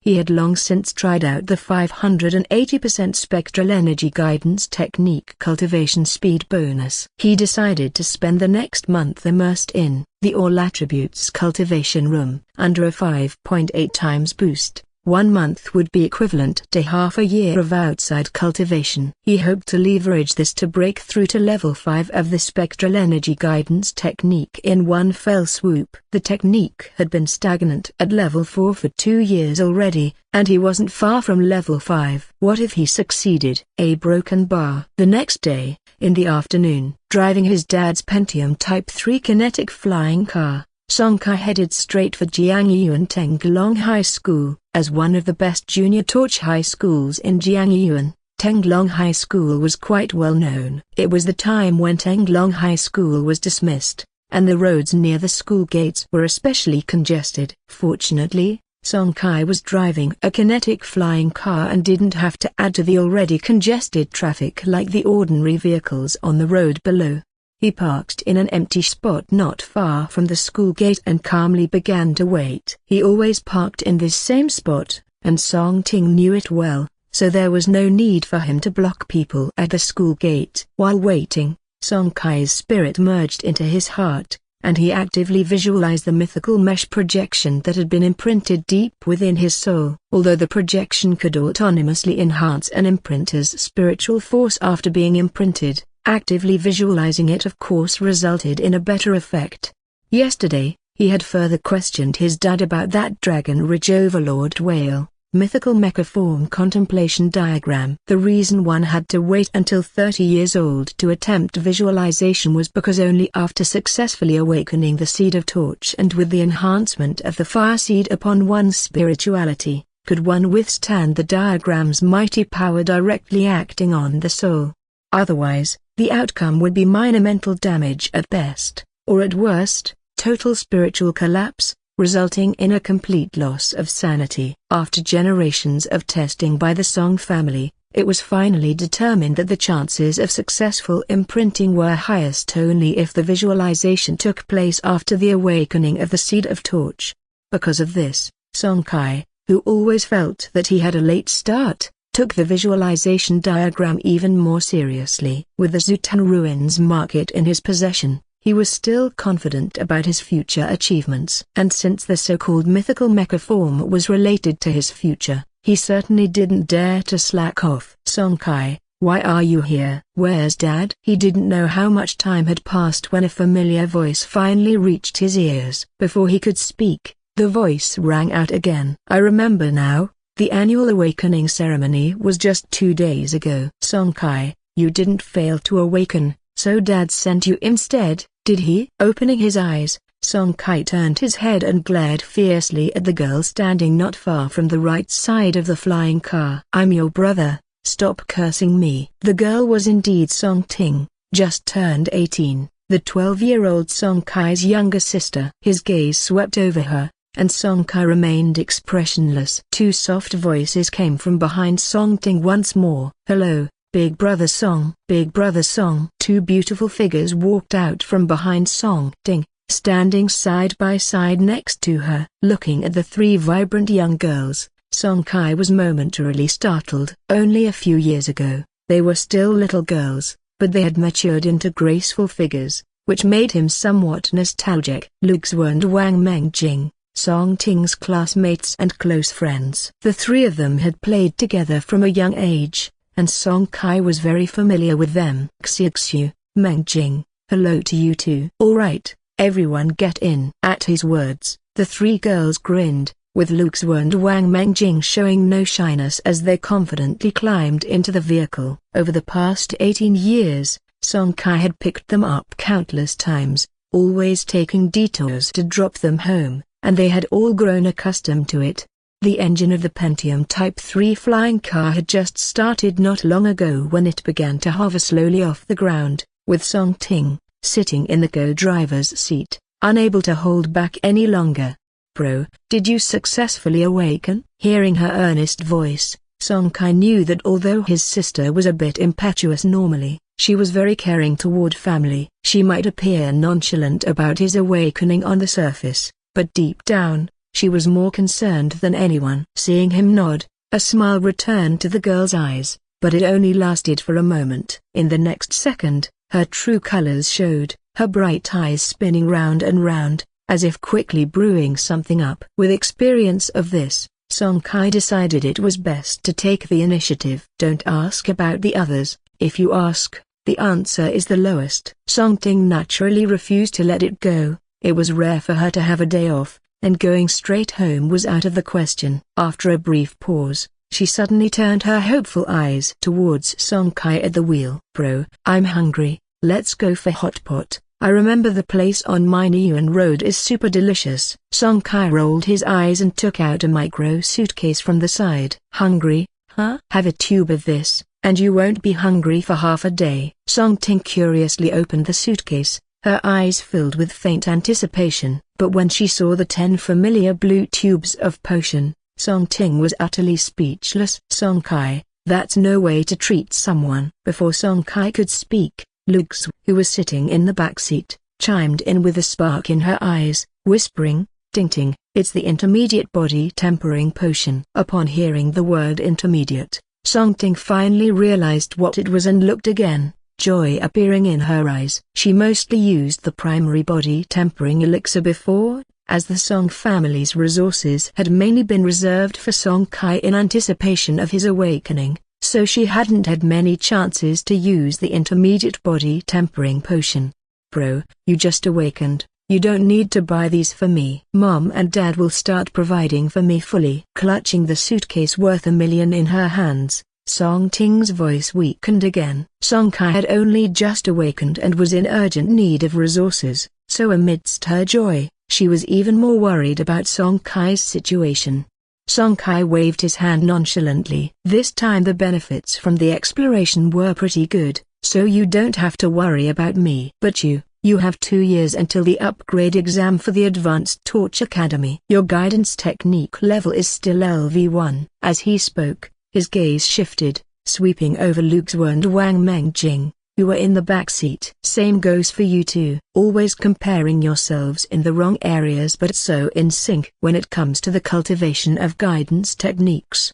Having LV1 guidance technique is really too low. It will not only affect your further education but also the success rate of awakening the seed of torch. Put aside other distractions and devote more effort to guidance techniques." After he finished speaking, he took out 2 wooden boxes from his side and handed one to each of them. The wooden box contained intermediate body tempering potions, as well, though there were only 2 vials each. This was a small token of Song Kai's gratitude for being called brother by them for so many years. As someone who had watched them grow up since childhood, Song Kai still hoped that the two would eventually awaken their seeds of torch. In the back seat, the 2 girls clutched the wooden boxes tightly, their luminous eyes shimmering with unspoken thoughts. After taking a small detour, Song Kai dropped the 2 girls off at their respective homes and soon returned home with Song Ting. As soon as they entered the door, their busy mother, Chen Lixia, appeared from the kitchen, followed by a familiar cajoling. "Oh my precious daughter, come give me a hug." A broken bar. The next day, Song Kai got up early, ready to embark on his arduous journey of practicing the guidance technique in the ruins market. Unexpectedly, he was first dragged away from home by Song Ting. According to her, it was their scheduled day for shopping and enjoying good food together. And so, he naturally became conscripted into service. As much as Song Kai was extremely reluctant, he eventually agreed, considering Tenglong Middle School's policy of granting leave only once every few months. In the central city district of Jiangyuan City, People's Source Road. After 2 hours of shopping and buying a lot of things, the group of 4 finally arrived at the spicy hot pot restaurant located on People's Source Road. Having ordered some signature dishes like white tower mutton and seasonal vegetables, the 4 were chatting about the various aspects of the primary and advanced torch academies when suddenly, the sound of a fierce argument emanated from another private room not far from them. In a short amount of time, the argument escalated into the sounds of tables, chairs, and bottles colliding. Song Kai concentrated some of the spectral energy within his body at his ears, and immediately, the sounds he could hear became much clearer. "Brother Peng, I told you, I really don't know where Erhua and the others are. They've been missing since they came back from mining 3 days ago. I'm close to them, sure, but they really haven't contacted me this time. You know your High Shan Club's reputation well. Even if I had 10 times the courage, I wouldn't dare deceive you, Brother Peng." "Bullshit, I know you. You've practically grown up in the same pants as them. How could you not know where they're hiding? I'll lay it on the line right now. If you don't tell me where that Marhua is hiding, I'll break your legs." "Get him." A broken bar. "Brother Peng, stop hitting me, I'll talk. Although I don't know exactly where Erhua and the others are, I do know a few places where they might be hiding." In just a couple of minutes, Song Kai had pretty much figured out the conflict happening inside the adjacent private room. It seemed that a member of the High Shan Club called Brother Peng was looking for some miners and was now laying hands on the friends of those miners.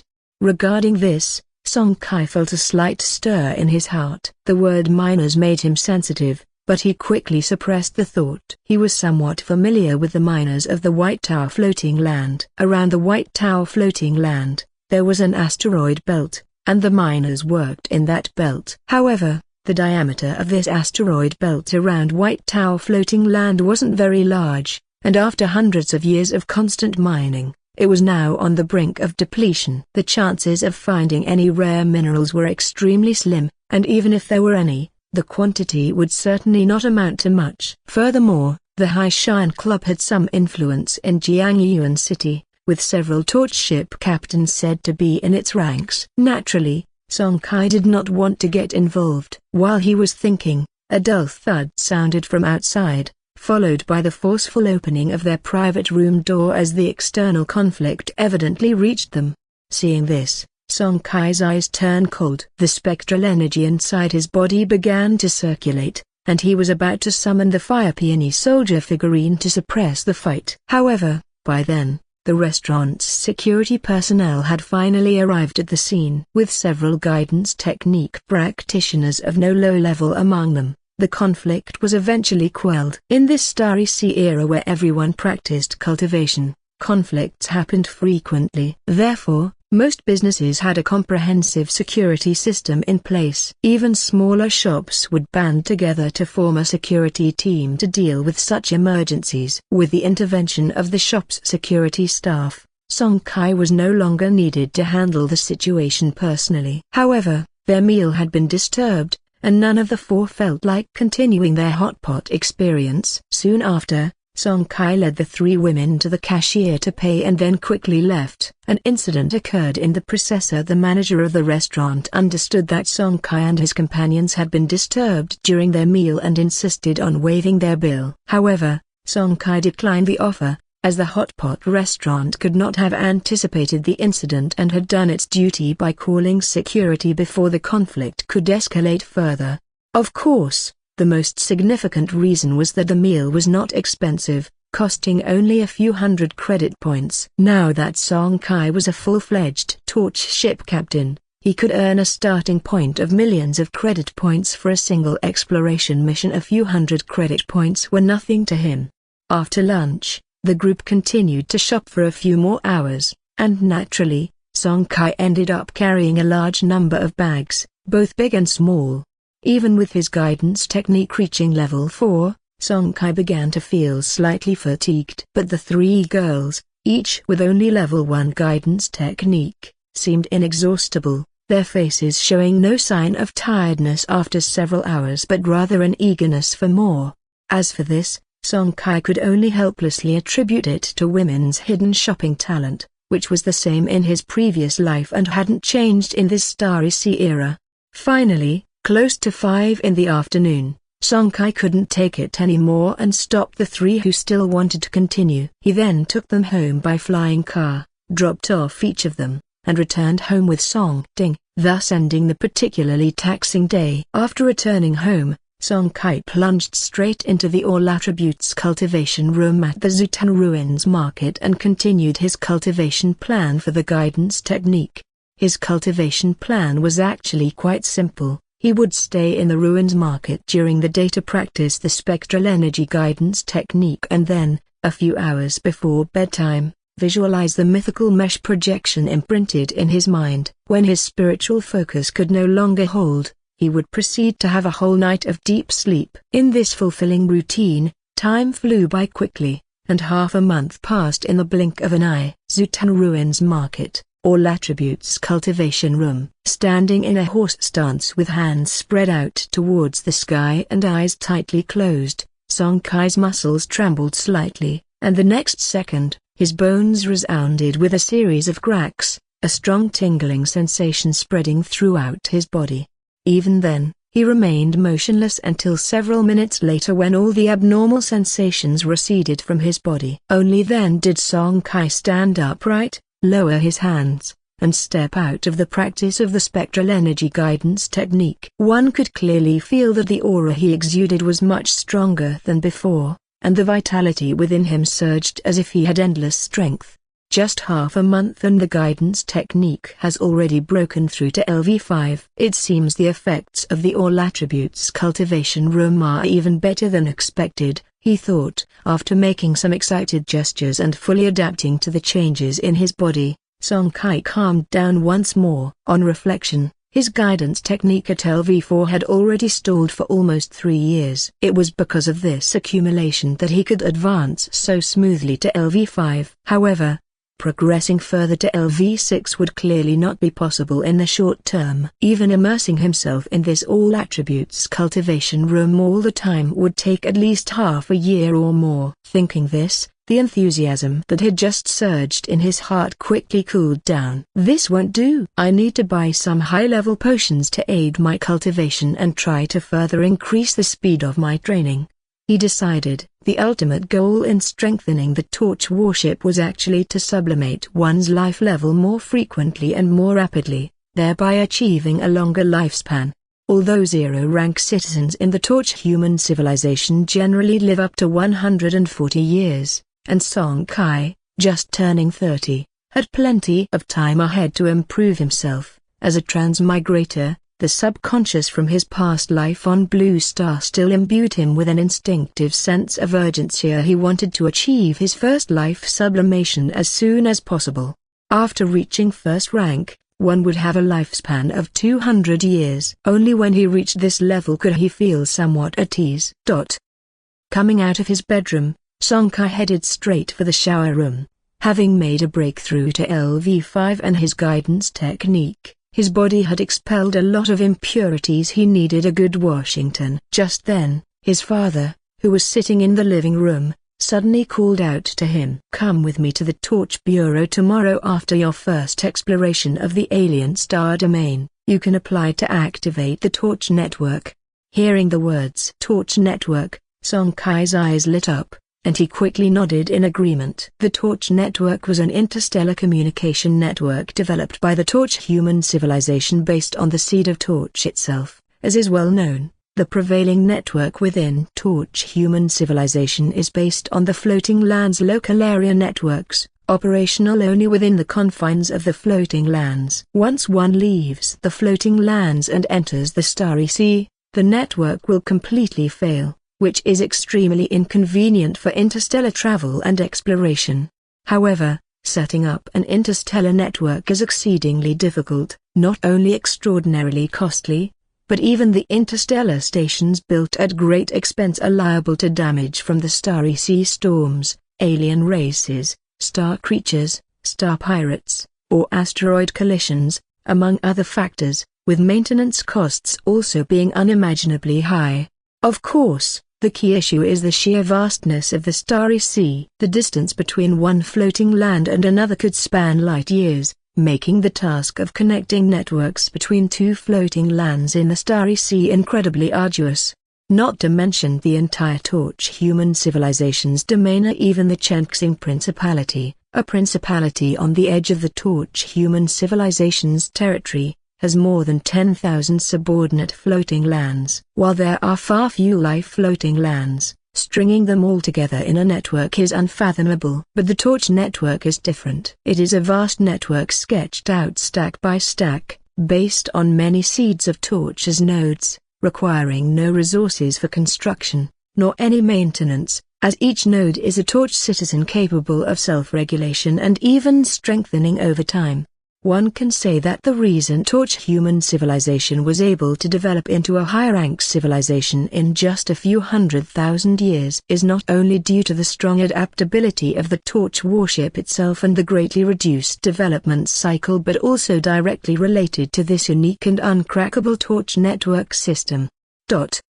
Having enjoyed a comfortable shower, Song Kai locked himself in his room once again to continue practicing the guidance technique and visualizing the mythical mesh engraving map. Cultivation is like rowing upstream. To cease effort is to fall back. Perseverance is a trait every Torch ship captain must have. To achieve a prolonged lifespan, how could one fail even in the most basic and tedious practice? If so, one shouldn't expect to achieve much in the path of the guidance technique later on. After all, when it comes to spectral energy guidance technique, secluding oneself for decades is often required to make the next breakthrough, and those who cannot withstand solitude cannot persist.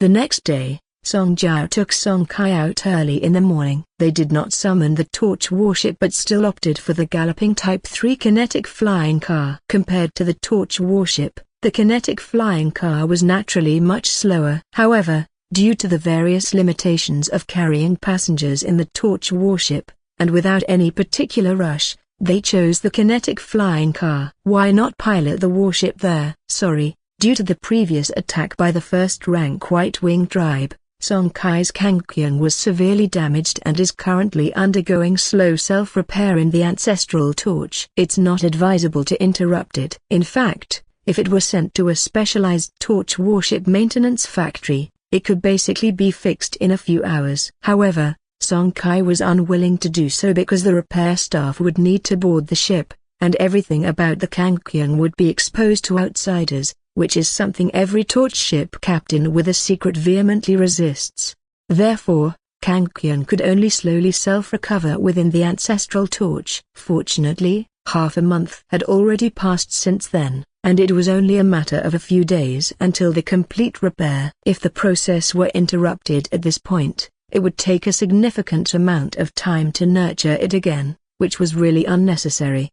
The Torch Bureau of Jiangyuan was located in the center of Jiangyuan City, not very far from Dongjiang Community. After about 10 minutes of driving in a Torrent Model 3 kinetic vehicle, they successfully arrived at the destination. Seen from above, the Torch Bureau of Jiangyuan looked like a perfectly planned circular multifunctional base, with office buildings, warship docking areas, kinetic vehicle parking lots, physical training fields, and so forth. It was fully equipped.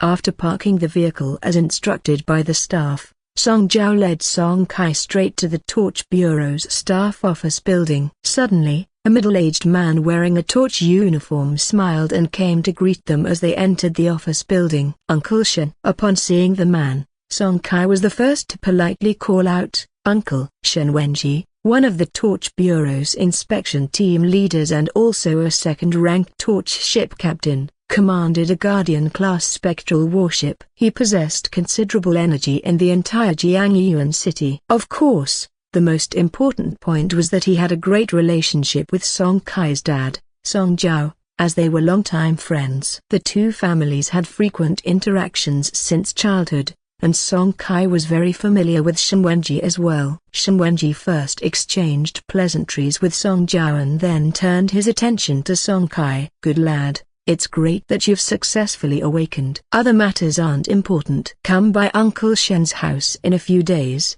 and your aunt and I will properly celebrate for you." Song Kai smiled beamingly. "Thanks, Uncle Shen. By the way, Ya Ring Ran should be about to awaken soon too, right? It's been almost 2 years since I last saw her." Sigh. Hearing the almost inaudible sigh in Song Kai's words, Shen Wenji and Song Jiao exchanged glances, then both laughed heartily. "You lad, are you still angry with your aunt and me? If you miss Ya Ring Ran, just go to Jiangyuan City yourself. You're already 30 and still so shy and hesitant." Hearing this unmasked teasing, even Song Kai, who had a mental age approaching 60, couldn't help but blush slightly, looking a bit embarrassed. Seeing this, the laughter in Shen Wenji and Song Jiao's eyes flickered, and they did not continue to tease Song Kai. Instead, they engaged in some casual chit-chat. Through their conversation, the three quickly arrived in front of a room on the left side of the 3rd floor. Song Kai glanced at the door, which had a plaque with 5 characters on it. "Torch Network Room." Shen Wenji knocked on the door, and soon a man, also dressed in a Torch Bureau uniform, opened it. Upon seeing Shen Wenji, the man's eyes briefly widened in surprise before his smile grew even more brilliant. "Team leader Shen." Shen Wenji nodded slightly, then beckoned to Song Kai. Upon seeing this, Song Kai stepped through the door. This special room was precisely in charge of activating the Torch Network, and after Song Kai entered the room, the smile remained unchanged on the face of the man who had closed the door behind him. Being personally brought over by Shen Wenji meant he had some understanding. Lacking even this discernment, he wouldn't have been able to retain the highly competitive position of Torch Network Assistant Activator for several years. As a position that was simple, safe, and offered an extremely high salary, the slots for Torch Network Assistant Activators at each city's Torch branch were highly sought after, and the slightest carelessness could result in being ousted by someone else. "Song Kai, sit here," he said. Following the man's direction, Song Kai seated himself in a peculiar metallic chamber resembling a spectral energy transformation pod. While Song Kai was curious, the man's gentle voice sounded. "This is the Torch Network Assistant Activation Chamber. Try to relax and do not resist. Since Team Leader Shin has brought you here personally, the Torch Network you're about to activate will have a higher authority level than other ordinary Torch ship captains. You will have to experience the more specific functions after activation yourself. I'm telling you this now, and once you leave, you should not speak of it, and I will not acknowledge it." Song Kai nodded, feeling somewhat astonished inside.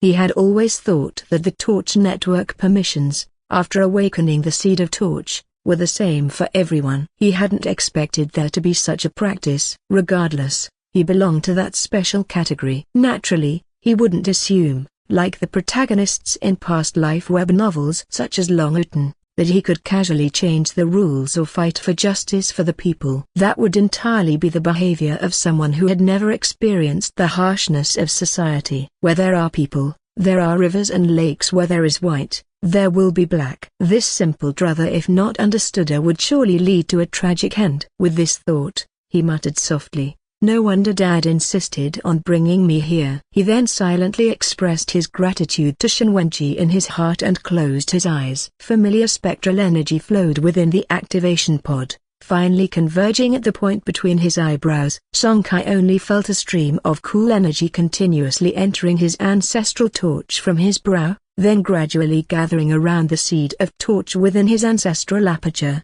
as though attempting to construct a mysterious linkage. He didn't know how much time had passed until he came back to his senses and found himself lying on a single bed beside the activation room. The Torch Network Assistant Activation Pod was closed again, with others trying to activate it. Clearly, he had successfully activated the Torch Network on his part, although he would have to wait 24 hours, so essentially, until tomorrow to log in officially. Once fully recovered, Song Kai softly thanked the assistant and then left the torch activation room. Outside the door, his father and Uncle Shen were no longer there. Relying on his memory, Song Kai headed to the 4th floor where Shen Wenji's office was located, and as expected, the two were casually chatting in the office. Sitting next to Shen Wenji was a rather handsome young man. Shen King, the son of Shen Wenji's elder brother and Song Kai's cousin Shenlun, had often hung out with Song Kai in their childhood. He had also awakened the colorless Seed of Torch 2 years ago and was currently working at the Torch Bureau as an ordinary staff member. Of course, Song Kai reckoned it wouldn't be long before he got promoted, with the backing he had. Climbing the ranks was easy. Little Kai, Big King. Upon hearing this long-lost nickname, both of them exchanged a knowing smile. As for the story behind this nickname, that traced back to their childhood. Because of the relationship between their families, the two of them often hung out together since they were kids, and Song Kai naturally became the leader of the duo due to his psychological age. However, Shen King often did not accept this because he was 2 years older than Song Kai and always insisted that he was the boss. Over time, Big King became his nickname. Knowing that Song Jiao and Shen Wenji could chat for hours on end without pausing, and with noon approaching, Song Kai and Shen King decided not to sit around anymore. After saying goodbye, they both left the office together. Once they stepped out of the office, Shen King, who had been cautious just moments before, instantly changed, draping an arm over Song Kai's shoulder and heading straight for the 1st floor. "Come on, it's been a while since we last saw each other, we need to catch up properly today." In contrast to the excited Shen King, Song Kai had more on his mind. "Isn't it still your working hours at this time? Let's wait for lunch." Although he had Shen Wenji's backing, it was still better to be cautious within the principality's law enforcement agency. Shen King paused for a moment but did not refuse. He was at a critical point for a promotion, and although it was unlikely that a small matter like this would get him into trouble, it was always better to be cautious. The two waited for over half an hour until the midday meal time arrived. Then they left the Torch Bureau in Shen King's Benton Type 2 car and headed straight to a well-known restaurant nearby. "You're doing pretty well, huh? This car must cost at least $1 million, right? When did you buy it?" The Benton brand kinetic car, under the banner of the Chengxing Principality's Benton Consortium, was known for its quality. Even though the Benton Type 2 was a model from over 100 years ago, it still cost over 1 million credit points. Even if it couldn't compare to the floating land mining cart with onboard intelligence that he had recently purchased, it was not something that a typical zero-rank torch ship captain would covet. It's not about affordability, but zero-rank torch ship captains seldom spent their money on kinetic cars that could only fly within floating lands, as it would cost 100 threads of zero-rank floating land origin, which is the total gain from a trip to the alien star domain. And since Shen King had gotten one, it meant that he had enough spare cash after strengthening his torch warship, which indicated that he had been doing quite well for the past 2 years. Shen King smiled proudly and said with animated eyebrows, "Not bad." During an exploration of the alien star domain a few months ago, by a stroke of luck, I stumbled upon an ancient civilization's ruins and found a batch of great stuff. Besides keeping one blue and one white item for myself, I sold the other white items that I didn't need for thousands of threads of zero-rank floating land origin. Song Kai's eyebrows shot up. An intrinsic phrase from his past life unconsciously slipped out of his mouth. Holy shit! Ancient civilization ruins. Such an opportunity was indeed rare. Even exceedingly rare. The shattered starry sea was boundless, nurturing civilizations as numerous as the sands of the Ganges. Over millions of years, countless civilizations have perished for various reasons, leaving behind traces of their existence. Blown by the winds of time, these remnants slowly turned into ruins of ancient civilizations. Although there are many such ruins, when considering the entire, boundless shattered starry sea, it's a whole different story. For an ordinary person to come across such ruins, it's incredibly difficult. Caught up in his musings, Shen King flashed a mysterious smile but did not continue speaking, effectively capturing Song Kai's curiosity. A broken bar. The Four Seasons restaurant, top floor private room. Only after all the dishes had been served, did Shen King finally start to speak under the intense gaze of Song Kai. Apostrophe. His voice dropped to a hushed whisper that only the two of them could hear, and he began to recount the complete details of the incident. The civilization I encountered is called the Buluo civilization, and those ruins are located on a completely barren and abandoned floating land. Last time, I only managed to open the first layer of the ruins, and based on my last investigation, there are at least 2 layers to that place. His eyes twinkled as Song Kai's thoughts raced. At least 2 layers, judging by the fact that the first layer contained blue oddities and multiple white relics, it's highly likely that there are purple quality relics in the ruins. What do you think? Interested in giving it a try together? The teleportation beacon I left behind will last for about 3 more months. We don't need to hurry. We can spend this time fostering our growth, and then attempt it together in a little over 2 months. More than 2 months. Upon hearing this time frame, Song Kai, who had been hesitant, made up his mind in an instant. All right, then let's give it a try together in 2.5 months. It had been almost half a month since his first exploration of the alien star domain, and in 13 days, he would make his second deployment. According to this timeline, 2.5 months was more than enough for him to make 2 more deployments to the alien star domain and participate in 2 more ruins market raids, giving him ample time to acquire a vast amount of resources. As long as he had enough resources, it wouldn't be hard to enhance the Kankian to first rank in one fell swoop. Coupled with the orange quality dark matter energy shield generator component, exploring that Buluo civilization ruins wouldn't be a concern. Hearing that Song Kai had agreed, Shen King's smile grew even wider. Although there was no great danger in those ruins, the rejection stance within was rather staunch. Even though he had further strengthened his torch warship over the past few months, he was still not too confident. After some negotiation, they finalized their plans, never mentioning either Song Jiao or Shen Wenji throughout their discussion. Song Kai did think about bringing his father along, as that would undoubtedly increase their safety, but since Shen King hadn't mentioned it, he naturally wouldn't bring it up first.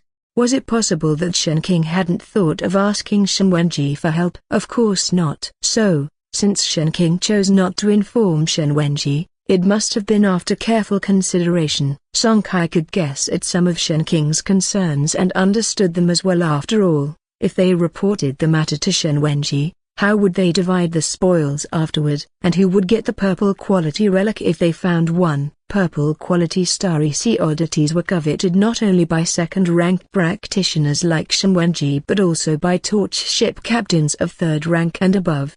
Shen Wenji probably wouldn't go so far as to seize an item from his junior, but what if they encountered a purple relic that was extremely suitable for him?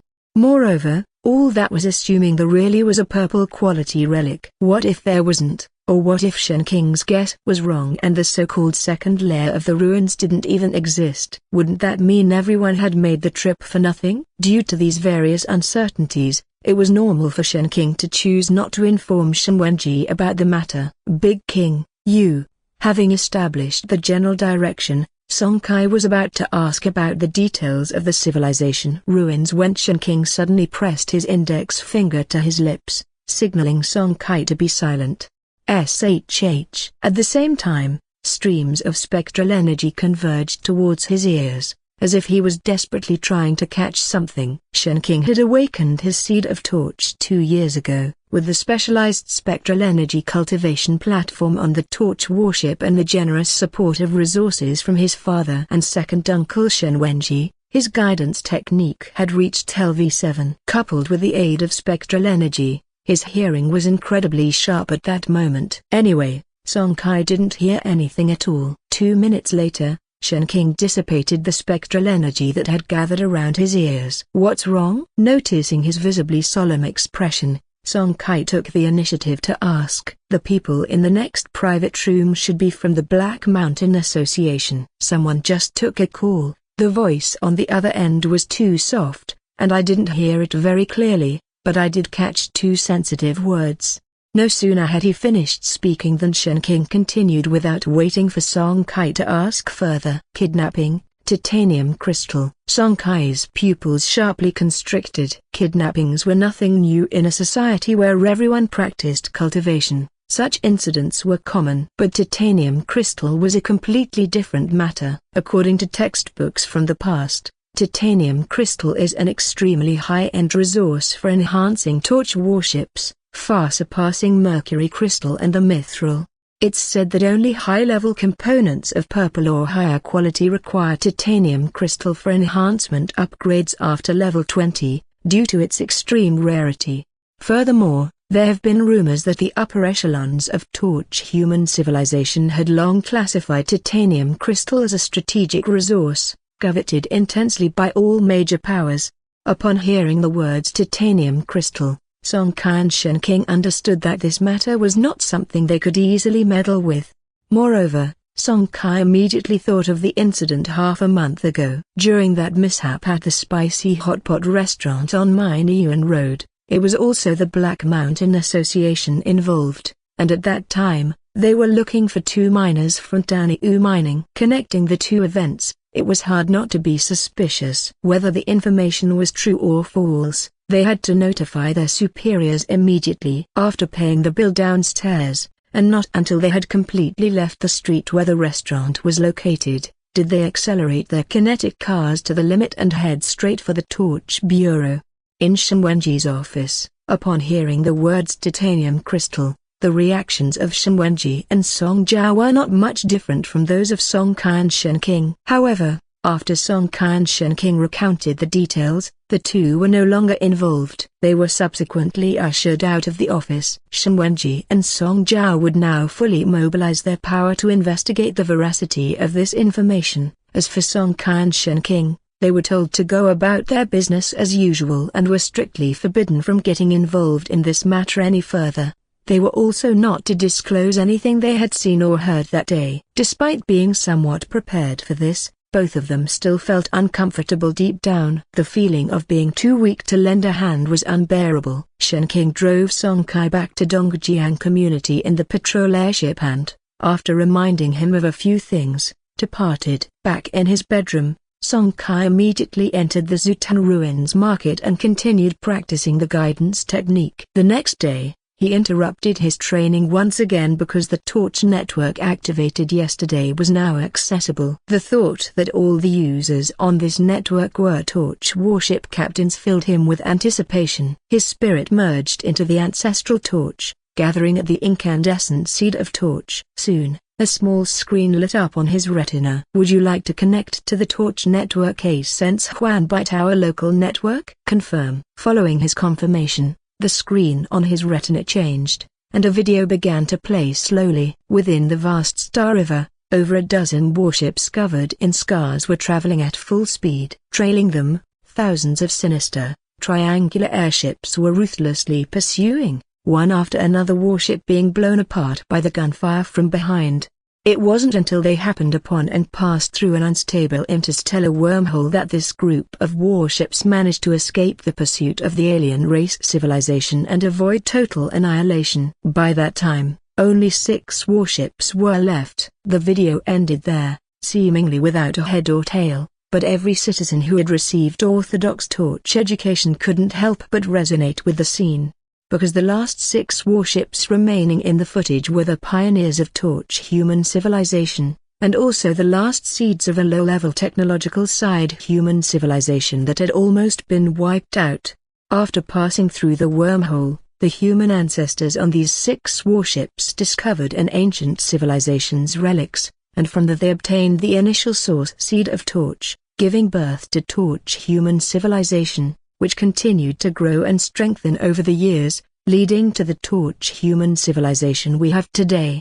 Long after the footage, Song Kai had yet to come back to his senses when another 16 characters emerged on the light screen. Starry Sea Expedition, a long and obstructed path. The fire of civilization, everlasting and never extinguished. After that, it was considered a complete landing on one of the local networks under the Torch network. Huan Byte our local network, as one of the many local networks under the Torch network, includes the entire White Tower floating land, as well as the surrounding asteroid belt, fragment belt, and all the awakened citizens of the Seed of Torch within the interstellar fortress, making it the largest information exchange area around the White Tower floating land. Besides that, the local network also contains systems for task assignment and reception, free trade, friends, and many other features. The reason why it is only the Huan Byte our floating land local network, and not the entire network of Torch human civilization, naturally lies with the low level of Song Kai's fire seed. Although he had enhanced the quality of the seed of Torch to white not long ago, quality and level are completely different matters. Quality only represents the upper limit of future fire seed enhancement, whereas level represents the current strength of the warship bound with the seed of Torch. The Kankian had just been bound not long ago, and he had only used one special slot, which was completely sufficient, so Song Kai had never enhanced the Torch ship, that is, the seed of Torch, and its level had always been LV0. Song Kai didn't mind this detail but was instead contemplating the various functions of his account. According to what the Torch Network Awakening Assistant had said yesterday, his account did have some special privileges, and it was these so-called special privileges that he was pondering now. After about half an hour of tinkering, he had essentially figured out the various functions of his account. Compared to a regular Torch account, his indeed had some privileges. Overall, there were 3 points. First, normal accounts on the Torch network must chat under their real names, while he could choose to chat anonymously. Second, his account was exempt from transaction tax when trading on the Torch network, whereas other accounts must pay a 5% transaction tax. Third, normal accounts must pay extra in floating land origin to feature or prioritize their task postings or acceptances, while his account came with these features included. Having understood the special features of his own account, Song Kai's curiosity had not subsided, and he began to take an interested look at the various chat messages in the local network. Jiangyuan City, Jianghai, clearing the fragment belt in the northern star space of floating land, any brothers for teaming up? Qing City, Kelshan, 100 threads of first-rank floating land origin in exchange for the coordinates of Blood Capital Star Thieves Group's hideout. Jiangyuan City, Tanma, 100 threads of first-rank origin for the Blood Capital Star Thieves Group's hideout coordinates. Friend, are you dreaming? Would someone who can find the Blood Capital's hideout be short of your 100 threads of first-rank origin? Beta City, Chenkong, a spectral airship has gone missing from Viscount Yellen's mansion. Those who provide relevant clues will receive a handsome reward. Subsequently, he opened the local network's trading marketplace with anticipation. Indeed, it lived up to being the regional group chat for the entire Huanbaitou floating land, with a substantial number of chat participants creating an array of products in the trading marketplace. Minerals, genetic potions, military exoskeletons, first and second rank floating land origins, and even starry sea oddities were not few in number. After glancing around, Song Kai found his eyes dazzled, as there were just too many items on offer, many of which he covetously eyed. Unfortunately, he didn't have much funds at hand and could only look on helplessly. There were many starry sea oddities listed, but they were uniformly white quality, with only a handful of blue oddities, which had rather underwhelming attributes, such as strange object, green barley tree quality, blue can evolve into green barley circulatory system. Note, a blue oddity that can promote air circulation, making your future interstellar life fresh every day. As everyone knows, torch warships inherently possess their own internal circulation features. While the circulating effect produced by the green barley tree might be somewhat better, what's the point? It neither increases combat power nor offers any defensive attribute enhancements, so why spend a substantial amount of resources just to freshen the air in one's torch warship? Half an hour later, that sense of novelty within Song Kai finally faded, and the curiosity in his eyes gradually settled into tranquility. In between, he pondered over the anonymity function of his account, thinking about whether he could use this feature to disguise his frequent future sales. But then he felt it was inadvisable. The special permissions for his account came from an assistant activator at a torch bureau in Jiangyuan, and he contemplated that if an ordinary activator could achieve this, it likely meant that the privacy could not be very high.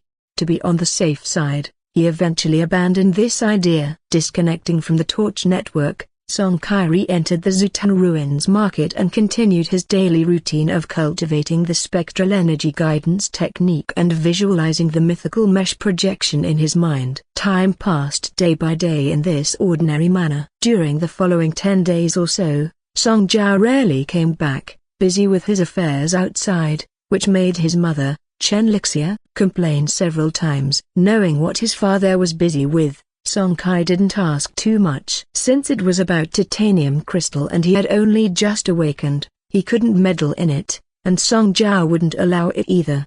That day, accompanied by his mother, Chen Lixia, Song Kai once again headed to the outskirts of the city. The Kankiang had completed a month of buffer, and today was the time for his second exploration of the alien star domain. Of course, it's possible to delay it further, and there wouldn't be an issue even if he decided not to explore the alien star domain subsequently, but naturally, Song Kai wouldn't make that choice. With the dark matter energy shield generator, an orange component, he was now somewhat eager to quickly test the effects of this glorious component. With this component, as long as he wasn't extremely unlucky and didn't encounter black holes, starry sea storms, or void fissures, safety could still be guaranteed. For example, the White-winged tribe they encountered before, even if the Kankiang stayed stationary and let them attack freely for 10 minutes, they might not be able to breach the ship's shield value. The energy shield ignited by the dark matter energy shield generator boasted far more than just shield value compared to the spectral shield generated before. Its defense strength itself was also significantly higher. The attacks from the first-rank White-winged tribe landing on the current energy shield would inflict damage far less than that on the previous spectral shield. When these aspects are combined, the disparity is actually much greater than one might imagine. Jiangyuan city suburbs. It was still that alien star domain launch platform, only this time, the deployers were no longer just students from major academies, but more of them were civilian torch warship captains from Jiangyuan city. As a city with a population of over 20 million, even if only a few dozen ordinary citizens were lucky enough to awaken the seed of Torch each year, over the decades and centuries, the accumulated number of Torch warships would be staggering.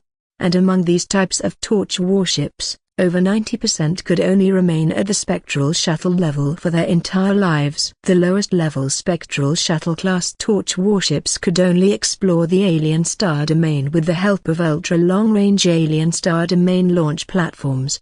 Only by enhancing the Torch ship to level 10 and advancing to the first rank, Spectral airship, could they conduct their own explorations of the alien star domain, no longer needing the assistance of the launch platforms. Therefore, this also led to the current situation where the crowds were mountainous and the number of warships waiting for launch far exceeded the previous Academy launches. Not long after Song Kai arrived, Sun Hao approached him, and with a glance over, Song Kai's eyebrows slightly raised. In this month, Sun Hao had clearly not slacked off. His spectral energy guidance technique level had astonishingly broken through from LV3 to LV4. Compounded with his already impressive build, the pressure he exerted was substantial.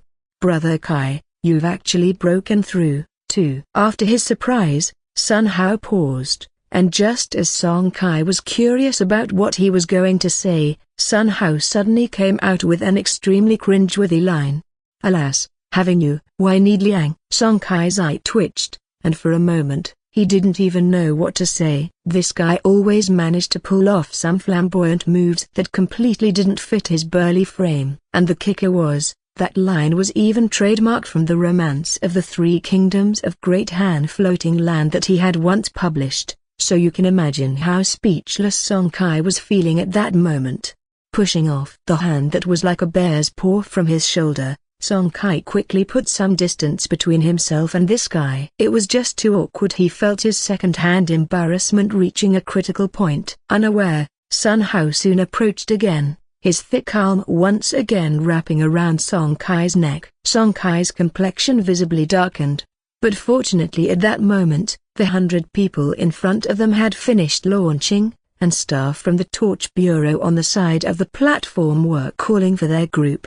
100 figures stepped onto the launch platform one after another, positioned themselves accordingly, and simultaneously summoned their spectral shuttles. Once all 100 spectral shuttles were ready, the Torch Bureau staff on the outside activated the ultra-long-range Starry Sea launch platform. The column of light that pierced the sky appeared again, and the 100 spectral shuttles quickly disappeared without a trace. A familiar sense of weightlessness swept over his body. Compared to a month ago, this time, Song Kai's recovery was even quicker. His breakthrough in the guidance technique to LV5 gave his physical attributes a slight boost, and naturally, his body's resistance to negative states also proportionately increased quite a bit. Song Kai, having righted himself, activated the energy shield of Kang Kaiang immediately, just like the previous time. Once the layer of pitch-black dark matter energy shield from the dark matter energy shield generator component appeared, he finally let himself relax. The sense of security brought by an orange-quality energy shield was just that exaggerated. The engine activated, and Kang Kaiang began to shuttle quickly through the silent starry sea. The position this time was still not ideal within the detection range of the patrol radar. No celestial bodies were discovered. After wandering around aimlessly like a headless fly for several hours with no other discoveries, Song Kai's heart had almost sunk to the bottom. It should be noted that for this exploration, he had specially purchased another Furious Tiger mining cart, plus 2 cart-mounted prospectors, spending a total of 400 strands of zero-rank floating land origin, all to significantly improve the efficiency of mining. Now, aside from the batch of temporary emergency resources, he had only 300 strands of zero-rank floating land origin left. If this exploration did not yield enough findings, the profits from the upcoming ruins market would also be greatly reduced. Just as he was feeling anxious, a sudden, urgent alarm sounded from the patrol radar. Numerous red dots clustered in the upper left corner of the radar screen, where 2 large fleets of warships were engaged in fierce battle. Unknowingly, Kang Kyung had blundered into the stellar battlefield of two warring alien civilizations. The speed of the Kang Kyung was reduced to the minimum, and while striving to conceal its tracks, Song Kai also silently observed the sizable war at the edge of the battlefield. The number of warships on both sides of the battlefield exceeded 10,000. Judging by the energy fluctuations emitted from the ship cannons, most of these warships were of 0 rank, among them mixed with around 100 of first rank. Overall, it was considered to be of the lowest intensity among interstellar battlefields, the kind that involved wars between civilizations. However, that being said, such battles were still measured by the scale of civilizations. To Song Kai, such a battlefield was extremely dangerous, and he had no intention of getting involved. The dark matter energy shield was impressive, but it would hardly be noticeable in a battlefield with the potential for being targeted by the firepower of over 10,000 warships. Besides, the firepower of Kang Kyung was also on the weaker side at best. It was just a bit more resilient. The chances of taking advantage of the chaos to snag a great opportunity were nearly nil.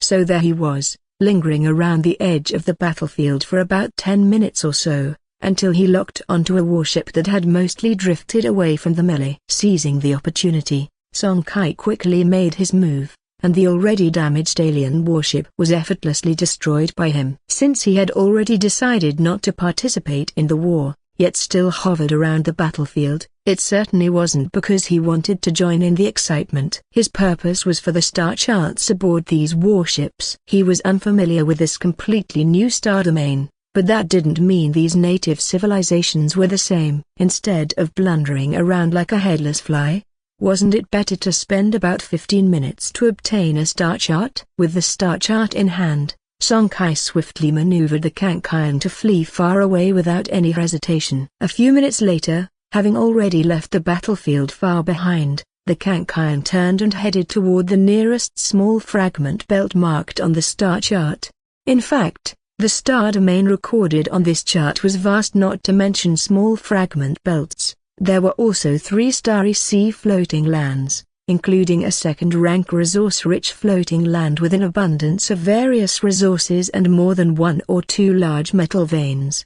But the distance was too great, 12 light-years away, which for the current Kang Kyung, not equipped with a warp drive, was utterly unreachable. Only that fragment belt was within a short travel distance for Kang Kyung, an involuntary choice. Another hour or so passed, and Kang Kyung finally arrived at the intended small fragment belt. Compared to the one encountered during the last exploration, the diameter of this fragment belt was obviously far smaller, which Song Kai didn't mind. The number of celestial bodies in this fragment belt was conservatively estimated to be over several 100,000, while the remaining time for the stay was less than 20 hours. He would probably only be able to explore about 0.1% of this fragment belt, not even considering the time spent on mining. Knowing there was no time to waste, Song Kai made a trip to the ruins market and brought out a Furious Tiger mining cart. Then, Kang Kyung plunged headfirst into the fragment belt. Time slipped by, and the onboard AI of the Furious Tiger mining cart kept providing updates. 10 kilograms of electrum. Ship hit. Gas mine, a shame it's only a few 100 kilograms. Ship hit. Starry space cold iron, 50 tons, will take half an hour to mine. Time spent mining always flew by in the blink of an eye. Another 5 hours passed. Although there were some gains, the quantities weren't large, so there was no opportunity yet for the second mining cart to enter the scene. After all, if the amount of mineral deposit was insufficient, it could be mined within about half an hour, and going back and forth was also troublesome.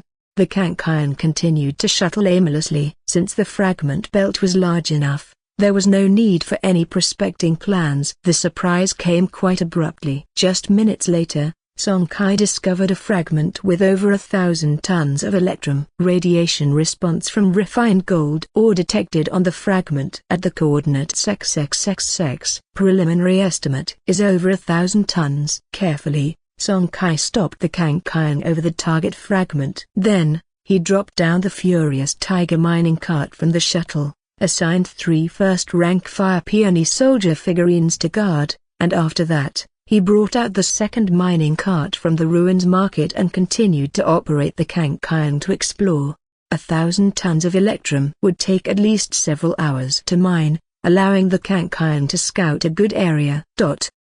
Damn, this place is haunted. The density of fragments here is way too high. After a violent tremor, the Kangkyang just barely squeezed through the gap between several tightly clustered fragments. The shuttle, which had just been repaired a few days ago, sustained some minor scrapes again. Though not a big issue, it still provoked a string of curses from Song Kai. If it weren't for the prospector detecting special radiation fluctuations within this cluster of fragments, he wouldn't willingly venture into such an area.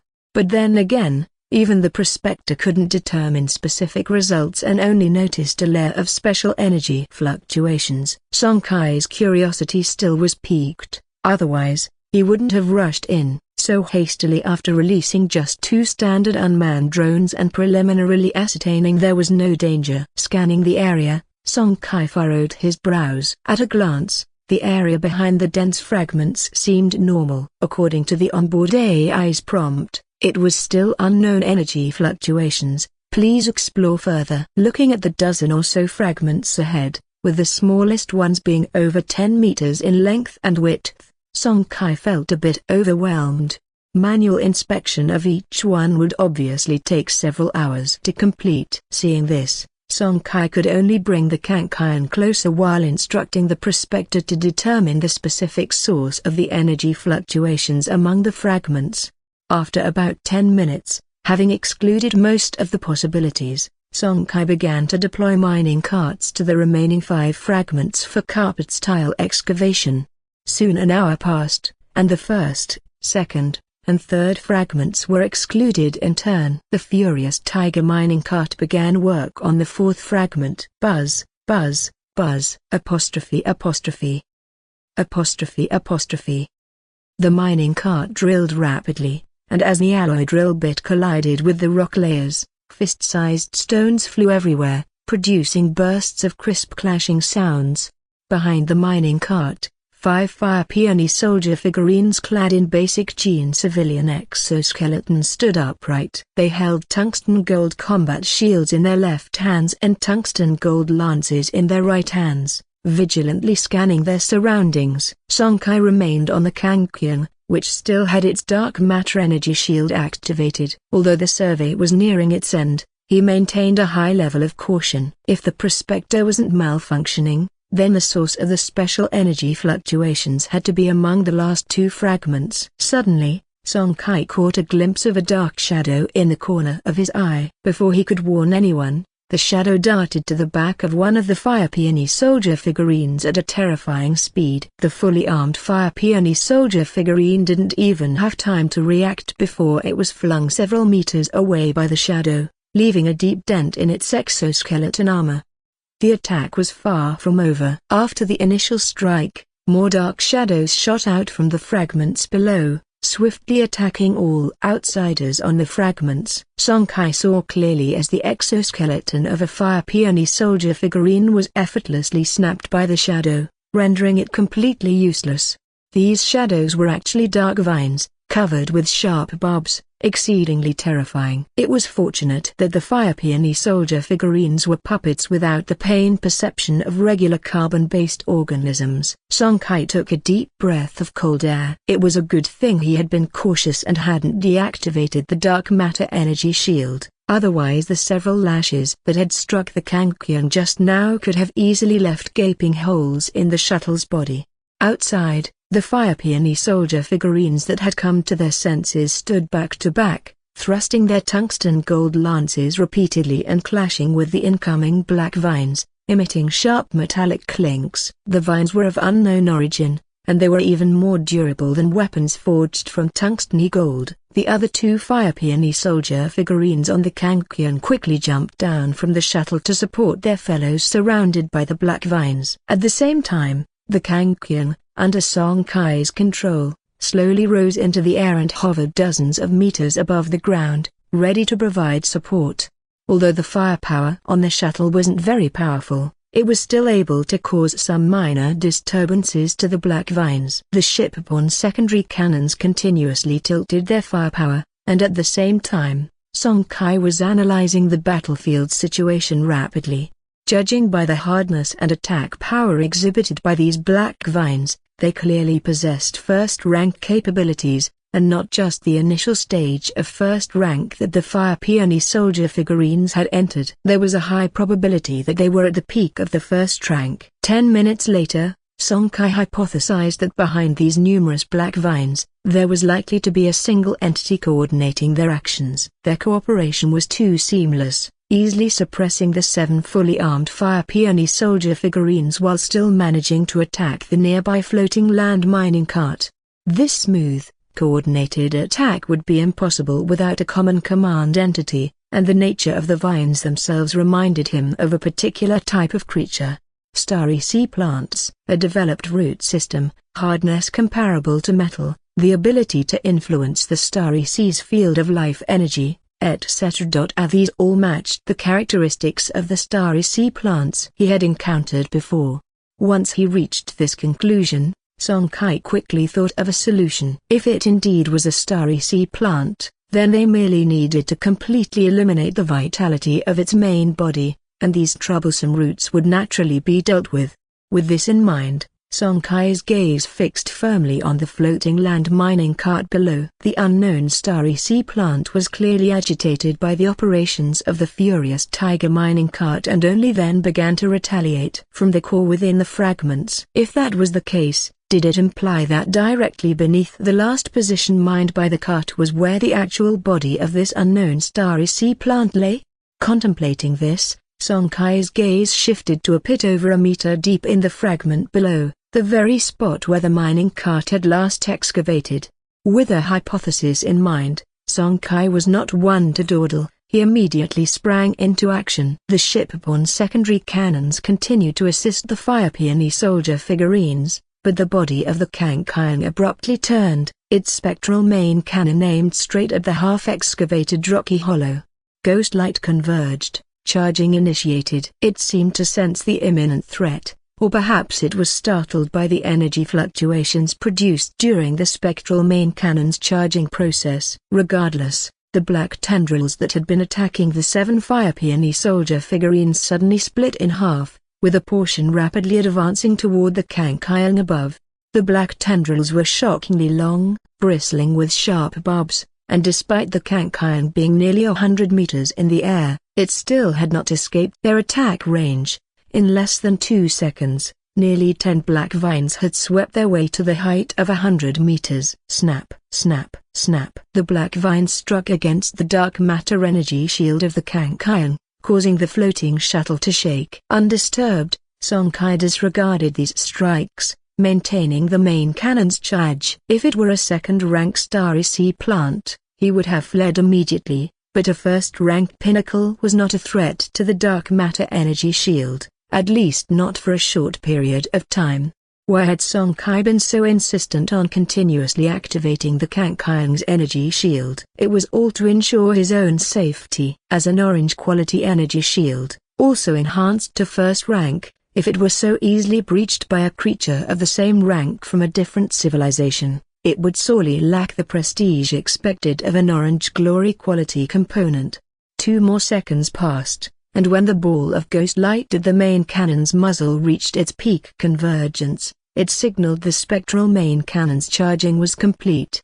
Beep. The fire button was rapidly pressed, and a spectral black energy ball, tens of centimeters in diameter, fiercely shot downward. Its speed was so fast that it struck the rock hollow below almost instantaneously. Boom. In the midst of the violent explosion, debris scattered, and when the flashes subsided, the pit that was originally just over a meter deep had astonishingly deepened to nearly 4 meters.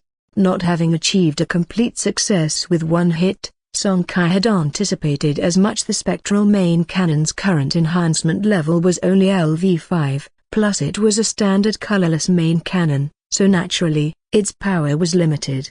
He pulled the control stick towards him, and at the same time, the Kankian swiftly ascended further into the sky, evading the lashing tendrils.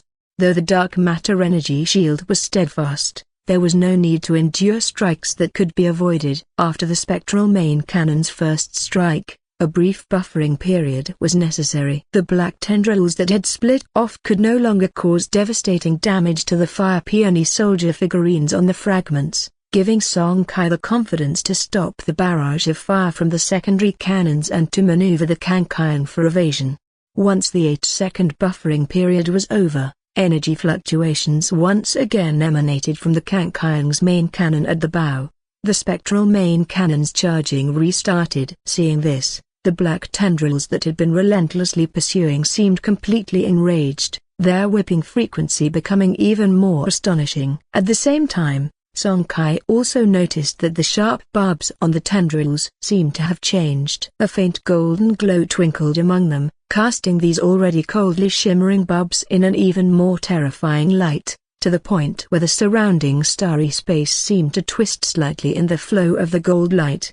Song Kai's eyes narrowed, instinctively feeling that something was amiss, but before he could react, the next second saw the black tendrils mixed with golden light lash out again. Buzz buzz buzz. Above the dark matter energy shield, waves of intense turbulence immediately appeared, far surpassing any previous disturbance. Correspondingly, the shield value of the dark matter energy shield was reduced by more than 400 points, nearly 1/15 of the total shield value. Could it be an armor-breaking effect? The component of the dark matter energy shield generator had defensive attributes, and usually, external attacks had to go through this reduction of defense before affecting the energy shield. The previous attacks had been no different. However, after that golden glow appeared, these black tendrils' attacks seemed to have increased several times in strength, and the only thing Song Kai could think of was an armor-breaking effect. Looking at the remaining shield value of just over 4,000 points, Song Kai gritted his teeth, forcefully suppressing the urge to react. Even with the enhancement of an armor-breaking effect, the Kankian could still hold on for a while. He was curious to see which would come first, the enemy's core showing itself or the Kankian's energy shield being breached. After a brief accumulation of power, the spectral main cannon fired for the second time. This shot still failed to penetrate the rocky layer of the fragment, but judging from the increasingly frenzied state of the black tendrils' attack, Song Kai became even more confident in his inner guess. What followed was a repeat of the previous actions. 2 minutes later, after the fourth shot of the spectral main cannon struck, the pit in the rock below was finally completely penetrated. Through this hole, approximately 3 meters in diameter, Song Kai, high above, finally saw the true nature of the starry plant hidden within the core of the fragment. Nearly 1 meter in diameter and close to 50 meters in length, the thick main body of the vine was adorned with 2 distinctly different colors. The lower half was a pale gold, while the upper half was the familiar black. After quickly consulting the compendium of alien civilizations and creatures of the shattered starry sea, Song Kai recognized the roots of this starry plant.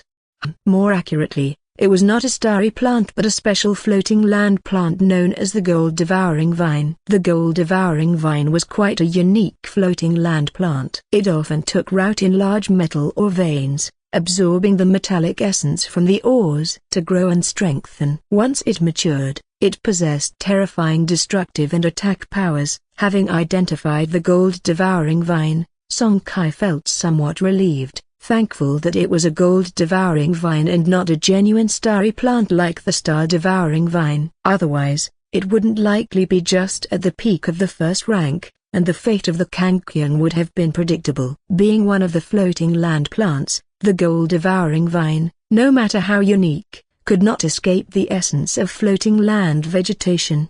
The reason why they are called floating land plants is precisely because they lack the ability to grow indefinitely in the starry space. Thus, it is not that the gold-devouring vine just happened to be at the peak of the first rank in the unique environment of the starry space. It can only evolve to the peak of the first rank.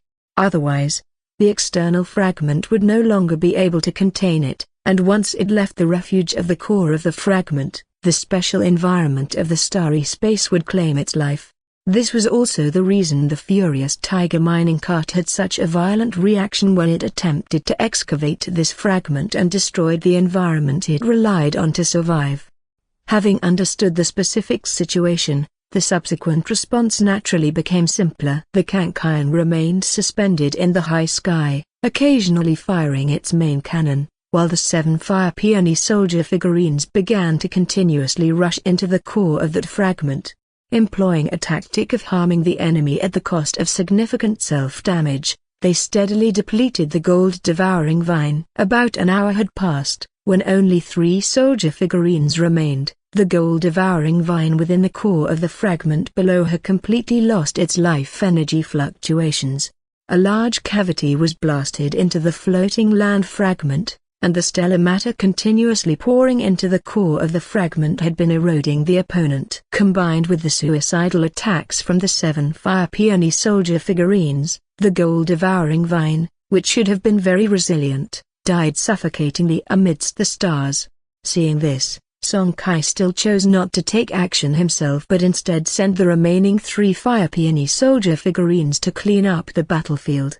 A few minutes later, Song Kai, now holding a fist-sized green crystal core, finally found the specific information on this core obtained from inside the gold-devouring vine in the information database. Name: Crystal of Life. Rank: First rank. Peak effect: can be used to accelerate the growth of various herbs, tree species, and other special plant life, shortening their growth cycle. Note: often found within life entities of the same rank plant class. The value of this crystal of life was quite good, roughly worth several strands of first-rank floating land origin, which is about several hundreds of strands of zero-rank floating land origin.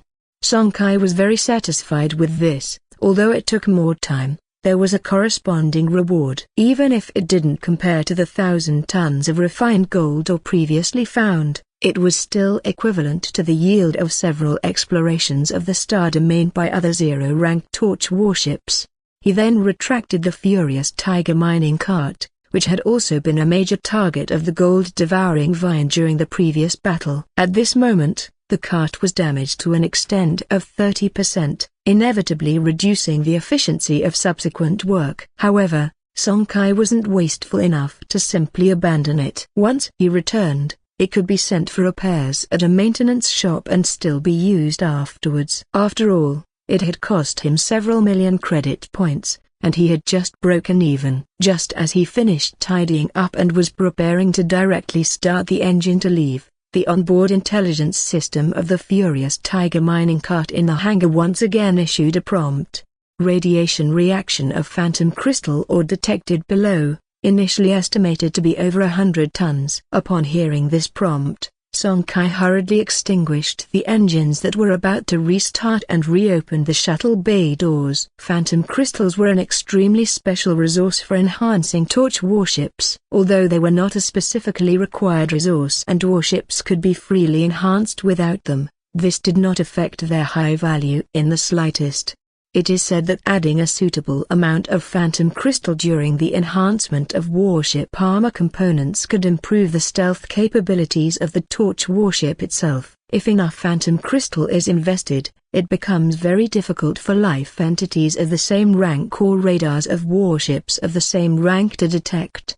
Because of such a special effect, not only within the domain of torch human civilization but also throughout the entire Shattered Starry Sea, the value of phantom crystal has remained high. In the domain of torch human civilization, as far as Song Kai knows, the market price of phantom crystals has reached 5 strands of first-rank floating land origin per ton. If it were true that there were over 100 tons of phantom crystal reserves deep within the star core, then this would be an extraordinarily vast harvest. 1 ton valued at 5 strands of first-rank floating land origin. 100 tons would be 500 strands, and converted to zero-rank floating land origin, that would be 5,000 strands. To a spectral shuttle, it seemed an astonishing amount. With a faint excitement, Song Kai donned the exoskeleton device. But even so, upon exiting the airship, he still felt an extreme discomfort. Ordinary life entities of zero rank level found it very difficult to adapt to the unique environment of space. This was mitigated somewhat by the exoskeleton armor and his own enhanced guidance technique level, otherwise, he feared it would be far worse. Immediately, he ingested the Kankion into the ancestral torch, and then swiftly, with the remaining 3 Fire Peony soldier figurines, entered the core area of the fragments below through the hole in the ground. The diameter of the fragment was only about several dozen meters, so naturally, the core space wasn't large. The surprisingly long body of the gold-devouring vine accumulated in the corner made the already cramped space seem even more congested. Even if the furious tiger mining cart had managed to get in, it would have been difficult to operate, let alone the fact that the mining cart was still inside the Kankion's hold. To release it would require summoning the 7-meter-long Kankion from the ancestral torch at his forehead, which was simply impossible. Consequently, Song Kai could only order the 3 Fire Peony soldier figurines to begin further excavation and prospecting manually, using specially made drill shovels. Before long, at the bottom of a small excavation pit, a few meters down, the Fire Peony soldier figurines successfully discovered a new vein of ore, the very phantom crystals they were seeking. Over this, Song Kai smacked his forehead and made a mental note to prevent such a low-level oversight in the future. Previously, to guard against any remaining tricks of the gold-devouring vine, and because he could not expose himself to the external star-space environment for long, he had only allowed the Fire Peony soldier figurines to clear the area. Indeed, aside from the crystal of life, the soldier figurines extracted dozens of tons of ordinary electrum. Considering this, he had then entered to casually inspect the site, and finding no oversights, withdrew directly, not realizing that beneath those dozens of tons of electrum lay even greater quantities of phantom crystal. Had it not been for the post-event reminder of the prospector and the vehicle's intelligence system, this bounty of phantom crystal would have slipped through his grasp.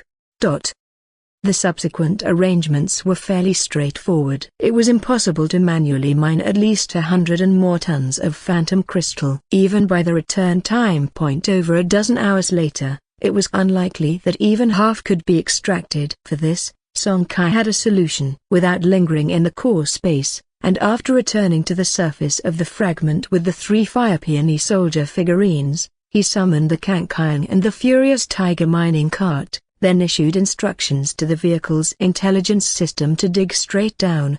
If the original core space of the fragment was not suitable for summoning the mining cart, then why not simply create a larger entrance from the surface and enter that way? Leaving the mining cart to work there, Song Kai piloted the Kankion on a trip back to the first furious tiger mining cart's location. Several hours had passed, and the 1,000 tons of electrum had been mined.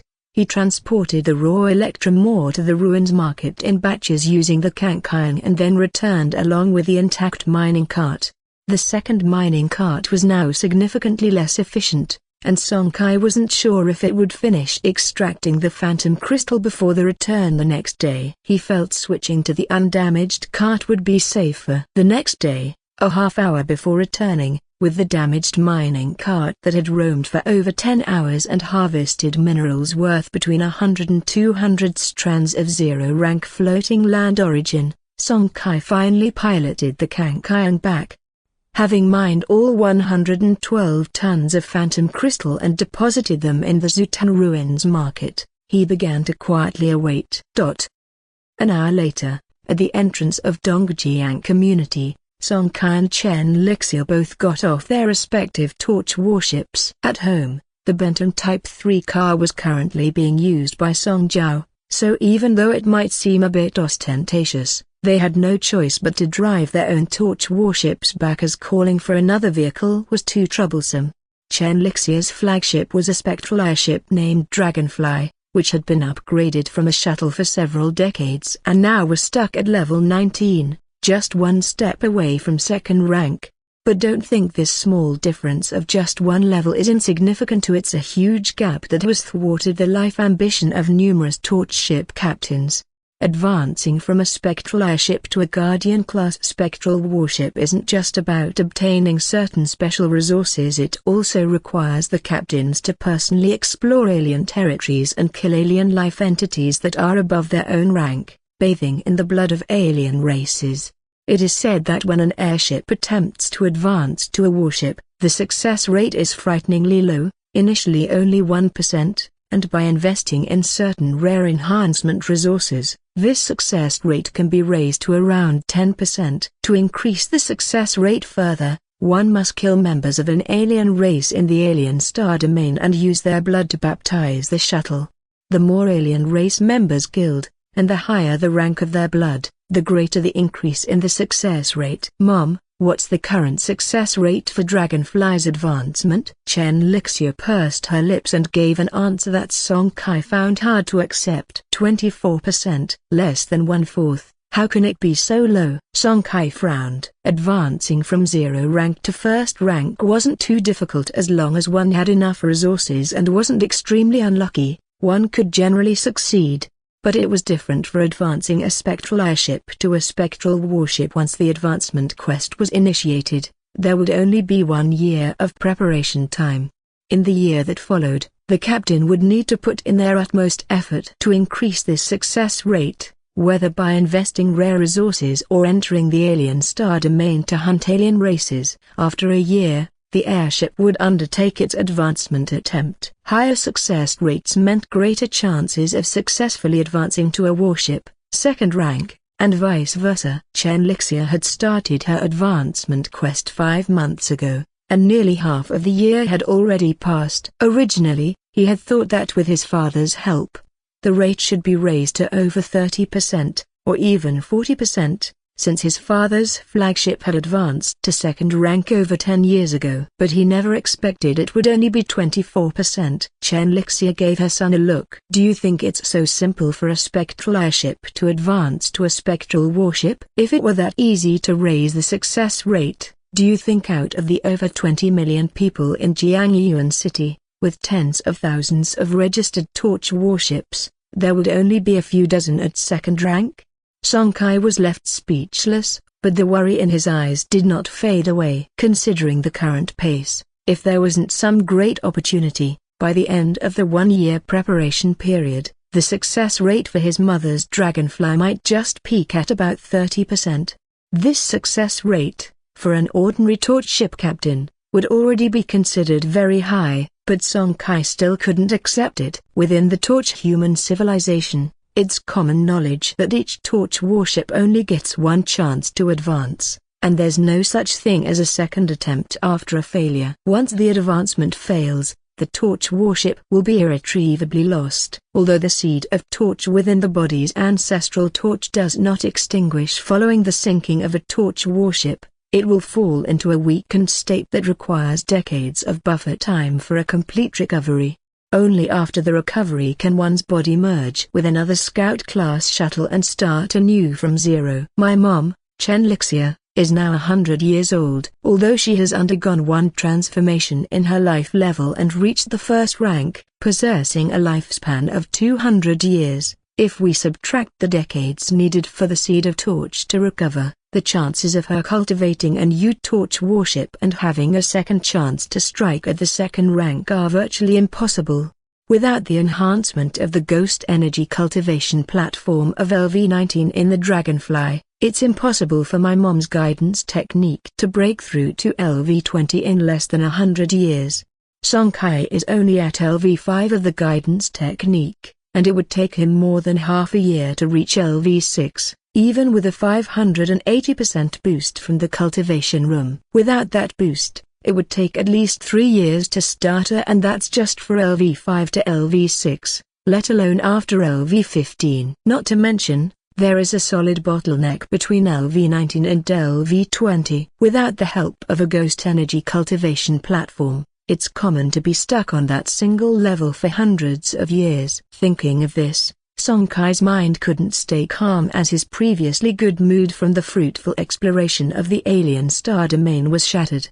Seeing him like this, Chen Lixia stroked Song Kai's cheek and said with a smile, "All right, I know my son cares about me the most. Your dad will find a way. He has been running around busily. He is probably working out a solution." At the mention of this, a gleam appeared in Song Kai's eyes. He was very clear about what his dad was investigating. Judging by how busy his dad had been for more than 10 days, the news about titanium crystal was probably not just an unfounded rumor. Given the preciousness of titanium crystal, if they could really get their hands on it, perhaps they could trade for something that would further increase the success rate of evolving the airship into a warship. With this thought, his mood lifted significantly. With his dad and Uncle Shen, both second-rank torch ship captains, working together, the odds of obtaining that titanium crystal should be quite high. However, Song Kai was still worried. Given the strategic value of titanium crystal, if the news was contained within Jiangyuan City it would be fine, but once it spread, just relying on 2 second-rank torch ship captains might not be enough.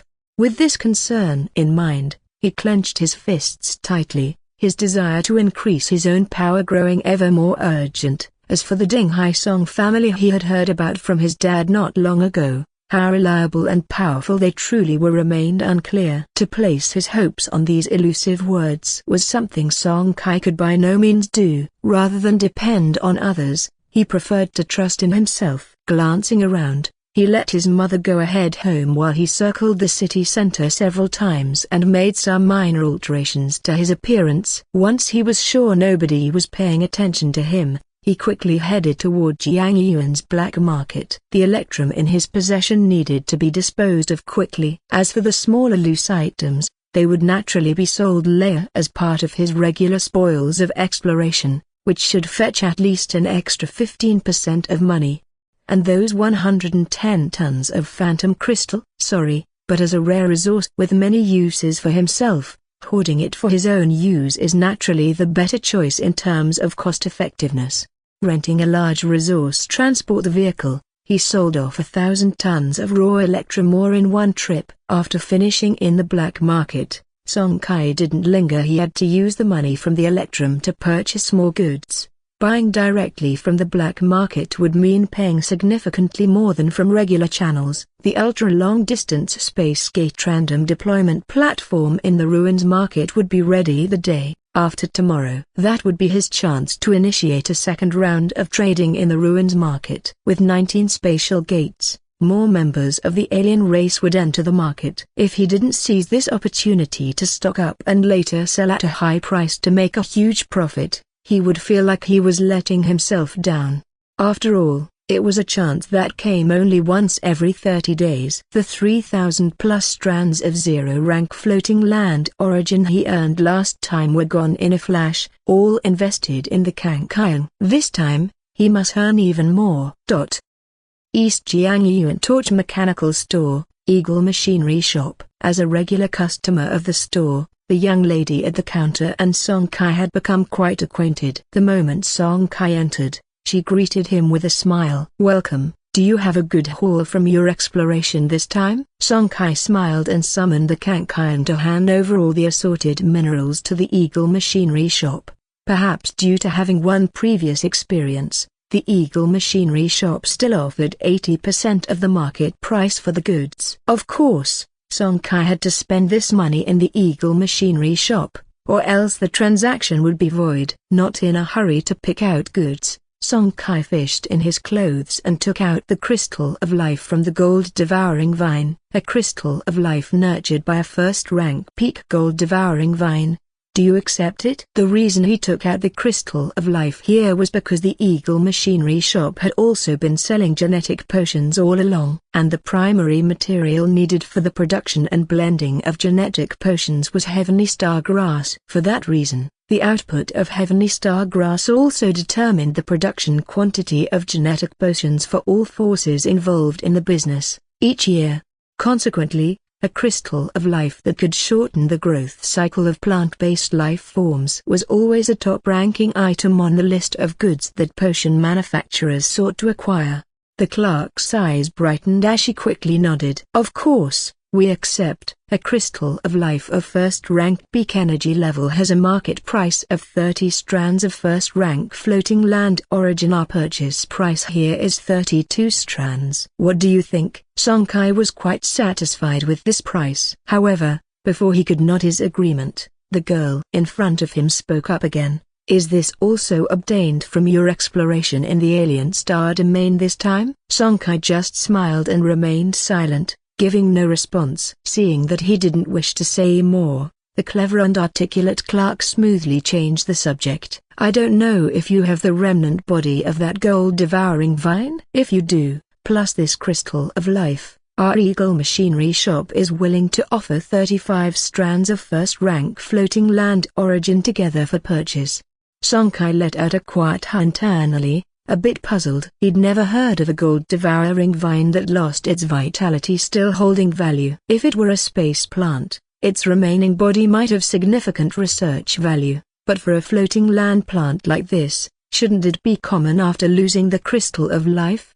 How so? Does the vine body of the gold-devouring vine have other uses? Song Kai casually asked a question, and unsurprisingly, the other party just smiled and shook her head, without giving an answer. He didn't mind either. Why would someone reveal a secret to him? Sorry, this crystal of life was a chance find for me. I don't have the remnants of the gold-devouring vine. Indeed, he didn't have it. He hadn't brought back the remnant vine body of the gold-devouring vine, something that had no value in his subconsciousness. He naturally wouldn't bother to collect it in the ruins market. After this exchange, Song Kai started a new round of shopping, or more accurately, procuring goods. No need to mention the tungsten gold war shields and tungsten gold lances. They were exceptionally popular at the last trade conference. This time he bought 10,000 of each, spending a total of 1,000 strands of zero-rank floating land origin. He no longer needed the all-purpose Starry Sea translator device, having bought one previously. The basic gene optimization liquid. He took 1,000 vials of that too, using another 1,000 strands of zero-rank floating land origin, plus he took 10 vials of the intermediate gene optimization liquid, costing him 100 strands of zero-rank floating land origin. He didn't buy any life cores this time. At the last ruins market transaction, he found that the currency these zero-rank aliens used for trading was primarily life cores. Once the trade conference ended, most of the resources he had earned were these things, so there was no need to stockpile them in advance. Besides these, he also bought 5 sets of basic model civilian exoskeletons, each equipped with 10 durable batteries, which would be enough for several months of overuse, costing him 110 strands of zero-rank floating land origin.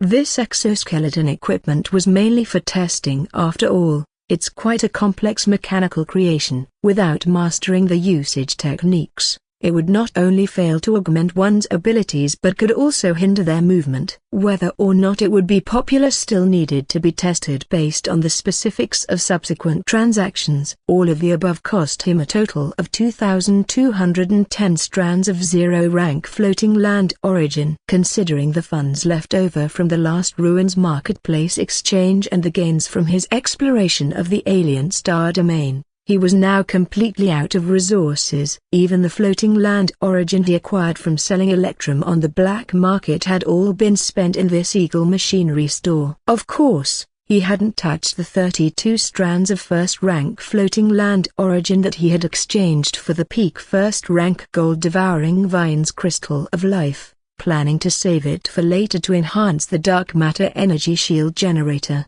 As a generic enhancement resource for first-rank torch warships like the Spectral airship, first-rank floating land origin is considered a relatively common resource but still far exceeds the value of zero-rank floating land origin. Don't be fooled by the official exchange rate set by the Chenxing Principality of 1 to 10. Such resources often have no set market price. Only in the various black markets is there a stable sale of first-rank floating land origins, with exchange rates usually at 1 to 14, 1 to 15, and there have even been transactions at the extremely high rate of 1 to 20 in some individual black markets. and in this Eagle Machinery store, the price given by the counterpart was also 1 to 10, so Song Kai naturally would not make a losing deal. While Song Kai was buying extensively, at the southern outskirts of Jiangyuan City, the East Mountain Forest Park, Jiangyuan Black Market. Haishan Gold Store is a shop on the periphery of the black market that specializes in purchasing all kinds of metal and mineral resources. The shop buys these unmarketable, full-category mineral resources at 65% of the market price and then transfers them to large machinery stores through special channels at 75% of the market price. Relying on this 10% margin, Haishan Gold Store's annual income is quite substantial. The main reason is the large volume, with a population of over 20 million in Jiangyuan City and tens of thousands of torch warships, plus the private goods diverted by the basic employees of the floating land mining companies each month. The amount of mineral resources flowing into the black market every year is extremely astonishing. Even for Haishan Gold Store, just an outer periphery purchasing store of the black market, the annual profit is extremely lucrative. Of course, the main reason is the strong backing of Haishan Gold Store. As a business of the underground force Haishan Society of Jiangyuan City, ordinary forces dare not provoke them, and those who could provoke, don't bother to suppress it. Today, however, is different. In a corner of the street, several figures quietly observe everything inside and outside of Haishan Gold Store. These people have been targeting Haishan Gold Store for nearly 10 days, yet the entire Haishan Gold Store and the Baka Haishan Society have not noticed them at all, showing the power behind these watchers. In a corner at the back, a man wearing a black hat suddenly received a transmission from his communicator. The next moment, his lazy expression transformed, with a look of deep respect surfacing in his eyes. Target confirmed, right in Haishan Gold Store. Go. Acknowledged. After this command, the several figures scattered around the street acted at once, releasing their first-rank presence and pressure. A flash of ghost light flickered across their foreheads, and then 10 formidable soldier figurines emerged out of thin air around each figure. Indeed, these 4 individuals were actually first-rank torch ship captains, and their flagships uniformly carried special components known as soldier figurine trees. With such actions, the commotion caused was naturally not small. There was also a first-rank spectral airship captain stationed in the Haishan Gold Store who sensed something wrong immediately. However, this Haishan Society's first-rank torch ship captain clearly didn't have a soldier figurine tree or any other special component in his flagship. Moreover, the internal space of the gold store didn't support the direct summoning of a spectral airship, so he had to rush outside as quickly as possible. At this moment, his only thought was to summon his flagship as soon as possible. As long as he boarded his spectral airship, even if he couldn't defeat the enemy, they wouldn't be able to capture or kill him quickly, and as long as he could hold on for a while, the black market patrols would arrive.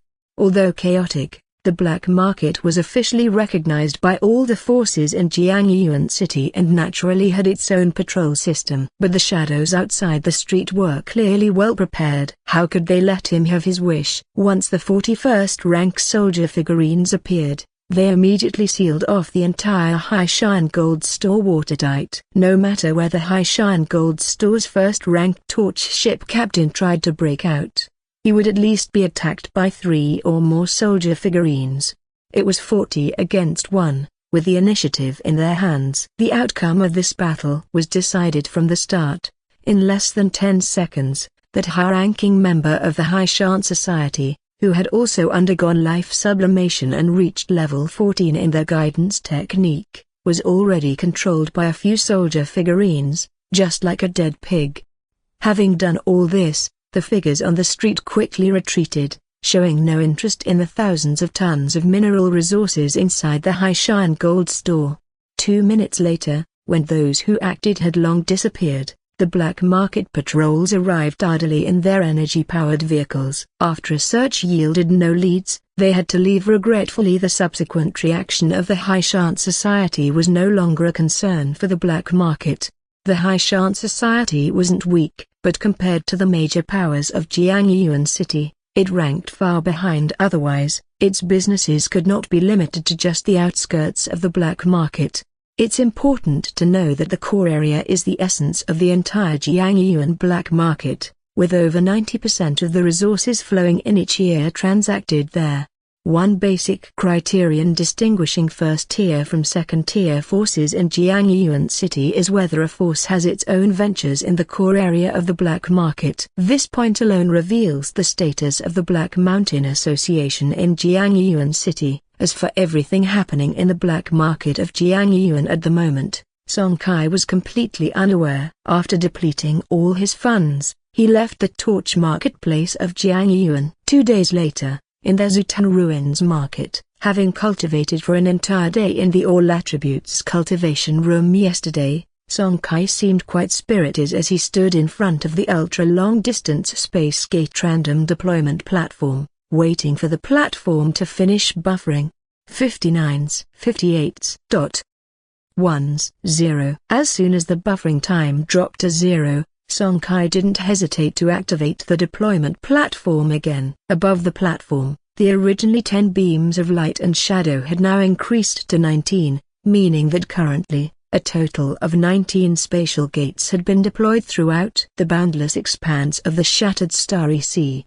Perhaps because the number of spatial gates have nearly doubled, it hadn't been 2 minutes since the deployment when ripples of spatial fluctuations came from the entrance of the ruins market and the noise of spatial gates being activated, signaling that creatures had already come through them into the market. Turning his head to look, several merfolk appeared in Song Kai's field of vision. They were sneaking about, their upper bodies human and their lower halves fish. There was no need to consult the Encyclopedia of Civilizations and Species this time. Song Kai was very familiar with this race. Merfolk. The mermaids of this race are extremely famous throughout the shattered starry sea, not for a good reputation, but rather a notorious one. Maid, slave, concubine, and so on. Of course, the merfolk entering the market now were ordinary merfolk, not the extremely rare mermaids. Nevertheless, Song Kai was still quite curious. Merfolk were a rare sight in the Starry Sea. Only in those floating lands where the water area occupies more than half of the land is it possible for such a race to emerge. After entering the ruins market, these merfolk looked around curiously. Observing this, Song Kai took the initiative to approach them. It was clear that these merfolk were well educated or well born, as no translator was needed, and they could communicate seamlessly in the common language of the Starry Sea. However, his interest quickly waned. These merfolk were obviously young and inexperienced. They easily divulged various information, and they truly had nothing valuable in their possession, except for some deep-water clam pearls and decorative sea snails, which failed to arouse much interest in Song Kai. Deep-water clam pearls did have value, but they needed to be old enough. After 300 years, the pearls could be ground into powder to promote the practice of the guidance technique. When used in conjunction with the ghost energy cultivation platform, the effect was astounding. If there were pearls over 1,000 years old, they would greatly accelerate the practice of the guidance technique at level 20 and above. Unfortunately, the pearls the merfolk brought were mostly decades old, none even reaching a century, offering minimal enhancement to the guidance technique. Since Song Kai didn't covet what they had, these merfolk naturally couldn't buy anything from the various shops in the ruins market. This thoroughly frustrated the merfolk. At the genetic optimizing potion shop, just the scent of the basic gene optimization potion was enough for Gore to feel a strong craving well up from his cells. Without a doubt, the potion before him would greatly benefit him. With a few more doses, it could even cause his bloodline to undergo a postnatal sublimation. When it considered the tradition of the mermaid clan in the Coral Sea domain, where bloodline is supreme, a compelling glint suddenly appeared in the depths of its eyes.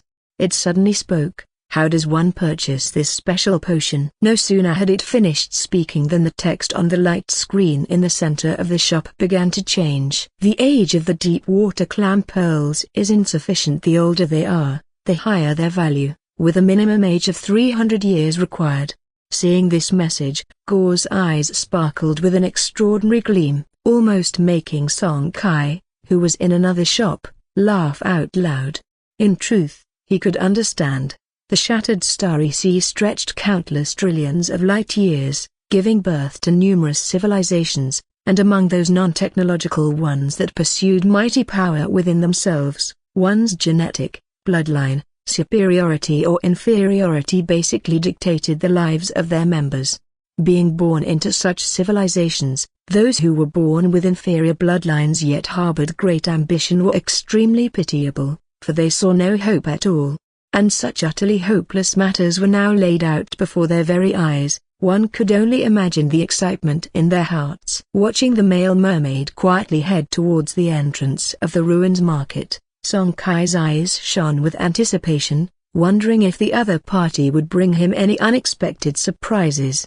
A broken bar. Blood Sea floating land, Coral Sea domain. To the north of Conch Island, 200 miles off the southern part of the Sea Snail Islands in the Coral Sea domain, a hidden, faintly visible portal had appeared on the seabed at some unknown time. At that moment, a slight spatial fluctuation began within this illusory portal, followed by Gore, fresh from his exit from the Zutan Ruins market, appearing in front of it.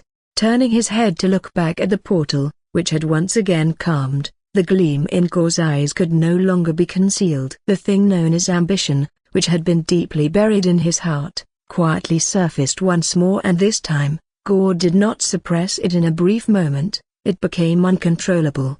On Conch Island, the hollowed-out interior of the island held a palace that was somewhat dilapidated. This place was the homeland of the Mermaid Clan's Copper Spear tribe. Once a king-level tribe of the Mermaid Clan, the Copper Spear tribe had declined after several tribulations. Under the constant pressure of other larger tribes, the only territory left under the Copper Spear tribe's control was this Sea Snail Islands region, spanning only 1,000 miles around, with pitifully scarce resources harvested each year. Generation after generation, the once king-level bloodline of the Copper Spear tribe had degraded, and now the strongest in the tribe was no more than second rank. In the endless blood sea where the survival of the fittest reigned, they were precariously endangered. Inside a hidden underwater cavern deep within the tribal area, the tribal chief looked angrily at Gore. Trading deep water clam pearls aged over 300 years for that unknown potion? Gore, I think you've lost your mind. Gore firmly met the gaze of the second-rank fishman. Father, I am sure that the potion can purify our diluted king-level bloodline. With your current strength, as long as you can purify the bloodline by factor of 2, you will definitely enter third rank. The Copper Spear tribe chieftain stared at his son, his voice solemn. You must understand what you're saying. Strange objects capable of purifying bloodlines are exceedingly rare. If it's a sham, your resource allocation will be reduced by 80% each month from now on. Without hesitation, Gore continued to nod firmly. The chieftain said nothing more but waved his hand and threw a jade box at him, inside which were several shiny, translucent pearls. Zutan Ruins market. As time passed, more members from different alien races entered the ruins market, and the streets gradually bustled with activity. However, Song Kai was not happy. He had remained in the stall area, hoping to discover one or two starry sea oddities like he had the last time, but none had surfaced. As for the commodities in the stores, which were all sold at 5 times the purchase price, though they were still extremely popular, these were already within his expected income and not at all surprising. He yearned for unexpected earnings. Just then, his eyes brightened, and he fixed his gaze toward the entrance of the ruins market. With intense excitement and anticipation, Gore returned to the ruins market, its objective very clear, bypassing the overcrowded freely set up stalls and heading straight for the store selling gene optimization potions.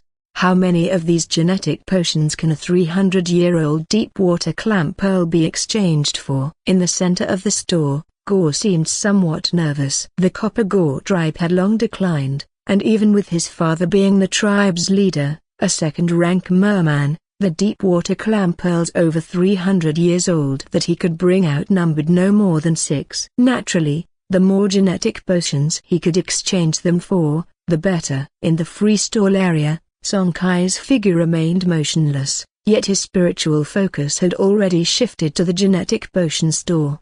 After pondering for a moment, He gave a price. One 300-year-old deep-water clam pearl can be exchanged for 3 genetic potions. According to the prices in Chenxing Principality, a 300-year-old deep-water pearl could sell for more than 200,000 credit points, while 3 basic gene potions cost 30,000 credit points. He would be earning a profit margin of more than 6 times, which wasn't even considered excessive, was it? Gore, of course, did not know Song Kai's thoughts. It reached into its belongings, and 4 deep-water clam pearls, roughly 300 years old, appeared in its palm. After a moment's hesitation, it put 3 pearls back and handed one across the counter. I'll have 3 genetic optimization potions first. Song Kai was not in a hurry. He controlled the power of laws within the ruins market to take the 300-year-old deep-water clam pearl. Then, 3 basic genetic potions automatically floated out from below the counter,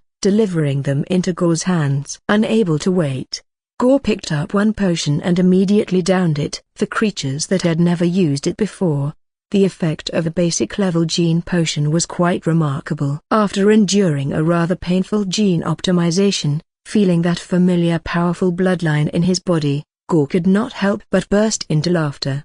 Following this, it took out those 3 deep-water clam pearls again, exchanging them for 9 genetic optimization potions. That wasn't all. To Song Kai's surprise, it brought out 2 even larger deep-water clam pearls. These are 700 and 900-year-old deep-water clam pearls, much more precious than the 300-year-old ones. If I use these 2 pearls for an exchange, how many genetic potions can I get? Suppressing the excitement in his heart, Song Kai quickly gave a reply. A 700-year-old deep-water clam pearl can be exchanged for 10 gene optimization potions, a 900-year-old deep-water clam pearl for 20 gene optimization potions. Seeing this exchange rate, Gore's eyes showed internal conflict. While excited, there was also a hint of struggle. Deep-water pearls older than 700 years were highly valuable. Even when the Copper Gore tribe was once a royal merfolk tribe, the clan's treasury wouldn't have more than 50 such pearls over 700 years old. If he exchanged these 2 pearls, considering the current size of the territory controlled by the Copper Gore tribe, it would likely be difficult to collect pearls of this age again. As he was still wrestling with the decision, footsteps approached from behind, and Gore turned to look. It was a member of the Starry Sea human race who had walked in. The aura emanating from this human was only average, but his tone was indeed alarming. May I ask how much stock of this genetic potion do you have in your store? If it's not too much, I'll take it all. While speaking, the person threw a large amount of floating land origin and life cores onto the table, including 0 rank and 1st rank ones.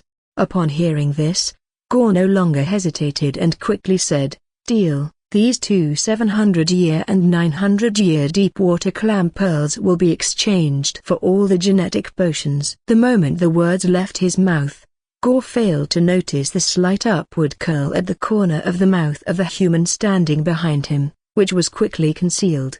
The human who had come in was naturally Song Kai, who saw the hesitation of the merfolk and thus came over to add fuel to the fire. He couldn't help it. 700-year and 900-year deep-water clam pearls were extremely rare, and for him at level 5 of the guidance technique they were of great assistance. He couldn't bear to let them slip through his fingers. With his current cultivation progress, even with the acceleration of an all-attributes cultivation room, it would still take half a year for his guidance technique to break through to level 6. This pace was not slow. In fact, it could be considered extremely fast, seeing as he had taken less than a month to break through from level 4 to level 5. But Song Kai was not satisfied with this speed. The cultivation of the guidance technique still had a long way to go. If it was this sluggish in the early stages, what would he do when he reached level 30 or even level 40? With these 2 700-year and 900-year deep-water clam pearls, he was confident that he could break through to level 6 of the guidance technique within a month. And with the additional 4 300-year pearls, he felt somewhat certain he could break through to level 7 within 3 months. After handing over 30 basic gene potions to Gore, Song Kai felt certain as long as the transaction was completed, no amount of regret from Gore would matter afterward. The trading rules he had designed for the Zutan Ruins market were such that transactions had to follow the principle of mutual consent, and a trade could not happen unless both parties agreed. But once a trade was successful, any regrets would be moot. Seeing that the merfolk's transaction was complete, Song Kai knew it was his turn to step in. He cleared his throat to catch Gore's attention and continued to ask, "May I know how much stock of the genetic potion you have in the store?" With that thought, the characters on the screen changed accordingly. Nearly 5 figures. Knowing full well the situation, he pretended to lament, "There's so much. It's a pity I don't have enough funds, otherwise I would definitely buy them all." Hearing his voice, Gore subconsciously nodded in agreement. Seizing the opportunity, Song Kai took the initiative to start a conversation. "Friend, I saw that you've also purchased quite a few of these genetic potions. It seems you've realized their potency. How about we make a deal?" Gore's brow furrowed, a flicker of wariness in his heart. "What kind of deal?" Song Kai feigned ignorance, whispering, "I'll give you a sum of floating land origin, and in return, you help me buy an enhancement gene potion. How about that?" Gore's eyes focused, taken aback for a moment. He did not agree straight away but instead countered with a question. "Enhancement gene potion? What's that?" Song Kai's eyes gleamed with pride, and he struck just the right note of a lucky fellow who had stumbled upon a more potent potion hidden behind this genetic potion shop. By chance, taking that pride to the extreme, he covertly scanned the area behind him and, seeing no one around, leaned in close to Gore's ear and whispered, "It's the enhanced version of this gene optimization potion, with effects that far surpass the one you see here by tenfold. I previously spent a great deal at a heavy cost to buy one, and the effect was simply intoxicating. It's a pity the shop has a special rule that one can only purchase one. Otherwise, I would buy them all." Instantly, Gore seemed like a rabbit whose tail had been stepped on, and he almost jumped up. "What? An effect 10 times greater than the gene optimization potion? Is there really such an enhanced potion?" As if in response to him,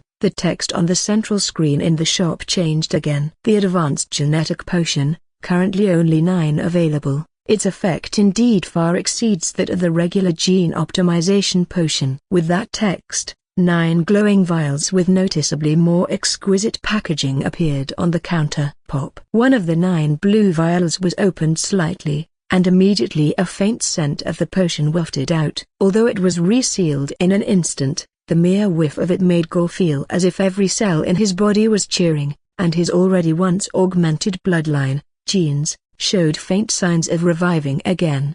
Instinctively, Gore knew that this advanced type of gene optimization potion could greatly elevate his bloodline. Merely 1 vial might not be enough to completely restore his bloodline to its peak king-level condition, but with 2, 3 vials, reviving a significant part of the king-level bloodline would certainly not be a problem.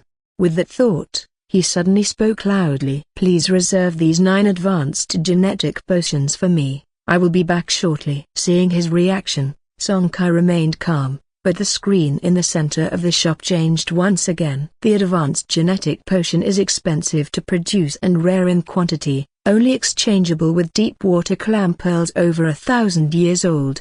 Gore glanced briefly and said nothing. He just turned and left the ruins market at a speed faster than before. It was still the palace within Conch Island, where the chieftain of the Copper Gore tribe waved his lower body's fish tail vigorously, creating a strong current spreading around. The pressure of a second-rank creature was Zutan Ruins Market. As time passed, more members from different alien races entered the ruins market, and the streets gradually bustled with activity. However, Song Kai was not happy. He had remained in the stall area, hoping to discover 1 or 2 Starry Sea oddities like he had the last time, but none had surfaced. As for the commodities in the stores, which were all sold at 5 times the purchase price, though they were still extremely popular, these were already within his expected income and not at all surprising. He yearned for unexpected earnings. Just then, his eyes brightened, and he fixed his gaze toward the entrance of the ruins market. With intense excitement and anticipation, Gore returned to the ruins market, its objective very clear, bypassing the overcrowded freely set up stalls and heading straight for the store selling gene optimization potions. How many of these genetic potions can a 300-year-old deep-water clam pearl be exchanged for? In the center of the store, Gore seemed somewhat nervous. The Copper Gore tribe had long declined, and even with his father being the tribe's leader, a second-rank merman, the deep-water clam pearls over 300 years old that he could bring outnumbered no more than 6. Naturally, the more genetic potions he could exchange them for, the better. In the free stall area, Song Kai's figure remained motionless, yet his spiritual focus had already shifted to the genetic potion store.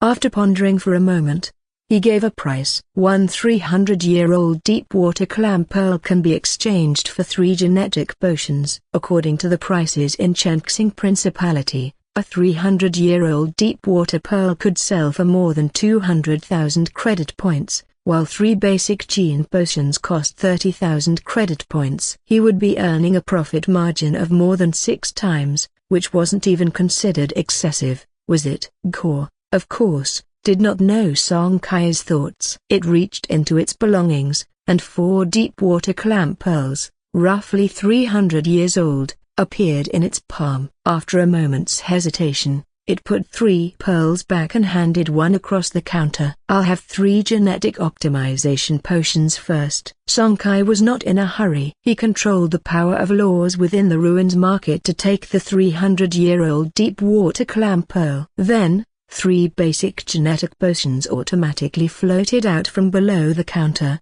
delivering them into Gore's hands. Unable to wait, Gore picked up one potion and immediately downed it. For creatures that had never used it before, the effect of a basic level gene potion was quite remarkable. After enduring a rather painful gene optimization, feeling that familiar powerful bloodline in his body, Gore could not help but burst into laughter.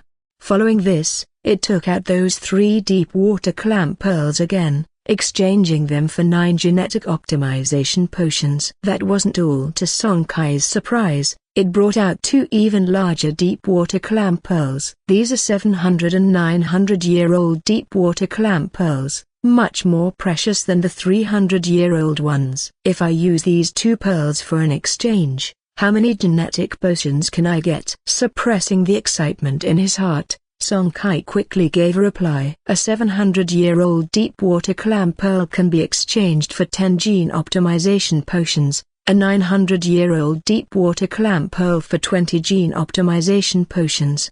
Seeing this exchange rate, Gore's eyes showed internal conflict. While excited, there was also a hint of struggle. Deep-water pearls older than 700 years were highly valuable. Even when the Copper Gore tribe was once a royal merfolk tribe, the clan's treasury wouldn't have more than 50 such pearls over 700 years old. If he exchanged these 2 pearls, considering the current size of the territory controlled by the Copper Gore tribe, it would likely be difficult to collect pearls of this age again. As he was still wrestling with the decision, footsteps approached from behind, and Gore turned to look. It was a member of the Starry Sea human race who had walked in.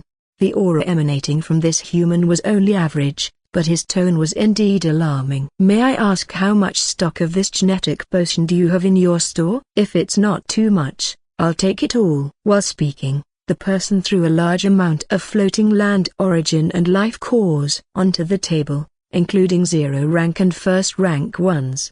Upon hearing this, Gore no longer hesitated and quickly said, "Deal. These 2 700-year and 900-year deep-water clam pearls will be exchanged for all the genetic potions." The moment the words left his mouth, Gore failed to notice the slight upward curl at the corner of the mouth of the human standing behind him, which was quickly concealed.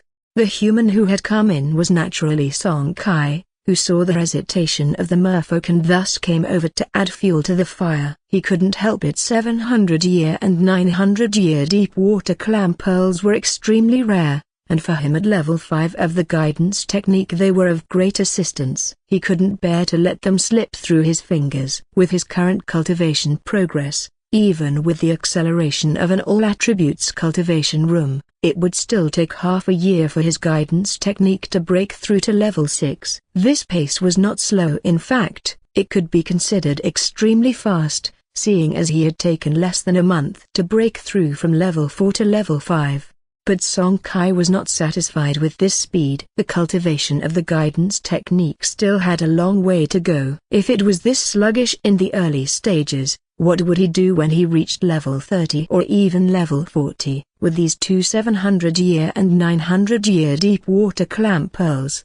He was confident that he could break through to level 6 of the guidance technique within a month, and with the additional 4 300-year pearls, he felt somewhat certain he could break through to level 7 within 3 months. After handing over 30 basic gene potions to Gore, Song Kai felt certain as long as the transaction was completed, no amount of regret from Gore would matter afterward. The trading rules he had designed for the Zutan Ruins market were such that transactions had to follow the principle of mutual consent, and a trade could not happen unless both parties agreed. But once a trade was successful, any regrets would be moot. Seeing that the merfolk's transaction was complete, Song Kai knew it was his turn to step in. He cleared his throat to catch Gore's attention and continued to ask, "May I know how much stock of the genetic potion you have in the store?" With that thought, the characters on the screen changed accordingly. Nearly 5 figures. Knowing full well the situation, he pretended to lament, "There's so much. It's a pity I don't have enough funds. Otherwise I would definitely buy them all." Hearing his voice, Gore subconsciously nodded in agreement. Seizing the opportunity, Song Kai took the initiative to start a conversation. "Friend, I saw that you've also purchased quite a few of these genetic potions. It seems you've realized their potency. How about we make a deal?" Gore's brow furrowed, a flicker of wariness in his heart. "What kind of deal?" Song Kai feigned ignorance, whispering, "I'll give you a sum of floating land origin, and in return, you help me buy an enhancement gene potion. How about that?" Gore's eyes focused, taken aback for a moment. He did not agree straight away but instead countered with a question. "Enhancement gene potion? What's that?" Song Kai's eyes gleamed with pride, and he struck just the right note of a lucky fellow who had stumbled upon a more potent potion hidden behind this genetic potion shop. By chance, taking that pride to the extreme, he covertly scanned the area behind him and, seeing no one around, leaned in close to Gore's ear and whispered, "It's the enhanced version of this gene optimization potion, with effects that far surpass the one you see here by tenfold. I previously spent a great deal at a heavy cost to buy one, and the effect was simply intoxicating. It's a pity the shop has a special rule that one can only purchase one. Otherwise, I would buy them all." Instantly, Gore seemed like a rabbit whose tail had been stepped on, and he almost jumped up. "What? An effect 10 times greater than the gene optimization potion? Is there really such an enhanced potion?" As if in response to him, the text on the central screen in the shop changed again. "The advanced genetic potion, currently only 9 available. Its effect indeed far exceeds that of the regular gene optimization potion." With that text, 9 glowing vials with noticeably more exquisite packaging appeared on the counter. Pop! One of the 9 blue vials was opened slightly, and immediately a faint scent of the potion wafted out. Although it was resealed in an instant, the mere whiff of it made Gore feel as if every cell in his body was cheering, and his already once augmented bloodline, genes, showed faint signs of reviving again. Instinctively, Gore knew that this advanced type of gene optimization potion could greatly elevate his bloodline. Merely 1 vial might not be enough to completely restore his bloodline to its peak king level condition, but with 2, 3 vials, reviving a significant part of the king level bloodline would certainly not be a problem. With that thought, he suddenly spoke loudly. "Please reserve these 9 advanced genetic potions for me. I will be back shortly." Seeing his reaction, Song Kai remained calm, but the screen in the center of the shop changed once again. "The advanced genetic potion is expensive to produce and rare in quantity, only exchangeable with deep water clam pearls over 1,000 years old." Gore glanced briefly and said nothing. He just turned and left the ruins market at a speed faster than before. It was still the palace within Conch Island, where the chieftain of the Copper Gore tribe waved his lower body's fishtail vigorously, creating a strong current spreading around. The pressure of a second-rank creature was especially terrifying. Ridiculous. What do you take 1,000-year deep water clam pearls for? Or do you think, before it could finish its roar, Gore had already pulled out more than 30 basic gene optimization potions and handed them to his father? When the chieftain of the Copper Gore tribe took hold of a basic gene optimization potion and smelled it, the next second his reaction was the same as Gore's before, his eyes flashing with brilliance as his depleted bloodline seemed to come back to life. This is the potion you spoke of? It actually has such an effect. Are you certain there's an advanced potion that exceeds this by 10 times? Gore nodded firmly, his attitude utterly confident. The chieftain of the Copper Gore tribe held the potion tightly in his hand and after pondering for a moment, looked back at Gore. This matter is a divine opportunity for our Copper Gore tribe. Since you are certain, then go and exchange for it. However, I don't have any 1,000-year deep water clam pearls on hand right now, so take this and try it. Remember, this item is extremely rare. Try to exchange for as many of those advanced potions as possible. In Zutan Ruins Market, when the eagerly awaited Gore returned, Song Kai refocused his attention on the genetic potion shop. Hearing Gore's response, his brows furrowed deeply, and his heart was sorely disappointed. No Millennium Deep Water Clam Pearls? Then in that case, these advanced gene optimization potions cannot be exchanged for you. As he thought this, just as he was about to control the virtual light screen in the shop to reply, Gore took the initiative and took out an item. Though I lack Millennium Deep Water Clam Pearls, this item's value surpasses that of the Millennium Pearls. It is a rarity from our merfolk, conceived by a mermaid once in 1,000 years, known to other creatures as Mermaid's Tear. As he spoke, he had already taken out the so-called Mermaid's Tear and placed it on the counter in the shop. Then he added one more thing. This Mermaid's Tear was conceived by an ancestor of mine, a 3rd-rank level mermaid. It has the power to promote life form evolution for the majority of creatures in Starry Sea. When the crystal tear, even clearer than the deep water pearls, appeared, Song Kai's whole attention converged upon it. He knew the Mermaid's Tear all too well, as it was one of the few known items that could provide an extra success rate for the advancement of the Torch warship. According to Gore, this Mermaid's Tear was conceived by a 3rd-rank mermaid, which meant it could also increase the success rate for the advancement of Torch warships of 3rd rank and below. 1st rank to 2nd rank, an increase of 10%. 2nd rank to 3rd rank, an increase of 5%. Though these figures might not look big, they are of utmost importance to every Torch ship captain about to commence their advancement, second only to their very lives. And right now, Song Kai indeed needed this item. His mother's dragonfly had an exceedingly low evolution success rate, and even with his father giving it his all, the prospects were not looking good. If he could obtain an item that enhanced success rates, his father would have used it for his mother a long time ago, rather than waiting until now, and the titanium crystal was still but a pipe dream. Therefore, he had to get this Mermaid's Tear by all means necessary. 3rd rank Mermaid's Tear, its value is acceptable. Given the value of the item, the restriction of a single advanced genetic optimization potion per person is lifted, allowing for the exchange of 3 advanced genetic optimization potions. Originally, he wanted to offer just one, but after some consideration, he felt that was pressing too hard. If it upset Gore and led to haggling over the virtual light screen, what then? The identity he had established for all the transaction AIs in each shop was to be completely fair and unbending with set prices. To avoid breaking this persona, he finally decided on 3 potions for the exchange. The number was neither too many nor too few, being just the right amount. He believed Gore would not refuse it. And just as he thought, although Gore originally wanted to bargain, the AI light screen gave no concessions. In the end, it agreed to the trade. With the 3 intermediate gene optimization potions delivered into Gore's hands, Song Kai likewise obtained the Mermaid's Tear, barely able to contain his joy.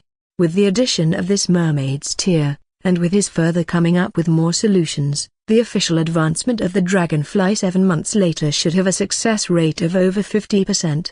Although still not very safe, it was much higher than 24%. Furthermore, if he could eventually get his hands on that titanium crystal, there should still be a significant increase. Time passed, and as more alien races entered the ruins market, the goods Song Kai had acquired for over 2,000 strands of zero-rank floating land origin were sold out. One basic gene optimization potion per strand of zero-rank floating land origin. He sold it for 5 strands. One strand of zero-rank floating land origin got 20 tungsten gold lances and tungsten gold combat shields, but he only sold 5 for the same price.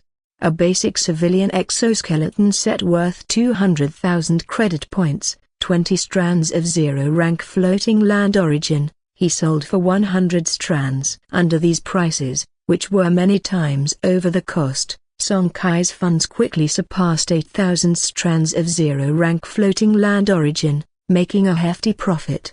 What made him particularly happy was that among the goods worth over 8,000 strands of zero-rank floating land origin, there were more than 100 strands of first-rank floating land origin. Adding to the 32 strands he already possessed, this was enough for him to enhance the dark matter energy shield generator component several more times. And it was not over yet. The trading in the free stall area was still ongoing, allowing him to take a cut from the transaction taxes every minute. Song Kai estimated that by the end of the trade meet, his funds should exceed 10,000 strands of zero-rank floating land origin. Besides, he continued to acquire materials with huge price discrepancies to resell in the black market, ensuring another tidy sum. The only disappointment was that even though he was constantly monitoring every stall in the stall area, he still couldn't find another Starry Sea oddity. He did not dwell on this too much. After all, the current rank of the ruins market was only LV9, where only zero-rank Starry Sea alien races could enter the market through the spatial gates he had deployed. The chances of a zero-rank being obtaining a Starry Sea oddity were already exceedingly slim. Realizing this, he stopped deliberately seeking Starry Sea oddities. He planned to wait until the market's rank increased, which would then increase the likelihood of finding strange objects significantly. Several hours later, half an hour before the end of the ruins market trading session, Song Kai decided to try setting up his stall. He then displayed more than 2,000 strands of zero-rank floating land origin. His significant move quickly attracted the attention of numerous aliens nearby. Within minutes, over 100 of them had gathered around his stall. Just when the crowd of alien species was curious about what Song Kai intended to trade these zero-rank floating land origins for, the sign he took out, written in the universal language of the Starry Sea, immediately elicited the sigh. Exchange for first-rank floating land origin, 11 strands of zero-rank floating land origin for 1 strand of first-rank floating land origin, it read. When they realized he wanted to exchange for first-rank floating land origin, more than half of the gathered aliens dispersed immediately. First-rank floating land origin was much rarer than zero-rank, and most of the aliens present didn't have any, so how could they exchange? Song Kai was not surprised. Instead, he felt a flicker of joy when he saw that dozens of figures had not left. Although the exchange rate between first-rank and zero-rank floating land origins in the ruins market had always been 110.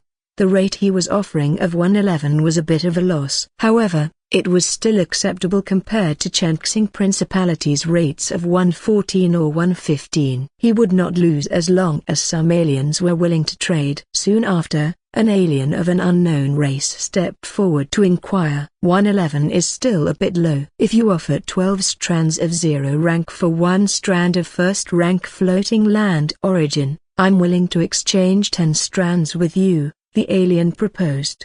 Hearing this, Song Kai firmly shook his head. At a rate of 112, although he would not lose out, he would hardly gain anything for his efforts. Why would he want to work for free? The price of the first-rank floating land origin at the black market is not stable. 114 is the average trading ratio, true, but who could guarantee that when he sells, It won't just happen to be pressed down to 112.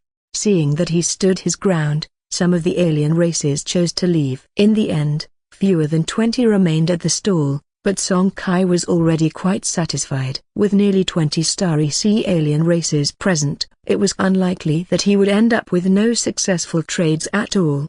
Besides, this was just an impulsive attempt that didn't require any cost. Even if he didn't make a trade with any of them, it was no big deal. The final result was much better than Song Kai had anticipated. Out of the 18 alien races, 12 successfully traded with him, with one of them trading 100 strands at once. By the end of the trade meeting, Song Kai had accumulated more than 11,000 strands of zero-rank floating land origin in his possession, including a considerable amount of 302 strands of first-rank floating land origin. As for the remaining materials, excluding the 6 deep-water clam pearls, the mermaid's tear, mercury crystal, electrum, life core, and other enhancement resources he needed to use, the total value of other available materials exceeded 5,000 strands of zero-rank floating land origin. For these materials, Song Kai only planned to keep about 2,000 strands of zero-rank floating land origin. Considering the number of spatial gates placed in Zutan Ruins Market, the number of aliens that could enter the Ruins Market for trading was limited. He estimated that keeping 2,000 strands for purchasing was about right, as keeping more was pointless, given the market size. Purchasing too much would likely result in surplus stock that couldn't be sold. As for the other materials worth over 3,000 strands of zero-rank floating land origin, he planned to use them all for enhancing the Kangkyang. 2 days after the Ruins Market trade, Song Kai made several trips to the black market and exchanged all of the materials worth over 3,000 strands of zero-rank floating land origin for zero-rank floating land origin, mercury crystal, electrum, and other warship-enhancing resources before retreating into the Ruins Market. Zutan Ruins Market, free stall area. The Kangkyang had already been summoned, and after 2 days of preparation, Song Kai did not hesitate to start a new round of warship enhancement. The first component to be enhanced was naturally the highest quality dark matter energy shield generator on the Kangkyang, a glory quality energy shield of orange color. During the previous battle against the first-rank peak gold devouring vine, the performance was very good, which further strengthened Song Kai's decision to continue enhancing it. Currently, the dark matter energy shield generator is at level 10, and enhancing it further requires 20 strands of first-rank floating land origin plus 20 tons of mercury crystal, in addition to a one-time provision of 5,000 spectral energy points. The first-rank floating land origin and mercury crystal were already prepared by Song Kai, but the simplest spectral energy points had now become a problem. The standard spectral engine on the Kangkyang had been enhanced to level 14, but the attached Yunin pool capacity was only just enough at 5,000 points. Enhancing the dark matter energy shield generator to level 11 was no problem, but after that, more spectral energy points would not suffice. Out of necessity, Song Kai had to spend extra resources to enhance the spectral engine directly to level 19. Fortunately, the spectral engine was just a standard colorless component, and enhancing it to the first rank only required zero-rank floating land origin and zero-rank life core.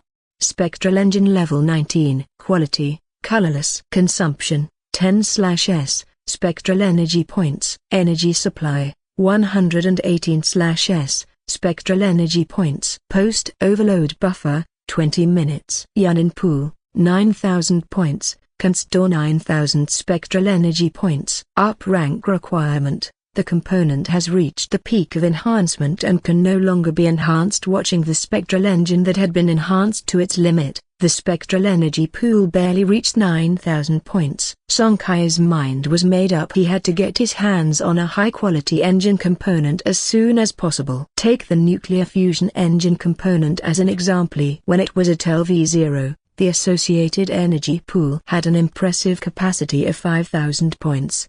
If it were to be enhanced to LV19, it would probably exceed 30,000 points. There would be no need to face the current situation, with not only inefficient energy supply but also an inadequate capacity of the energy pool. With the current 9,000 points in the spectral energy pool, Song Kai estimated that if the dark matter energy shield generator were to be enhanced a few more times, it likely wouldn't be enough. However, at present he didn't have a choice. Yesterday, he accessed the White Tower's local network and checked the marketplace. There were no engine components of blue quality or higher. There were a few of colorless quality, but with average attributes and high prices, he wasn't interested. For now, he had to make do with what was available. Upon completing the enhancement of the spectral engine, naturally, the dark matter energy shield was next. Song Kai had plenty of first-rank floating land origin and mercury crystals and didn't mind using them up. The orange glory quality components were good enough for long-term use. Investing sufficient resources for early enhancement was still very cost-effective. Dozens of seconds later, he had enhanced the dark matter energy shield generator component all the way to LV-15. Spending a total of 200 threads of first-rank floating land origin and 150 tons of mercury crystals. Looking at its attributes, there indeed was a significant improvement. Dark matter energy shield generator LV-15. Quality, orange. Feature, additional 85% increase in shield value. Feature 2, defense value of the shield is doubled. Consumption, 60/S. Spectral energy points. Defense, 880. Shield value, 16, 280/16, 280. Charge, 20s. Post-overload buffer, 35 minutes. Up rank requirement, 70 threads of floating land origin. First rank, 10,000 spectral energy points, 45 tons of mercury crystals. It can be said that the properties of the dark matter energy shield generator component, enhanced to LV-15, had terrifyingly increased, especially the defense and shield values, which went from 380A880 and 6,080A 16,280, respectively. This was a substantial upgrade. The size of this increase was naturally linked to the quality of the dark matter energy shield generator component. High-quality warship components always come with unique features. These percentage-based features of the dark matter energy shield generator meant the higher the enhancement level, the more terrifying the improvements. Actually, Song Kai wanted to continue enhancing the dark matter energy shield generator. He still had 102 threads of first-rank floating land origin and 50 tons of mercury crystals, which were more than enough for another enhancement. Regrettably, he didn't have enough spectral energy points. Enhancing the dark matter energy shield generator from LV-15 to LV-16 required 10,000 spectral energy points. But he currently had only 9,000 points in the spectral energy pool.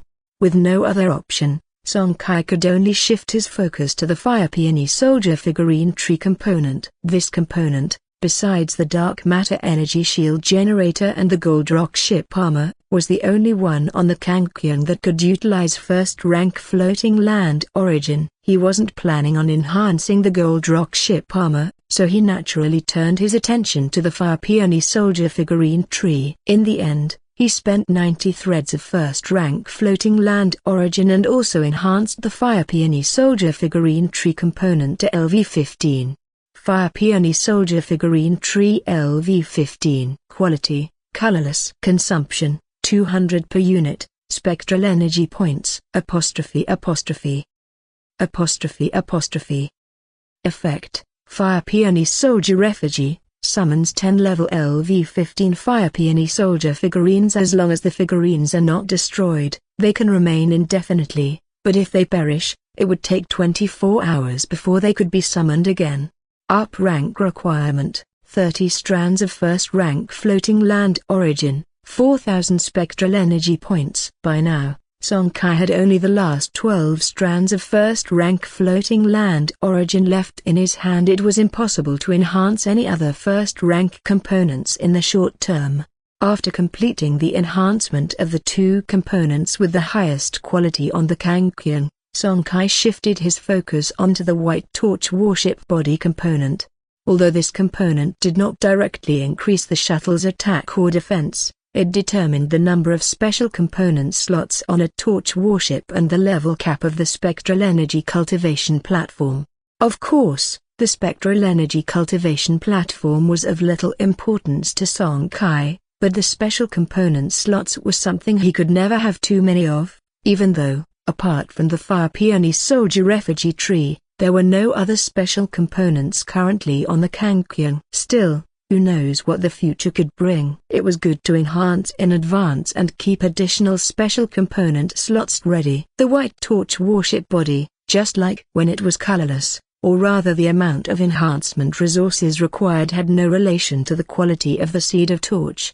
From LV0 to LV1, it only needed 5 strands of 0-rank floating land origin plus 200 spectral energy points. LV1 to LV2, 10 strands of 0-rank floating land origin plus 400 spectral energy points. LV2 to LV3, 15 strands of 0-rank floating land origin plus 600 spectral energy points, and so on. In the end, Song Kai spent 225 strands of 0-rank floating land origin, upgrading the White Torch warship body from LV0 to LV9. He could have directly upgraded the Torch warship body, that is, the Seed of Torch, to LV10 or above, but after some consideration, he decided not to do so.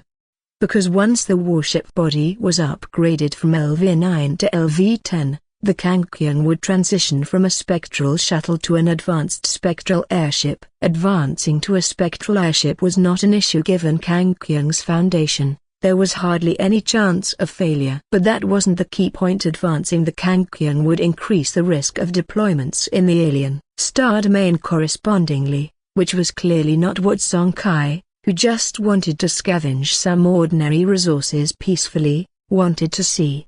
Therefore, he decided to stop the enhancement of the White Torch warship body at LV9. However, even without advancing to a spectral airship in one go, the Kangkyung upgraded to LV9 had its special component slots increased from the initial 2 to 6.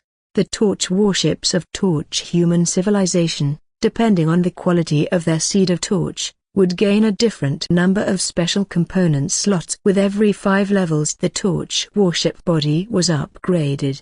Colorless Torch warship body, every 5 levels, 2 more slots are added. White Torch warship body, every 5 levels, 4 more slots are added. Blue quality Torch warship body, every 5 levels, 6 more slots are added. Purple Torch warship body, every 5 levels, 8 more slots are added. A broken bar. As a Torch warship bound to a White Seed of Torch, the Kangkyung would gain 4 extra special slot places with every 5-level upgrade of the Torch warship body. Of course, this was not completely fixed. If Song Kai could further upgrade the quality of his Seed of Torch in the future, the warship itself would gain additional special slot places corresponding to the level of the Torch warship body. After enhancing the White Torch warship body and seeing that he still had a considerable amount of 0-rank floating land origin left, Song Kai then turned his attention to the Gold Rock ship armor that he had not yet enhanced. As a component with white quality warship armor, the cost-effectiveness of its enhancement was quite substantial, although it hadn't been on the top of Song Kai's list of components to enhance first, due to its overlapping functions with the dark matter energy shield generator. The resources required to enhance the Gold Rock ship armor component, besides Electrum, were exactly the same as those needed for the Fire Peony Soldier figurine tree from before. At last, Song Kai spent 295 strands of 0-rank floating land origin and 81 tons of Electrum to enhance the Gold Rock ship armor all the way to LV10. In addition, during the enhancement process, he added 2 tons of Phantom Crystal at every level, using up a total of 20 tons. These Phantom Crystals were obtained from the previous slaying of the Gold Devouring Vine, initially amounting to 110 tons. Leaving 90 tons remaining after the enhancement. After adding these Phantom Crystals, the subsequent Kangkyung's warship armor would carry a certain degree of invisibility, making it harder to be detected and tracked by alien species in the alien star domain. The reason why he didn't use all the crystals was naturally because the quality of the Goldrock ship armor was too low. Given the white quality of the ship armor, it wouldn't be long before Song Kai would replace it, so there was no need to use all of the phantom crystals on it. Goldrock ship armor LV10. Quality, white. Consumption, 10/S. Defense, 230. Up rank requirement, 10 strands of floating land origin. First rank, 2000 energy points, 20 tons of electrum. Having enhanced the Goldrock ship armor and seeing that there were still some enhancement resources left over, he also enhanced both the spectral main cannon and the patrol radar to LV10. Spectral main cannon LV10. Quality, colorless. Consumption, 40 per shot. Spectral energy points. Might, 99. Charge, force buffer, 6s. Up rank requirement, 100 strands of floating land origin, 0 rank, 1600 spectral energy points. Patrol radar LV10. Quality, colorless. Consumption, 5/S. Spectral energy points. Detection range, 1 light minute. Precision, 30. Advanced requirement, 140 strands of floating land origin, 0 rank, 2000 spectral energy points. After enhancing these two standard components to this point, they were essentially at their peak. Song Kai did not plan to expend more resources on these two any further since they were soon to be replaced. Currently, they were just serving as a transition. Assessing the remaining funds in hand, besides the 2000 strands of 0 rank floating land origin set aside in advance, as well as 6 deep water clam pearls and the 3rd rank mermaid's tear, there were only a few leftover miscellaneous resources unused. Thinking back to the grand feeling of having over 10,000 strands of 0 rank floating land origin at hand not even an hour ago, it wasn't long before nearly 10,000 strands of these resources were completely depleted. Song Kai couldn't help but feel somewhat emotional. The speed of advancement for the Torch human civilization's Torch warship system was indeed extremely fast, but this was undoubtedly built upon the premise of consuming massive amounts of resources. The entire Torch human civilization was like a gargantuan gold-devouring beast, incessantly seizing vast resources from the shattered starry sea every moment. Of course, this was not exclusive to Torch human civilization in the shattered starry sea, which middle and high-level civilization wasn't the same. After his contemplation, Song Kai willed it, and immediately the entire properties of Kangkang appeared before his eyes. After more than a month of strengthening and up-ranking, Kangkang had undergone tremendous changes in its overall attributes compared to when it was first integrated. Name, Kangkang. Model, Torch Spectral Shuttle. Level, LV9. Base components, White Torch Warship Body LV9, Spectral Main Cannon LV10, Spectral Secondary Cannon LV0, Goldrock Warship Armor LV10, Spectral Engine LV19, Dark Matter Energy Shield Generator LV15, Patrolling Radar LV10, Spectral Cultivation Room LV0, 8/8. Additional components, Fire Peony Soldier Figurine Tree LV15, 1/6, Spectral Energy Pool, 9000. Materials, First rank floating land origin 12 strands, 0 rank floating land origin 2215 strands, mercury crystal 50 tons, 300-year-old deep water clam pearls 3 pieces. A broken bar. After closing the properties panel of Kangkang, Song Kai took out a 300-year-old deep water clam pearl. Spectral energy gathered in the palm of his hand, and soon after, the surface of the clam pearl placed in his hand began to tremble lightly, and as time passed, the frequency of trembling became more and more astonishing. To the eye, it seemed as if it would burst apart in the next moment. However, that was not the case. When the trembling reached a certain frequency, it gradually subsided. When the pearl completely stopped trembling, its surface suddenly showed innumerable fine cracks, and it ultimately turned into a pile of powder. This was certainly not some trick, but rather an indication that Song Kai's control over spectral energy had reached an extremely fine level, He had infused the pearl with spectral energy without damaging its external appearance and then completely pulverized it from the inside. Taking out an intermediate body tempering potion, Song Kai carefully poured all the powder into the potion, and then gently shook it to mix. Indeed, this was the usage method for deep water clam pearls. When taken with a body tempering potion and coupled with an all attributes cultivation room, the effect would be particularly astonishing. Quickly arriving at the all attributes cultivation room, Song Kai swallowed the intermediate body tempering potion in his hand, then stood with his legs firm and his hands spread open, palm up, entering the spectral energy guidance technique practice as swiftly as he could. As for the tears of the mermaid stored on Kangkang, it obviously wasn't convenient to give it to Mom now. He would wait until he returned from his next alien star domain exploration. By then, presenting it would be perfectly timed with the exploration. If he brought it out now, he would find it difficult to explain, though if he didn't want to talk about it, Mom and Dad wouldn't pry, but finding a more justifiable moment was always better. Inside the all attributes cultivation room, having just begun practicing the standard guidance technique, spectral energy within the enclosed space began to converge rapidly. Despite being somewhat mentally prepared, Song Kai was still startled by the terrifying speed of cultivation. With the operation of the spectral energy guidance technique, he felt as if the spectral energy from outside was like homing swallows, not needing his full effort to draw it in, but actively converging into his body.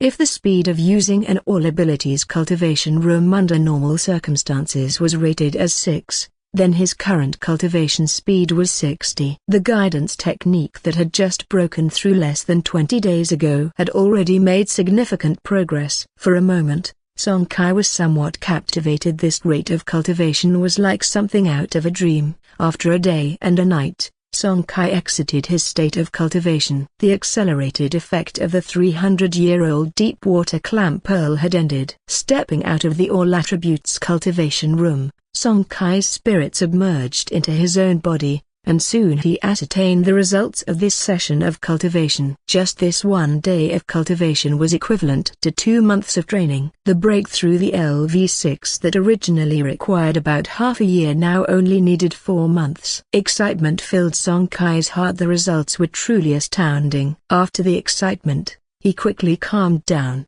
well aware that this had a lot to do with his first use of the clam pearl for cultivation support. The subsequent uses would definitely yield diminishing returns. Clenching his fists, Song Kai felt a hint of regret. This is just an intermediate body tempering potion. If there were an advanced body tempering potion to use with it, the results would surely be even better. Despite feeling some regret in his heart, Song Kai also understood that this was merely wishful thinking. Advanced body tempering potions were not the same as the middle-low-level ones. They too were classified as strategic resources by the Changxing Principality and were not easily distributed. Only the nobility of the principality had fixed yearly quotas. Ordinary citizens could not even dream of obtaining them. At the entrance to the ruins market, Song Kai's figure gradually became illusory, and soon completely vanished within the Zutan Ruins market.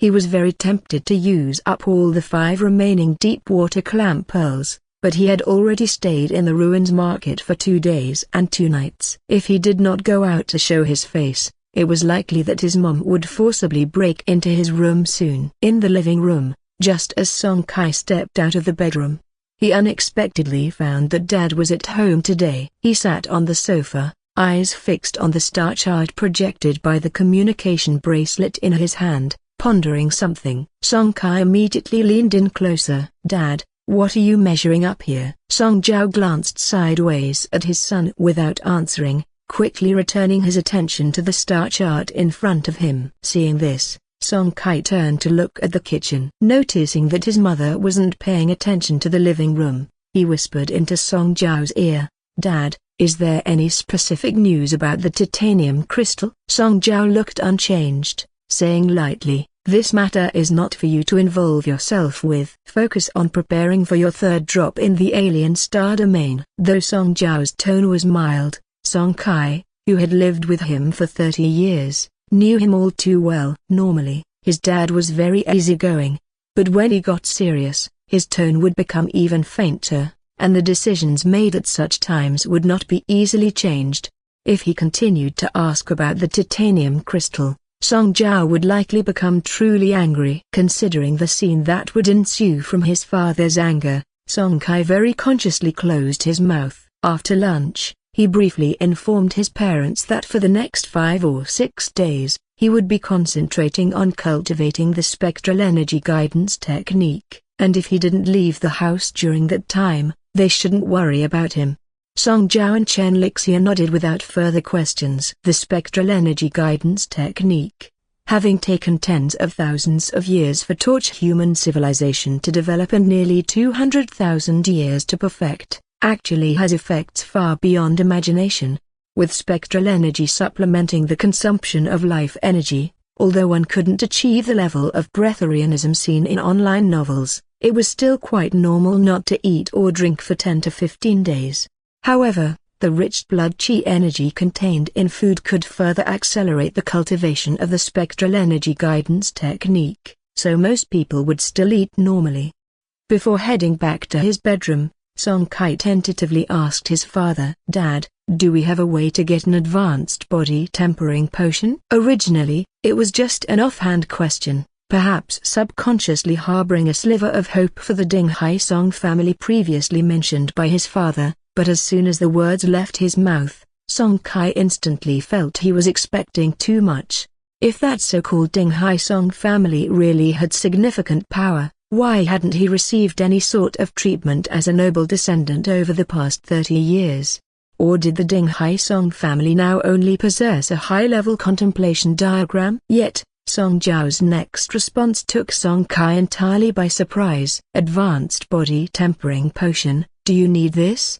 The effects of this level of body tempering potion are strong, but they also demand a high physical quality. Generally, only those with guidance techniques level 10 and above can use it. "Are you sure you want to try it now?" Snapping out of his daze, Song Kai asked again, "Not quite sure." "Dad, are you saying we can really get it?" Song Jiao shook his head. "It's not about whether we can get it or not. I have some on hand. If you want it, go take it yourself. It's in the bookshelf on the right side of the study." Saying this, he tossed over a set of keys, and to confirm, he asked again, "Are you sure you can use it?" The potency of the advanced body tempering potion is too domineering. If your physical quality isn't sufficient, it will not only fail to speed up your cultivation but could also damage your body. "I managed to get a few deep water clam pearls over 300 years old during this exploration of the alien star domain, so it should be fine." Upon hearing Song Kai's response, Song Jiao pondered for a moment, then nodded and said, "Deep water clam pearls over 300 years old are quite rare. Although they are a bit young, they should just about suffice. Go and get them." "I was planning to let you use them once your cultivation of the guidance technique had reached first rank. Since you have the good fortune to obtain several old deep water clam pearls, it's also good to use them early. The more effect the advanced body tempering potion can exert, the better." Song Kai ran excitedly towards the study, and upon using the key his father had provided, he successfully acquired an exquisite potion box from the bookshelf. Inside the box were only 3 potions, their labels and colors around the edges clearly indicating they were indeed advanced body tempering potions. Looking at the 3 elegant purple tube potions, Song Kai's eyes grew slightly vacant, and from that moment, he started to regard the phrase Ding Hai Song family differently. After hesitating a bit, he ended up taking all 3 potions. With 5 deep water clam pearls in hand, the 2 pearls dated 700 and 900 years respectively were more than enough to mix with a single advanced body tempering potion each, while he planned to use the remaining 3 300-year pearls together to neutralize another advanced body tempering potion. Compared to the effect of an advanced body tempering potion, a single 300-year deep water clam pearl was clearly incapable of completely neutralizing its potent nature, but together, they would be about right. Moreover, using them together would not waste the effects of both. It would only greatly prolong the potion's duration. "Dad, I took all of them." Song Jiao nodded lightly, gesturing his agreement. while Chen Lixian on the side, still concerned, admonished him again. Son, don't overdo it. Determine the use yourself, and if your body can't bear it, stop cultivation immediately. I know, Mum. Returning to the ruins market with 3 advanced body tempering potions, Song Kai, in high spirits, entered the all attributes cultivation room. Once his body was adjusted to perfect condition, he swallowed the advanced body tempering potion mixed with the powder of the 300-year-old deep water clam pearls. For a moment, Song Kai felt a scorching sensation in his abdomen, followed rapidly by a surge of huge energy, not very gentle, stemming from his stomach and rushing into every part of his body. Crack, crack, crack. Every bone in his body issued a fine popping noise, which sounded alarming, but Song Kai's actual feeling was quite good, without that unbearable intense pain. Instead, a tingling numbness spread throughout his body. Correspondingly, the speed at which spectral energy poured into his body became astonishingly fast. If the cultivation speed was 60 when he took the intermediate body tempering potion mixed with a single 300-year-old deep water clam pearl before, now the cultivation speed reached 100. This speed, although not much higher than before, was bolstered by the potion for a duration of 3 days, which is thrice the time of the previous potion's effect. 3 days later, when Song Kai awoke from his cultivation, his level in the spectral energy guidance technique had risen from LV5 to LV6, and he had also made considerable progress on his way to LV7. Having tasted the sweet fruit of progress, Song Kai didn't cease his cultivation. Instead, he took out the second advanced body tempering potion and mixed in the powder of the 700-year-old deep water clam pearl. Once it was thoroughly neutralized, he swallowed it in one gulp again. This potion was several times more terrifying in effect than the previous one. This time Song Kai not only felt tingling across his body, but also experienced a strong pain. Fortunately, it was still manageable, and his body could still endure it. However, Song Kai understood that he couldn't use the 900-year-old deep water clam pearl for a while, unless he wanted all the blood vessels in his body to burst and suffer incurable internal injuries. The second dose of the advanced body tempering potion only lasted for 1 day, but the pain it brought to Song Kai was far greater than the previous dose, which lasted 3 days. The reason, in fact, was that the effect of the potion was too strong and his physical constitution was insufficient to absorb it effectively. The pain was intense, but for the astonishing effects on his cultivation, Song Kai could only grit his teeth and endure. While Song Kai was fully engaged in his cultivation, outside the White Tower floating land in the silent stellar space, a fleet was traveling at full speed. There weren't many warships in this fleet, to less than 10. They had set out from the White Tower floating land, heading straight for an asteroid belt not far away. The asteroid belt was less than 300 million kilometers from the White Tower floating land. Under the fleet's light-speed cruise, it took barely over 10 minutes to arrive at the outskirts of the asteroid belt. As it was within the gravitational field of the White Tower floating land, this asteroid belt was simply named the Huanbai Tower asteroid belt.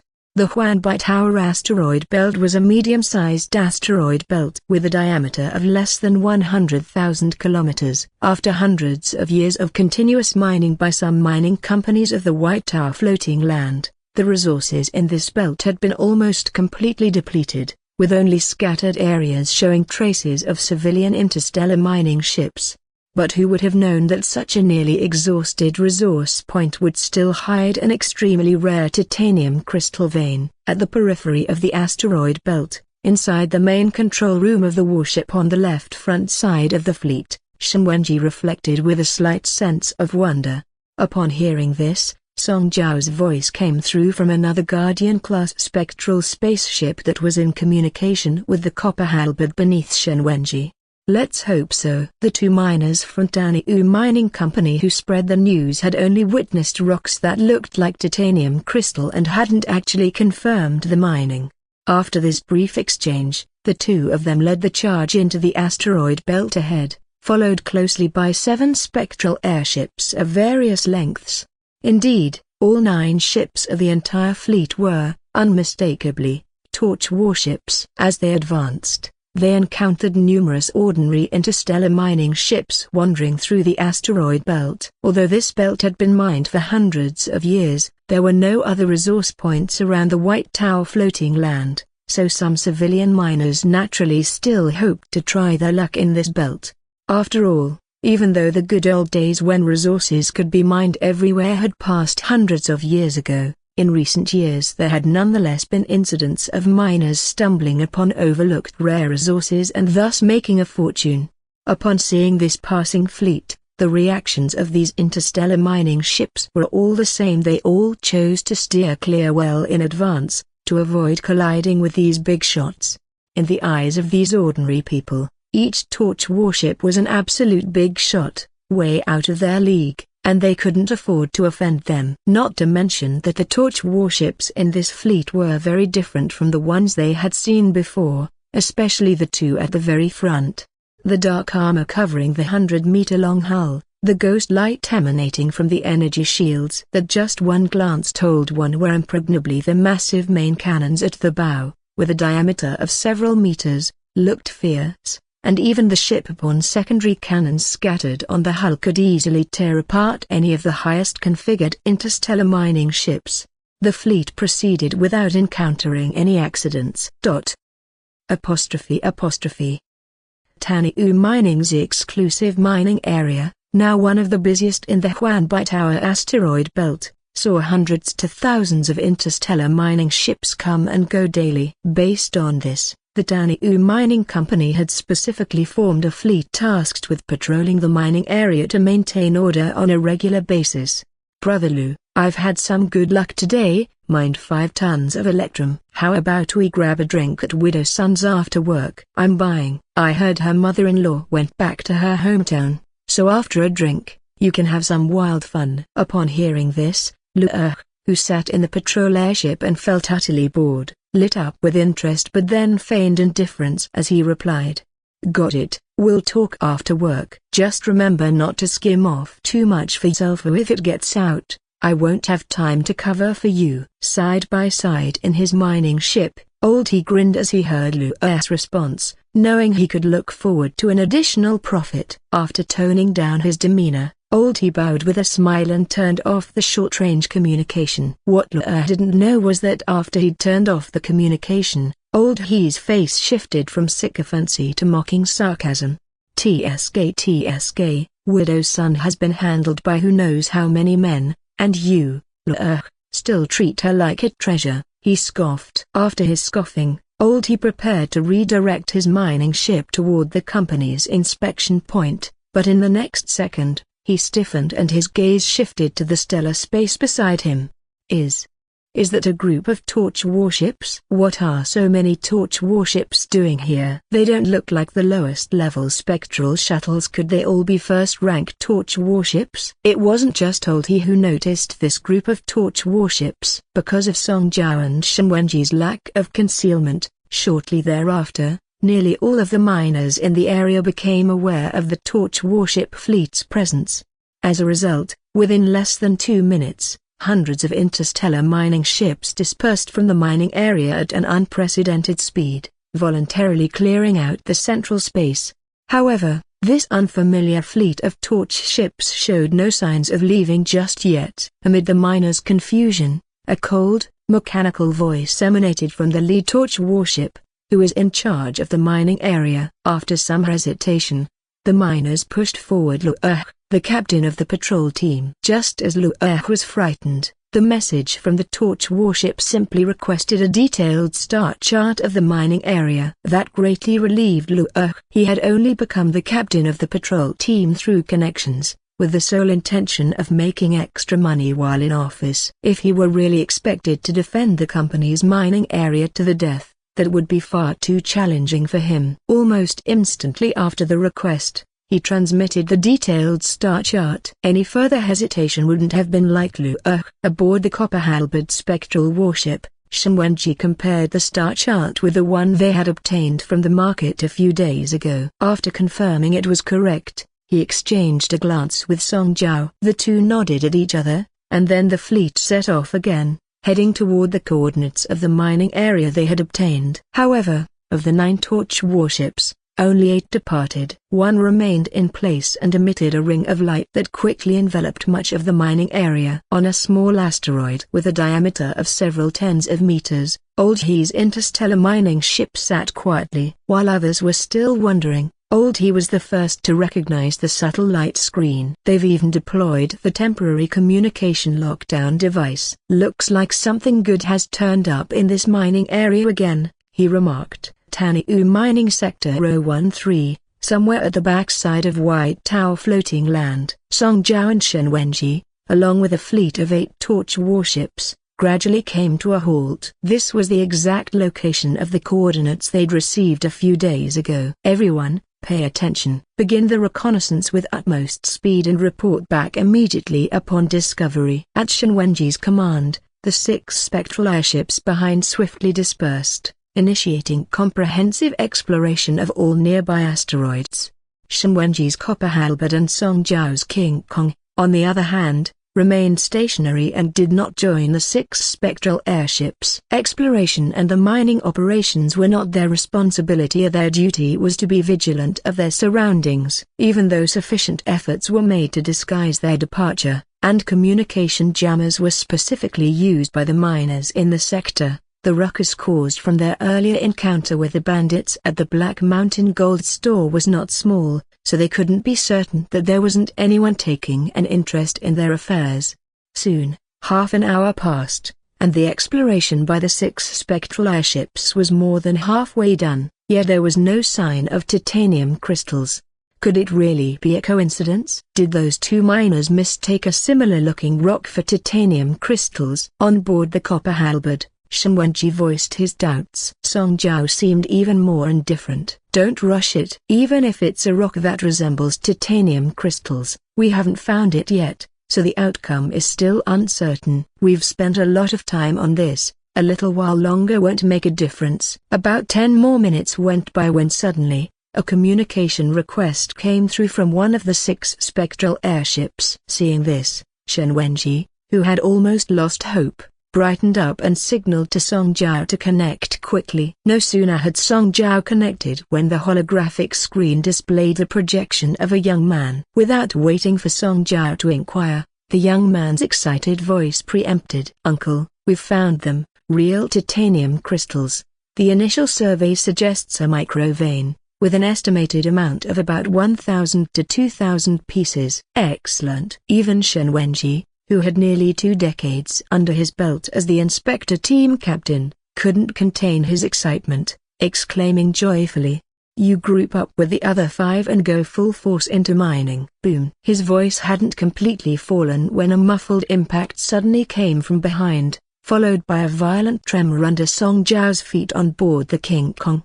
Looking at the shield value of the King Kong, it had shockingly dropped by 1/5. Song Jiao's heart sank immediately, knowing that the energy shield on the King Kong was a blue component and its enhancement level had already reached LV-29. It was only because he always kept the energy shield activated or otherwise, that hit could have pierced through the warship armor of the King Kong, causing significant damage to the ship itself. Song Jiao's eyes flickered, knowing that the titanium crystal's discovery had surely been leaked. For an enemy to shave off 1/6 of the shield value from a blue energy shield component enhanced to LV-29 with a single strike, they not only had to be another second-ranked torch warship, they were likely a very formidable one within that rank. With this in mind, he immediately spoke up. "Old Shen, the enemy also has an escort ship, be careful." "Little Lin, keep 2 airships that to continue the mining, the other 4 come over and help us out." After a swift series of commands, the 8 torch warships divided their tasks with extreme precision. 2 remained at the target asteroid to continue the subsequent mining work, while the other 6 quickly gathered. In the front were 2 Guardian-class spectral warships, followed by 4 spectral airships. All 6 main cannons began to gather ghost light, preparing for the last bit of energy storage for the upcoming counterattack. Looking back at the direction from which the attack had come, A similarly sizable torch fleet was arrayed a few hundred kilometers away. 2 escort ships, 7 spectral airships. Among those airships there should be a few belonging to that Black Mountain Society. As for the origins of the 2 escort ships, it's hard to say. Old Shen, what do you think? Soon, laughter came from Shen Wenji aboard the copper halberd. Ha ha ha, how else to look at it? Fight until the opponent surrenders, then see. Song Jiao's eyes lit up, and he laughed along. Good, then today let's test the mettle of these 2 escort ships.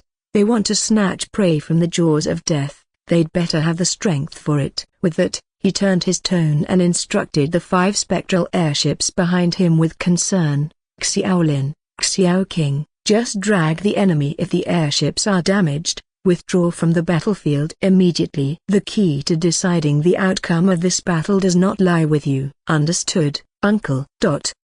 Within the hostile fleet hundreds of kilometers away, the lead warship clad in silver armor, a Guardian-class spectral warship, was clearly the most prominent of the fleet. At this moment, in the cockpit of this silver Guardian ship, a young-faced man flashed a hint of surprise in his eyes. He had clearly not expected this unknown force, which dared to meddle halfway with the matter of titanium crystal, to be able to bring out 2 escort ships, because after all, there were not many powers in Jiangyuan City with such energy.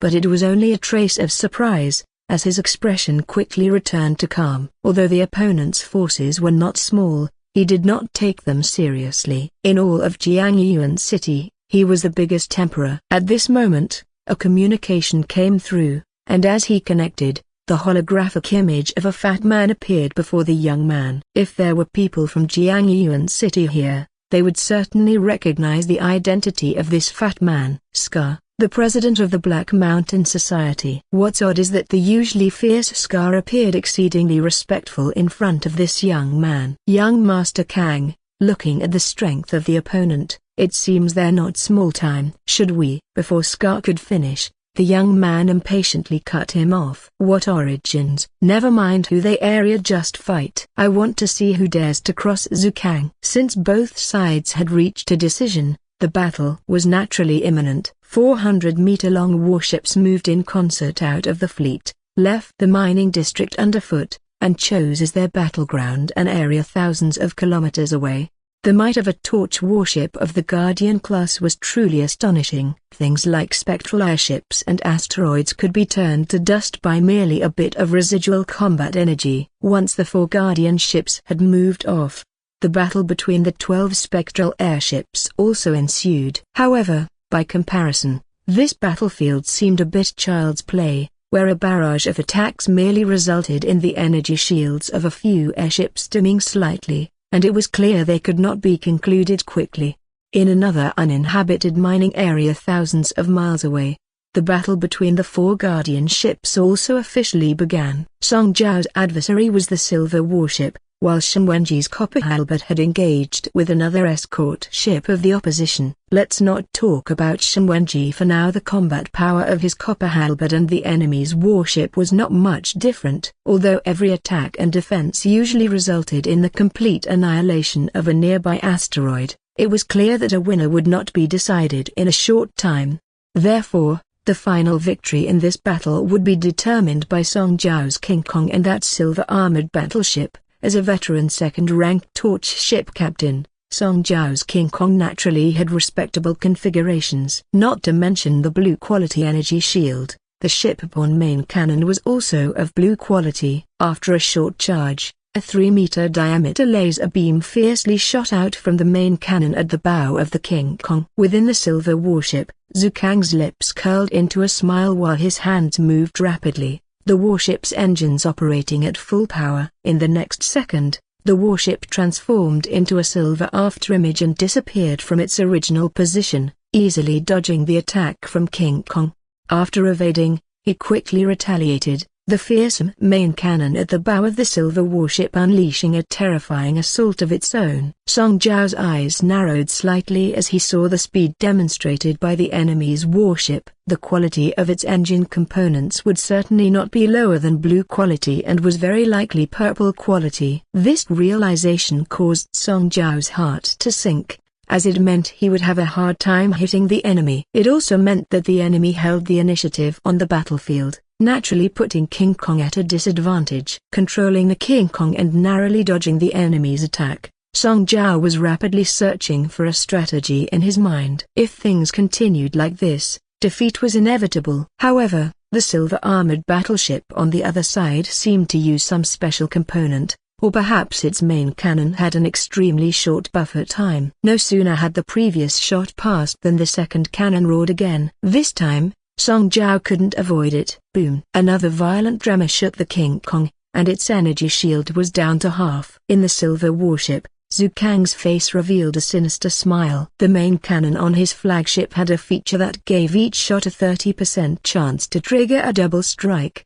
Having just activated this feature, he watched the escort ship's outer layer of the energy shield grow dimmer, his smugness growing. He could already imagine the escort ship, once stripped of its energy shield, begrudgingly admitting defeat. Pushing the control stick forward, the silver warship kept closing in on Song Jiao's King Kong, while the 4 secondary cannons on the warship also started to fire continuously. Aboard King Kong, Song Jiao relaxed his expression, noting that the enemy's main cannon still required to charge. Immediately he felt much less pressure. At the same time, a special component called Shield Repair Sphere of white quality on the King Kong was activated by him. As the brilliance surged, the shield value, which had dropped below 50%, began slowly increasing until, 20 seconds later, it had unexpectedly reached 68%.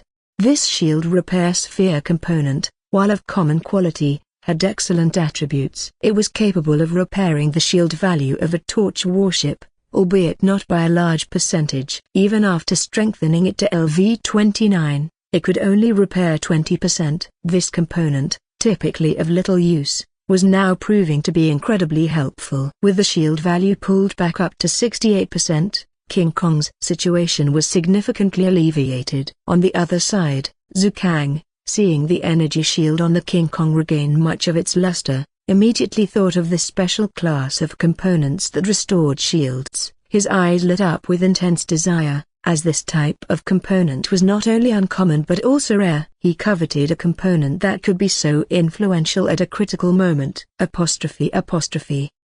However, he also knew that in order to obtain this component, he first had to completely defeat the escort warship hiding its title in front of him. Only by emerging as a victor could he possibly force the special part from the hands of the others. Thinking this, Zhu Kang became more anxious. On the other side, Taniu Mining's titanium crystal seemed to have already started to be mined. If he couldn't quickly resolve the battle on his side, by the time the other party finished mining the titanium crystal and took it away, it would be like picking up sesame seeds but losing a watermelon.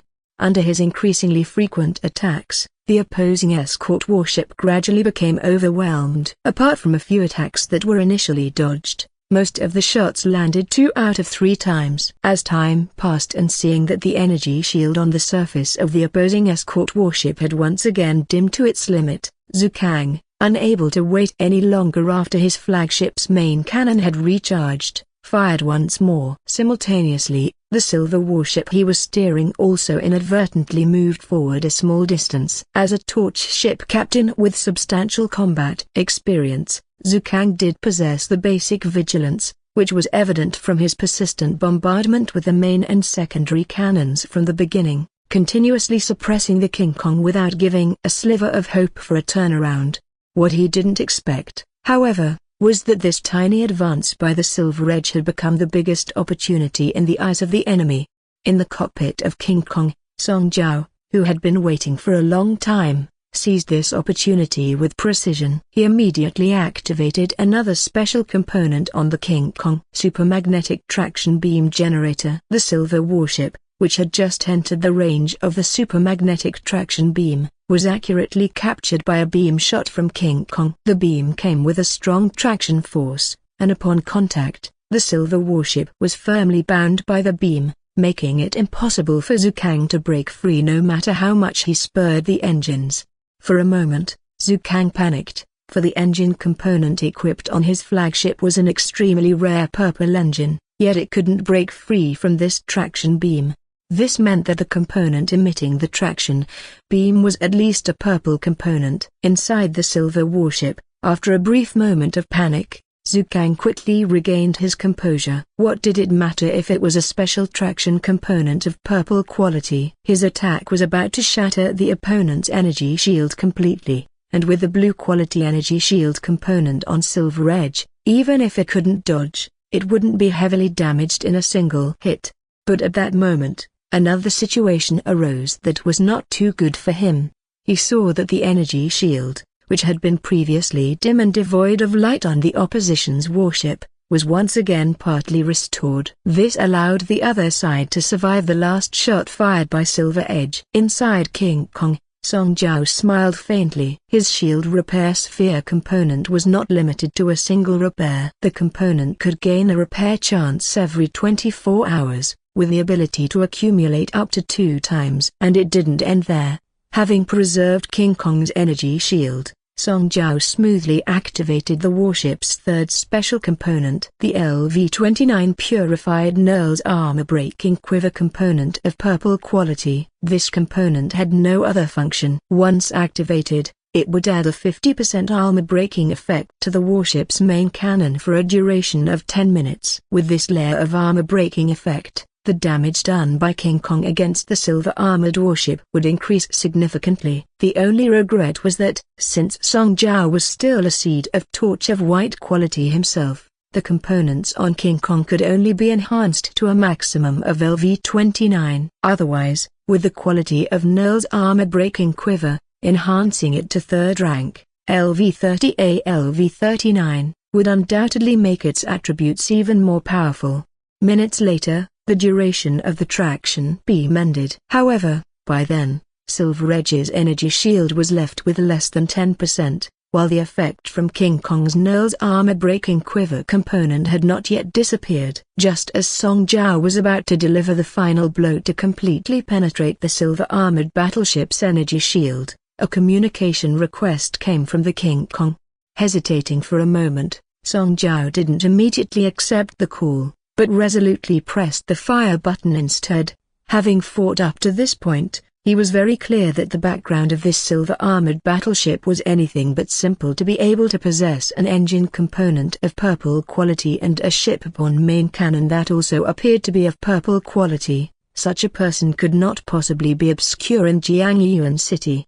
The reason he still chose to fire was straightforward. The King Kong under his feet was also nearly spent. If he didn't defeat the opponent first, once the armor-breaking effect ended, it would be his turn to be at the mercy of the enemy. Song Jiao wouldn't let himself fall into such a passive position. Boom! The main cannon at the bow of the King Kong roared again, and the next moment, the outer layer of the silver-armored battleship's energy shield completely shattered, along with significant damage to the warship armor and the body of the ship itself. At this point, the opponent's communication request became even more urgent, and this time Song Jiao did not refuse. When the communication was officially established, and the projection of the other party appeared before his eyes, Song Jiao's face remained unchanged, but his heart sank completely. He recognized the other party, or rather, had seen them in the core data of various forces leaders in Jiangyuan City. Although he had guessed that the silver-armored battleship had significant backing, seeing the youthful face still somewhat exceeded Song Jiao's expectations. If he remembered correctly, the youth's name was Zhu Kang and he was around 100 years old. More than a decade ago, he had already stepped into the rank of second-rank torch ship captain, revealing considerable strength. Of course, none of this was the point. If the other party was merely a second-rank torch ship captain with decent potential, Song Jiao would not take much notice. The key was Zhu Kang's father, a man who almost single-handedly dominated Jiangyuan City. Zhu Kui, the dean of the First Torch Academy of Jiangyuan, the only third-rank torch captain in Jiangyuan City, whose spectral warship, when firing at full force, could suppress an entire low-level starry sea floating land.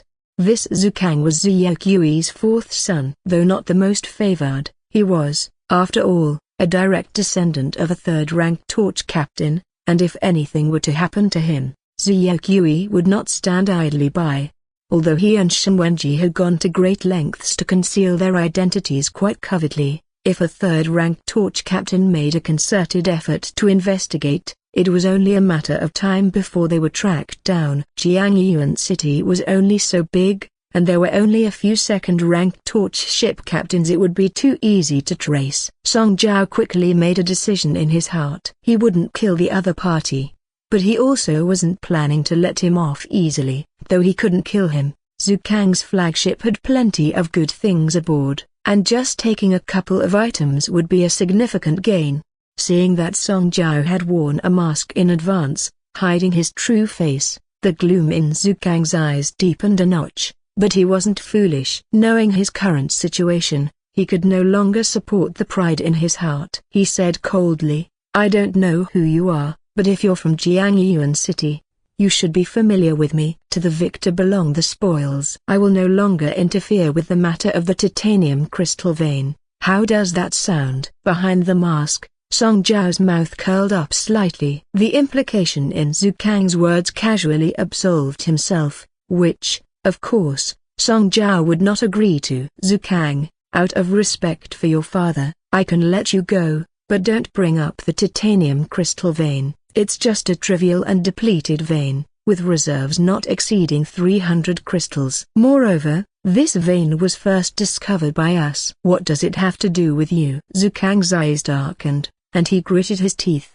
saying, "Then what more do you want?" Song Jiao hesitated briefly. "It's simple. Bring out 2 shipborne components of blue quality or above as the price for your defeat." "That's impossible." As soon as Song Jiao finished speaking, Zhu Kang bellowed out, clearly, the request exceeded his bottom line. Seeing this, Song Jiao did not indulge him and the King Kong fired again. Soon, the damage to the armor of Zhu Kang's silver edge exceeded 70%, and the damage to the ship itself was over 40%. However, Song Jiao did not feel optimistic at all. Zhu Kang's attitude was particularly resolute, as if he was certain that Song Jiao wouldn't dare to deliver a killing blow. He had yet to agree.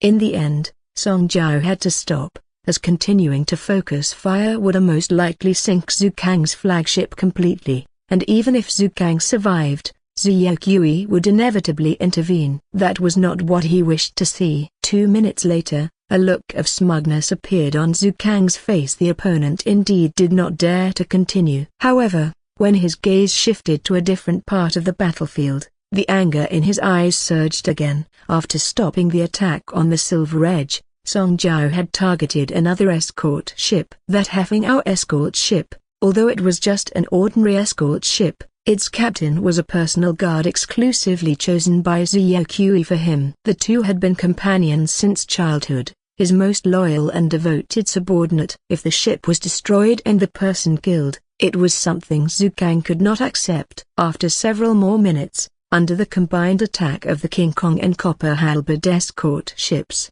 the Hefengao's energy shield was quickly depleted, and it seemed as if its armor too would be completely destroyed when Song Jiao finally received a communication request from Zhu Kang again.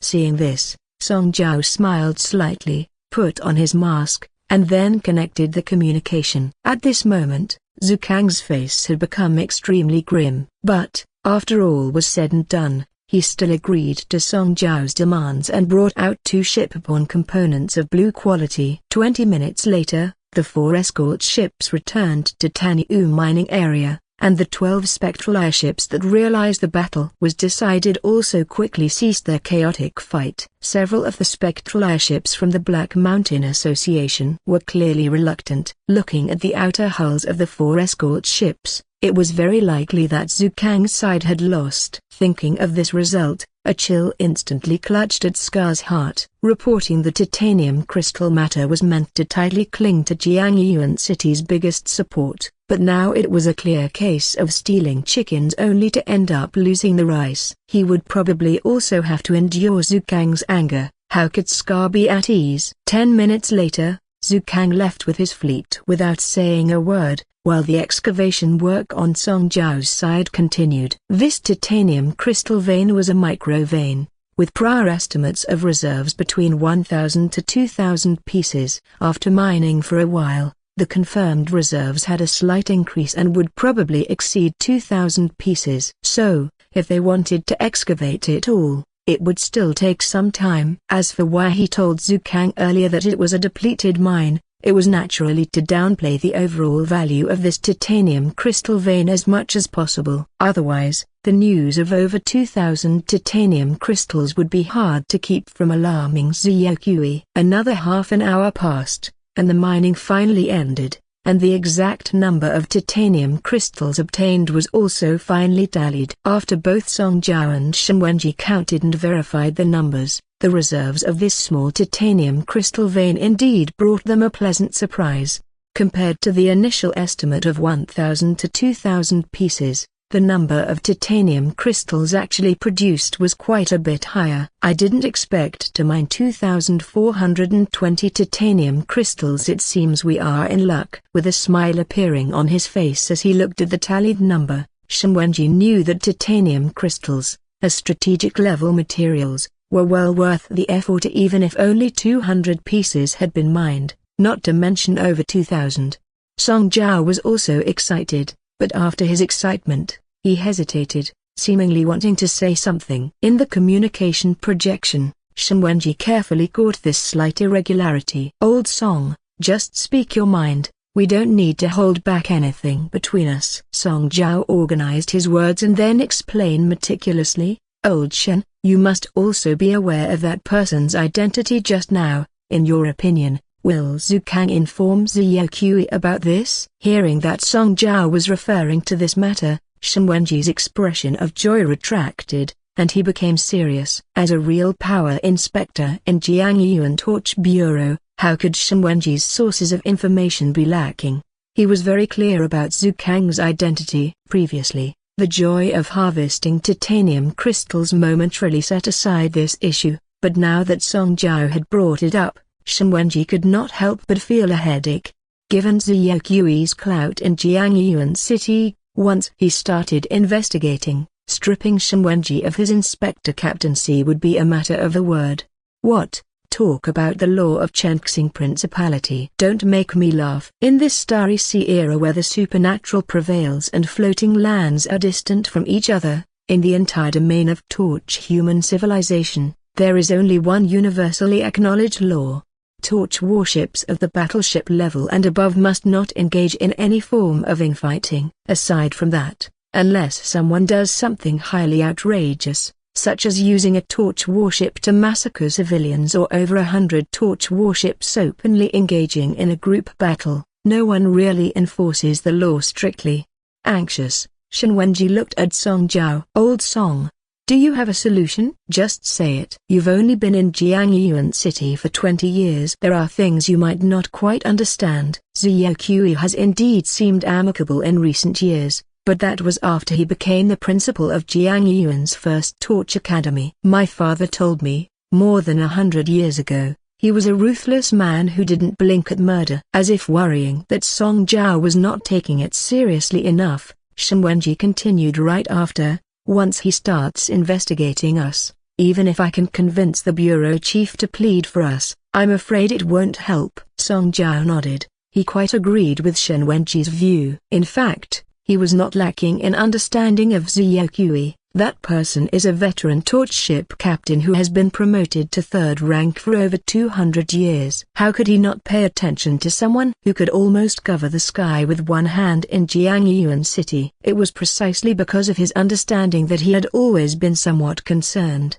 As for the bureau chief that Shen Wenji mentioned, he was referring to the chief of the Jiangyuan Torch Bureau. Although his status was very high, he was currently only stuck at the peak of the 2nd rank. He might have some influence before Xiao Qi, but certainly not much. After considering for a moment, Song Jiao expressed his thoughts. "If that's the case, then I'll mention it to my old man. If he steps in, Xiao Qi most likely won't interfere. However, if we do this, we'd have to give up half of this batch of titanium crystals." The reason Song Jiao was hesitant to speak before was because of this. Bringing in his father meant that a substantial part of the titanium crystals would have to be given up, as high-rank torch ship captains were all short of such resources. No one could resist the temptation of such materials. Shen Wenji was somewhat pained at heart. If only he and Song Jiao were to split the bounty, he could have at least obtained more than 1,000 pieces for himself. However,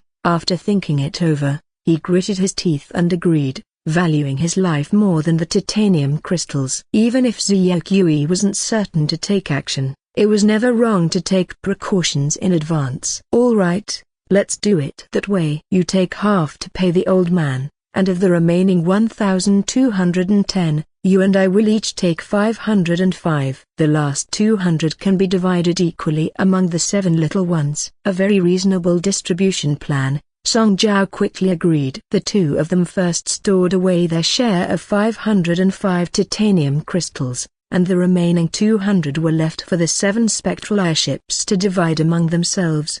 Repeatedly instructing that no information regarding titanium crystals should be revealed, the 9 torch warships each concealed their tracks and hastened towards White Tower floating land. After entering the White Tower floating land, 3 of the spectral airships began to separate from the fleet and head towards other cities in the White Tower floating land. The 7 spectral airships that accompanied them had torch ship captains whom Song Jiao and Shen Wenji could absolutely trust as their direct descendants. Among the 3 airships that had just separated, they were specifically summoned by Song Jiao. If Song Kai were there, he would certainly recognize these 3 since they were the sons of his eldest and second uncles, all his cousins, who were older than him and had successfully awakened several years before him. In addition, Shen King, who had agreed to explore the ruins together with Shen Wenji's younger relatives, was also among them. In Zutan Ruins Market, Song Kai stepped out of the All Attributes cultivation room with a strong excitement on his face. Feeling the power in his body that had once again surged by a great margin, he was somewhat moved by the potent effects of the advanced body tempering potion combined with the 700-year-old deep water clam pearls. The guidance technique, which had just broken through a day ago, astonishingly made another breakthrough, and at this moment, the blood chi fluctuations emitting from him, as well as his entire physical fitness, had clearly reached the level of guidance technique LV7. In less than 5 days, his guidance technique soared from the beginning of LV5 straight to LV7 at truly astonishing speed. Such advancement would have been impossible in under 3 years through ordinary cultivation. Song Kai felt his steps were a bit floating, his body experiencing a strong sense of discordance. After carefully tuning in, he realized that this seemed to be because his physique had undergone too drastic a change in recent days, causing a temporary inability to adapt.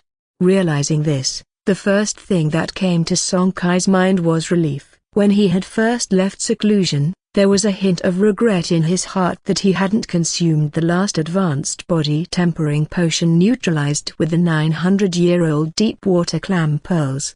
Due to the limitations of his physique, this potion could only be taken after his guidance technique reached LV9 in the future. Now, it seemed fortunate that he hadn't used that last dose of the advanced body tempering potion. Another drastic increase would have certainly caused great damage to his body. It's undoubtedly good to cultivate quickly, but if the rate of enhancement exceeds one's control, it's not simply described as fast, it's akin to forced growth. Such advancement could cause irremediable damage to the cultivator's foundation. Feeling his current condition, Song Kai abandoned the idea of leaving the ruins market and turned back into the All Attributes cultivation room.